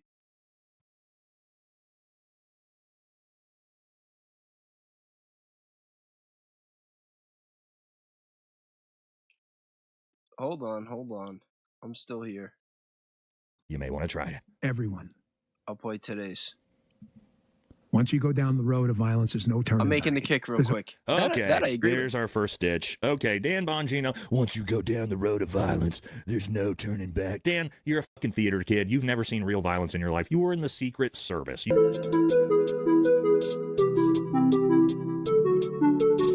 we go. Fuck you. Fuck you. Go fuck yourself. You demonic Why is he so mad? Scum. Huh. I'm not sure if he's just so full of Shout rage out to Nate, by the way. or if he's about to cry. Dramatic, intensifying pause. For as much as I hate what just happened, I wish ill on Hate no is a one. very strong Everyone word. should restrain their emotions. I think you should restrain your emotions. They are not on our side. Yes, Dan, restraining motions would be a fantastic idea. Also, whose side are we talking about? Whose side are you on, Dan? Yo, look at his eyes. Yo, he does not look like a happy guy. Are you okay, Dan? Is everything catching up to you? Are you like, crashing out like Erica was the other day when she was speaking at that school? Does it feel like the wall's caving in on you? You, Cash, Pam Bondi. Even Trump didn't look like himself yesterday. I don't know. You may want to try it. Everyone. Once you go down the road of violence, there's no turning back. Okay, that I agree there's our first ditch. Okay, Dan Bongino, once you go down the road of violence, there's no turning back. Dan, you're a fucking theater kid. You've never seen real violence in your life. You were in the Secret Service. You protected presidents, and you didn't protect any presidents that needed violence or physical altercation on your part to keep them safe at any point in your entire career. What are you talking about? This is what I'm talking about, guys. These fake masculine, fake tough guys. Once you go down the road to violence, there's no turning back. Good. Like, dude, come on, bro. There's a lot of us out here who've had to commit real violence that know what it looks like. Just shut the fuck up, dude. You don't know how big of a douche you sound like saying some stupid shit like that when you're not even capable of real violence. Always someone stronger than you, man. No turning back. There's always someone stronger than you, man. Always. There's a whole lot of people stronger than me. Yeah, there is. It almost feels like a straw man argument. You know, instead of like telling us how much you hate us and how hate's wrong, talking out of both sides of your mouth, like being a hateful prick, but trying to like pretend like you're taking the high road somehow, which like none of this even really makes sense to me. But like, why don't you just talk about the arguments? Why don't you talk about exactly why Candace Owens is making this video about Erica Kirk? Why don't you talk about exactly why the whole world has been turning against Erica Kirk? Is it because we're all bad people? Is it because there's something wrong with us? Because we don't have Jesus in our heart? Or you think maybe, just maybe, it's because she's been caught in every freaking lie every time that her mouth opens up? And not just little lies. Like, we're not just talking about when she was on there talking about the CBS town hall meeting where she's talking about she wouldn't be going out and drinking when she was living in New York. She was literally had a cameo on a reality show of her drinking and dating, and countless other videos of her and her roommate where she looks shit-faced. But there's even lies about the case itself and about Charlie's state of mind and things that went on the day before he died and whether or not he thought he was in danger. When those 911 calls came out the other day, it exposed everything. It exposed everything. It exposed the FBI.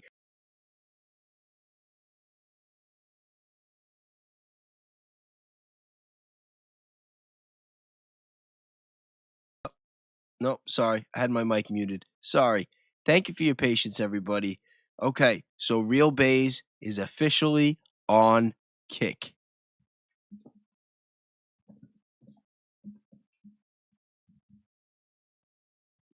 Yo, I love you guys. Yo, that's so cool that you're just like, do it now, we'll wait, you know?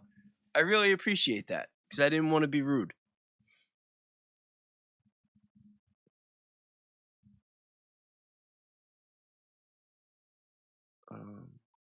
Oh, who do we lose? Eric, have a good night. Thank you very much. Thank you for your generosity.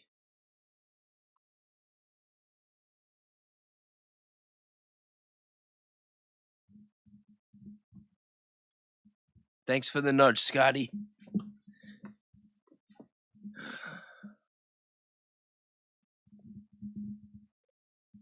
It's hard to find people on Kick. Don't worry, I'll send you the. Don't worry, I'm gonna email everybody once I get my Kick set up. I'll email everybody the links, and I'll email you the link to Ian too.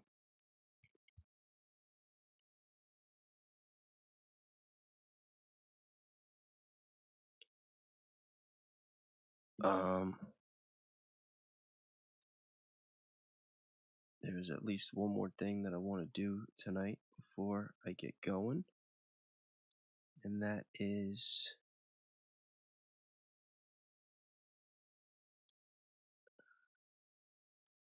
where were we?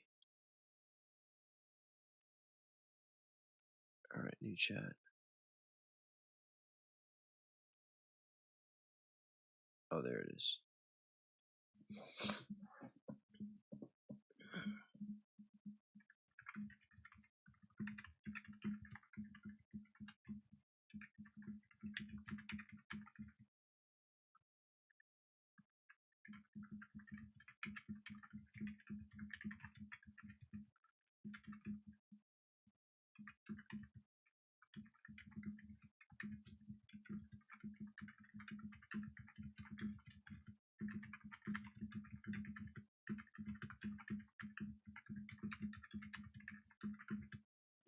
You guys still there? We're going to search into the art that he had. There are two specific paintings I am interested in that I believe may have been painted by the same person.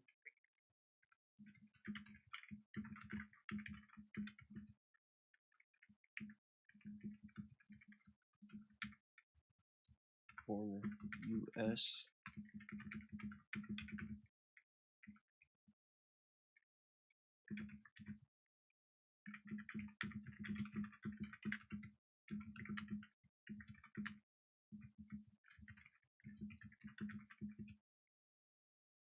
Oh, thank you for the super, JC. I appreciate it.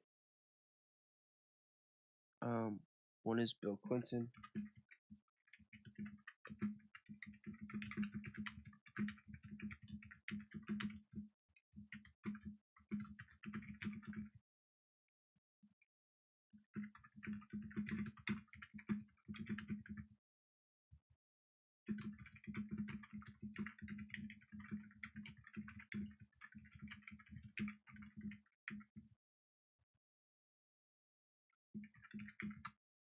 All right, that was a really long prompt, but we're going to get to the bottom of this.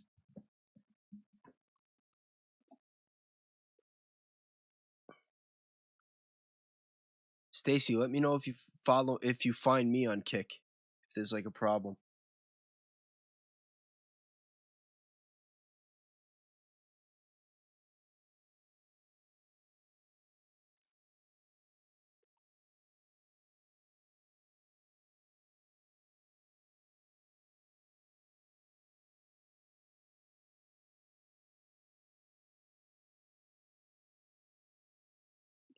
Fleet, is that the same Fleet that I heard makes music, or am I thinking of something else?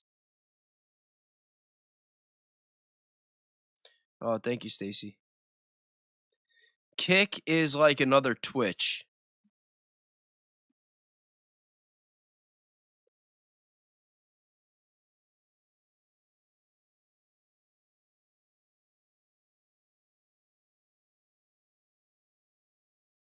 Oh, thank you, Stacy. You really are the best, I swear.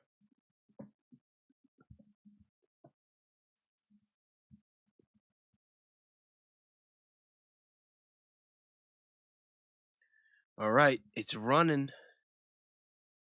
Oh shit, I'm hiding this whole time? Why didn't you guys tell me that I wasn't on the screen?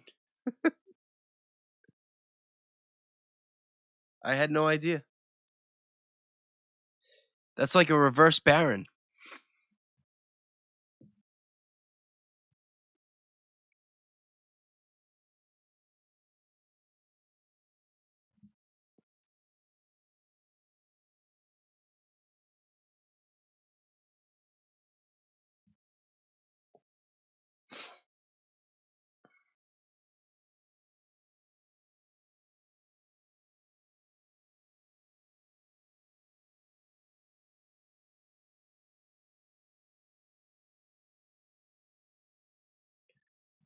All right, let's see what we can find.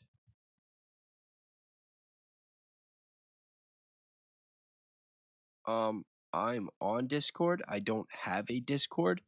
Mad World and me have been talking about me making my own Discord, but to be honest, I originally had the same idea with the raids. I just wanted to operate out of that email, and we were just going to raid other people's Discords at first. Try to grow the army a little bit. But yeah, I'll make a Discord if you guys want. Especially after what happened yesterday with the chat. That was crazy. Yo, and by the way, to everybody that was in the chat yesterday, punching in numbers and trying to type in different languages to keep it going, like, you guys are the best.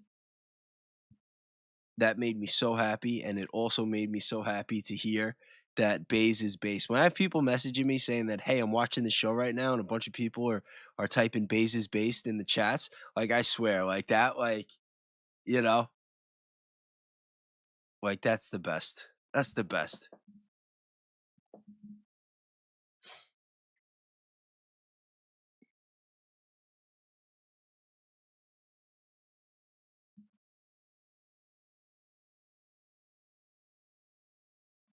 All right, so they're saying they have substantial information on the Bill Clinton painting, but limited information on the George W. Bush one. I think they were painted by the same person. Direct testimony about the painting. During Ghislaine Maxwell's 2025 deposition, her attorney, Todd Blanche, asked about some sort of painting picture with Mr. Clinton, a blue dress that had been signed, that was found during the search warrant into his house. Maxwell responded that she first saw it in the press, never observed it in his brownstone, and thought it was hideous. I don't really believe that, but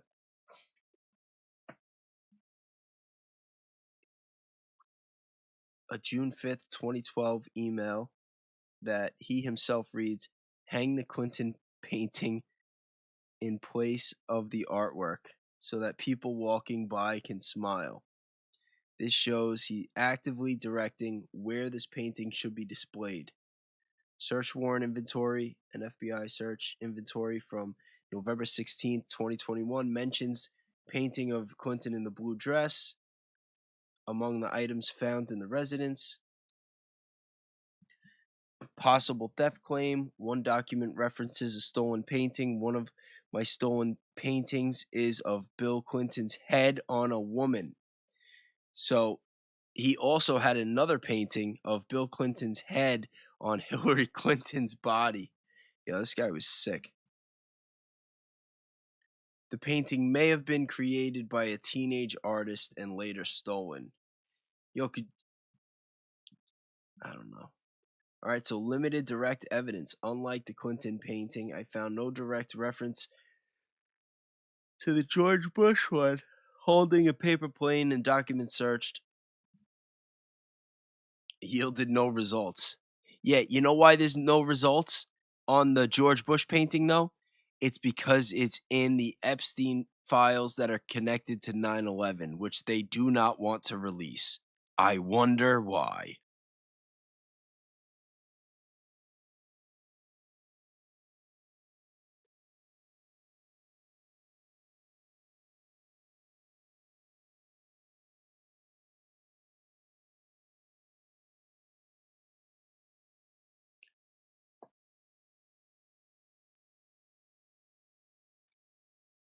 Thank you, Sherry. Have a good night. How many? I'm actually going to get going soon, too. We still got over 50 people in here.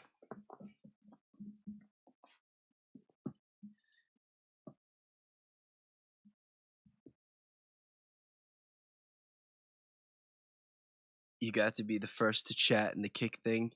Oh, that's funny.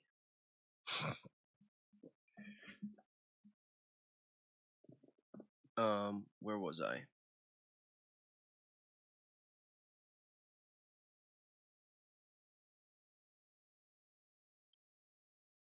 Maxwell claimed ignorance, possible teenage artist connection.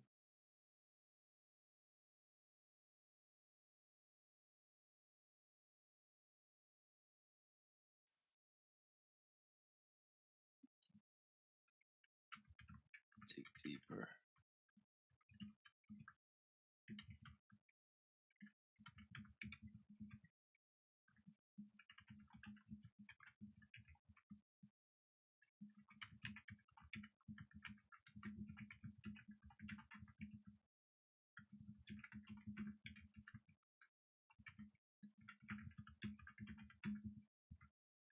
All right, we're trying to find the artist.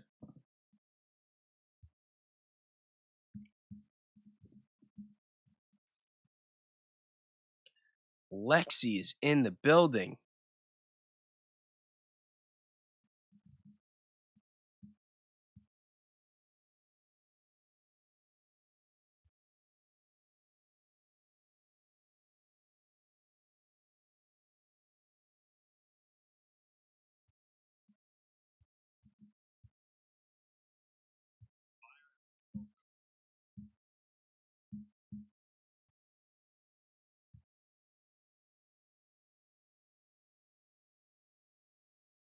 Oh. Thanks, just text me. He has a new video that he thinks is going to be fire. Definitely I'm gonna check that one out tomorrow, but that'll give you guys something to check out when you're done here. Scotty, you're out. Thank you very much, and thank you for your generosity today, and thank you for giving me the nudge to make the kick.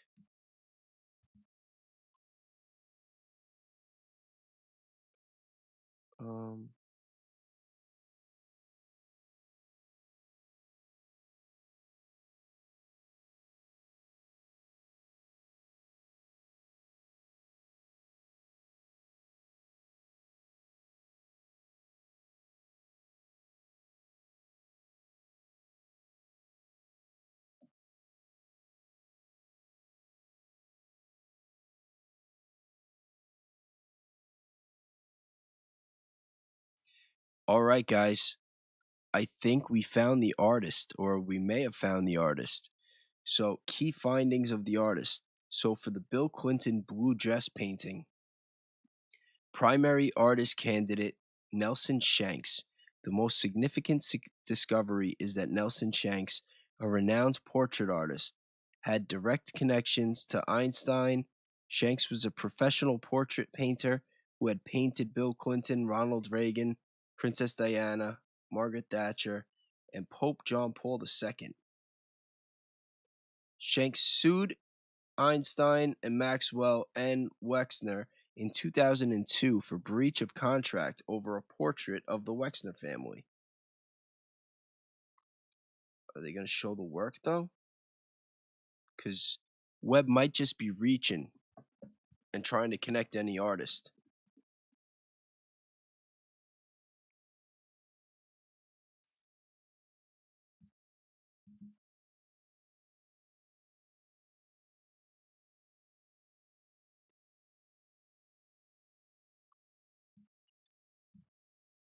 Oh, so a lot of you guys are on Kick. You really enjoy Kick?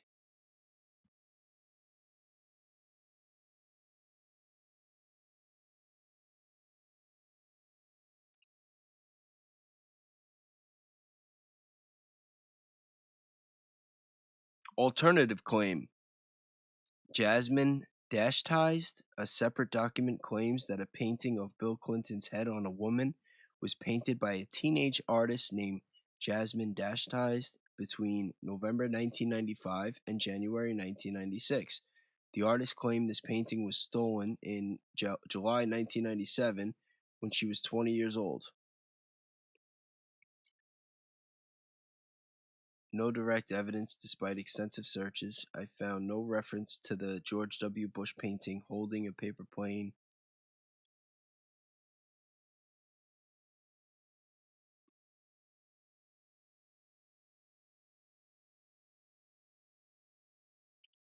Multiple sketches of airplanes appear in the files. However, these appear to be actual airplane schematics or photos, not satirical paintings.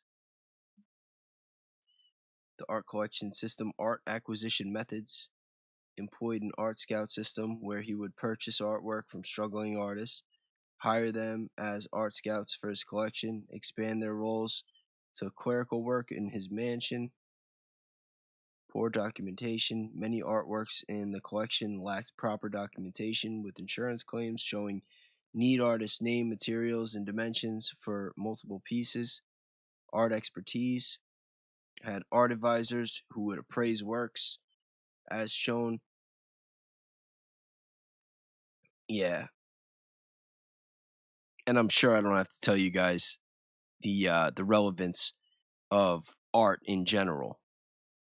That is like one of the best ways for people to launder money. Because art, what do they say? The value is what someone's willing to pay. And when you have a bunch of rich people and they do these auctions and pieces of art that, you know, looks like a kindergartner did, sells for, you know, 10, sometimes even more than tens of millions of dollars. There might be something, another underlying reason.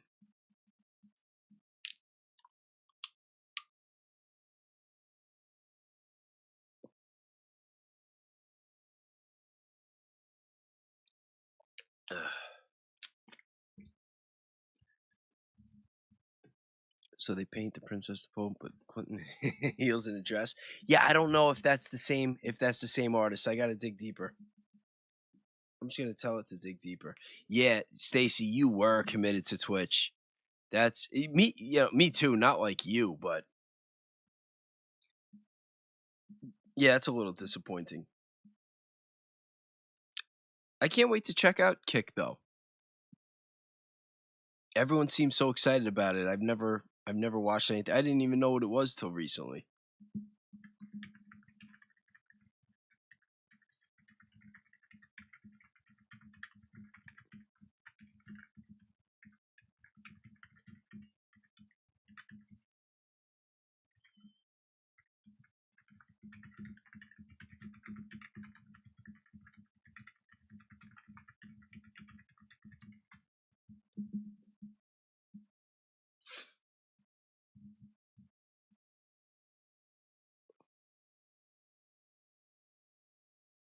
Yeah, I don't know if there's anything in the files that could directly connect any artist to those pieces of art.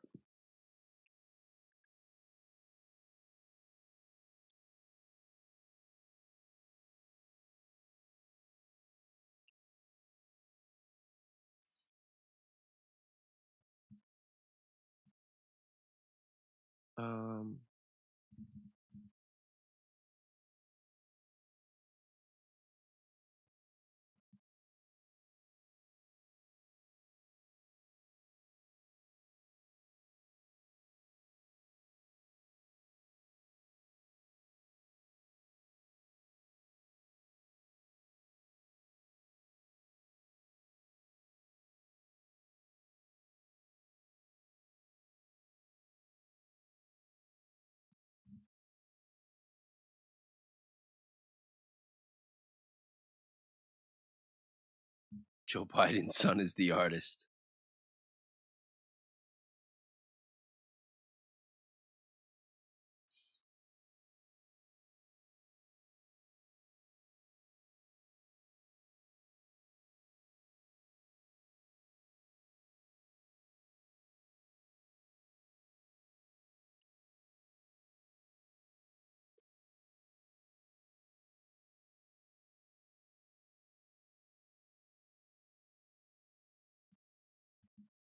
I value art transaction.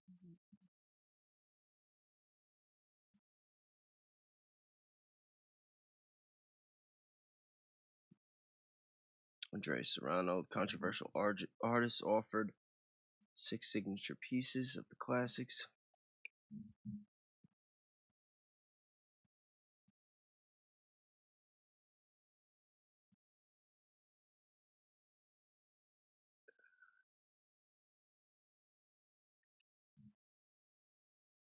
Yo, there is definitely somebody that knows who painted this, though.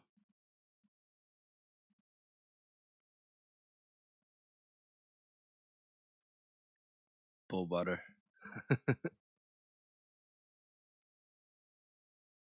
Oh.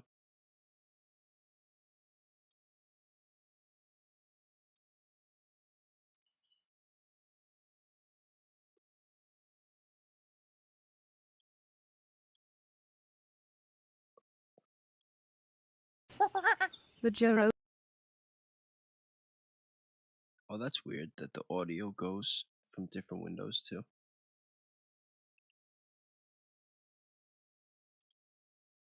Core tool in machine learning and AI. Why is everything playing as soon as I click on it? That's annoying.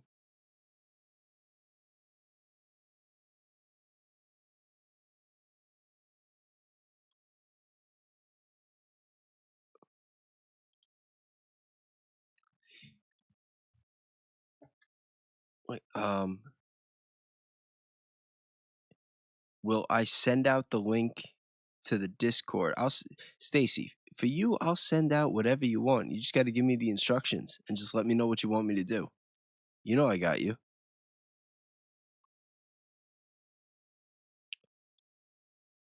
You mean, where do you want me to send it out to, though? You mean in the emails, or are you talking about something else? Or both? Just let me know.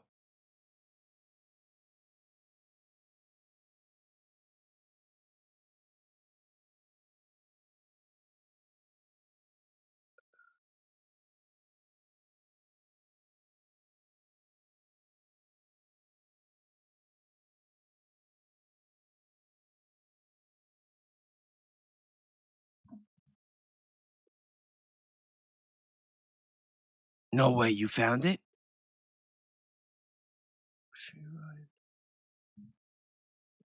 How'd you find it?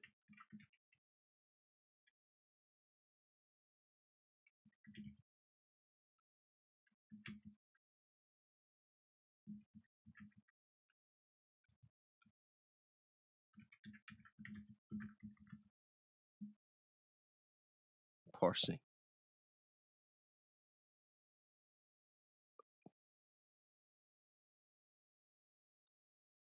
I'm gonna look this up.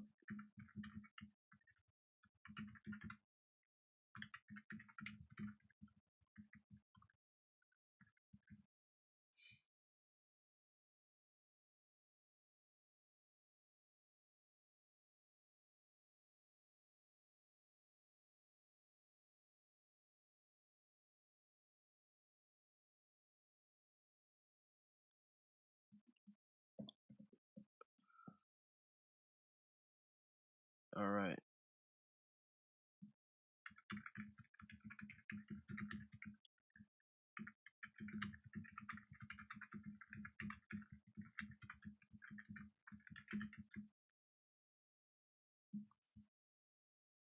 Yo, JC, you're a hero for that one. Yeah, this is a high IQ outfit. 100%. And it's saying that the George Bush painting was painted by the same person. See, it's not in Webb, it's not on the files, but we could have just went to Google the whole time, apparently. Look, here we go. It's called War Games.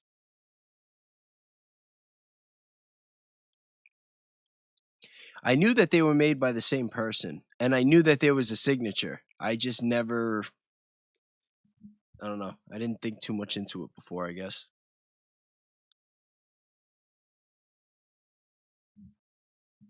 Yeah, no, of course. I'm going to do all the emails and stuff tomorrow when I wake up.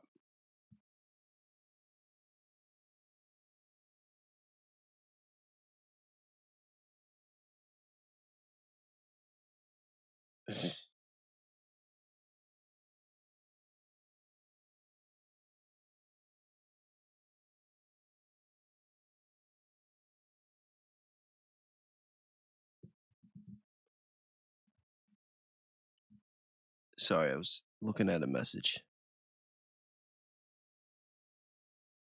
I'm an Aussie, and so is the artist. Oh, that's how you knew? That's so funny.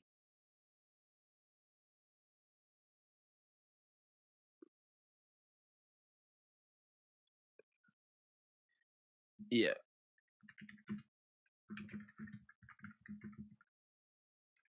This is the famous Bill Clinton one. Wait, why isn't it just... We're looking at a million of them.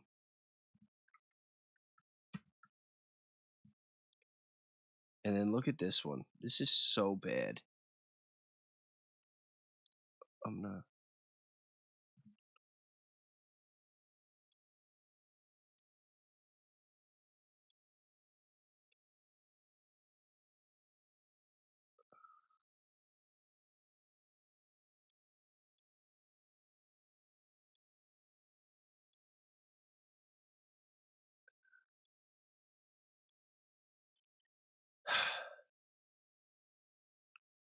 Lexi, you didn't check your email yet? I responded to you today. I actually responded to you and everybody else right before I did today's stream. Look at this thing, though. This is crazy.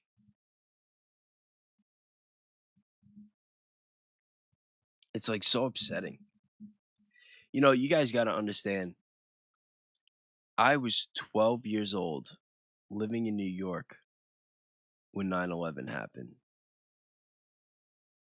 You know, it was, I feel like it hit everybody in America that was alive and remembered, you know, a different way. And a lot of people lost people that they love and whatnot. But like for me, I didn't really understand it back then. But like I saw my mom freaking out. Like my mom had a complete breakdown over it. Not like complete breakdown, but she like full panic attack mode. And she picked me up from school. And she was just like, "You don't understand.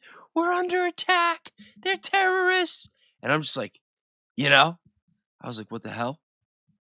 And she's like, you know, dumping it all on me. And then it's like, "But don't tell your siblings." I'm just like, because I'm the oldest.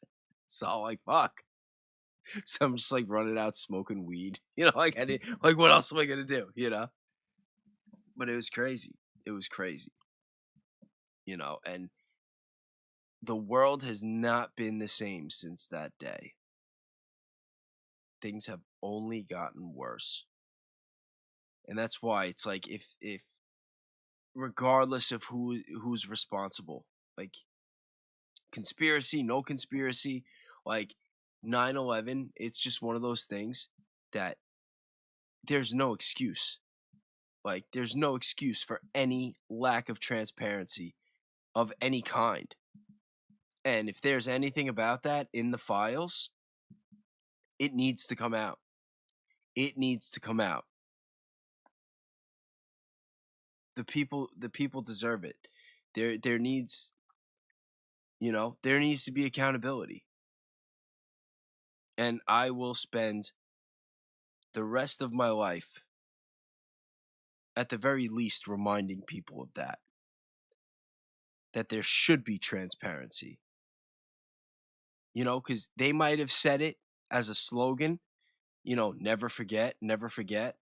And even that, it was like a manipulation tactic. It's like, never forget, never forget who did it. And that's why we got to go to the Middle East. That's why we got to go to Afghanistan and Iraq and now Iran. Never forget. But now we know they lied. They lied. They lied about a lot of details about it.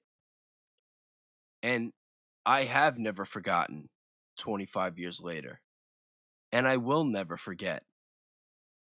And I will never stop speaking up until we get the truth. We're really owed it.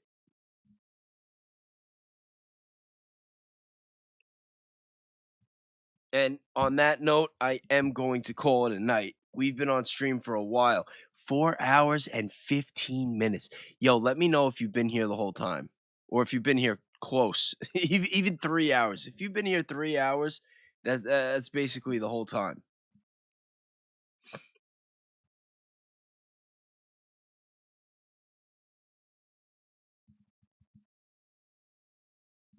Yeah, they used us. They lied to us. Exactly.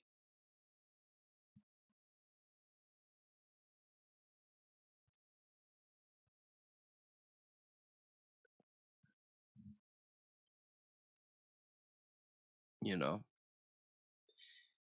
don't know why I had my face so small that whole time. There was no need for that. Yeah, no, you guys are all troopers. I appreciate all of you. I appreciate the gifts. I appreciate the memberships, the supers, and I appreciate the time. I appreciate the attention. I appreciate the chat. 133 likes. Yeah, we're getting there. Lexi, you gotta get here earlier next time. If I had more energy, I'd keep it going. But I had a very long day, and I still have a lot to do. And we have a busy day. Guys, check your emails tomorrow. And don't forget. Thank you so much. I appreciate it. Guys, don't forget, tomorrow we are raiding Ian. It is going to be Bases based in his chat. He's going to be like, what the hell? But it's going to be a lot of fun. But like I always say, guys, remember, get this crap out of here. Like I always say, guys, be kind, be grateful, do something nice for somebody, and remember, we are the light. We got this, and we are a team. All right, I love you guys, for real. Have a good night.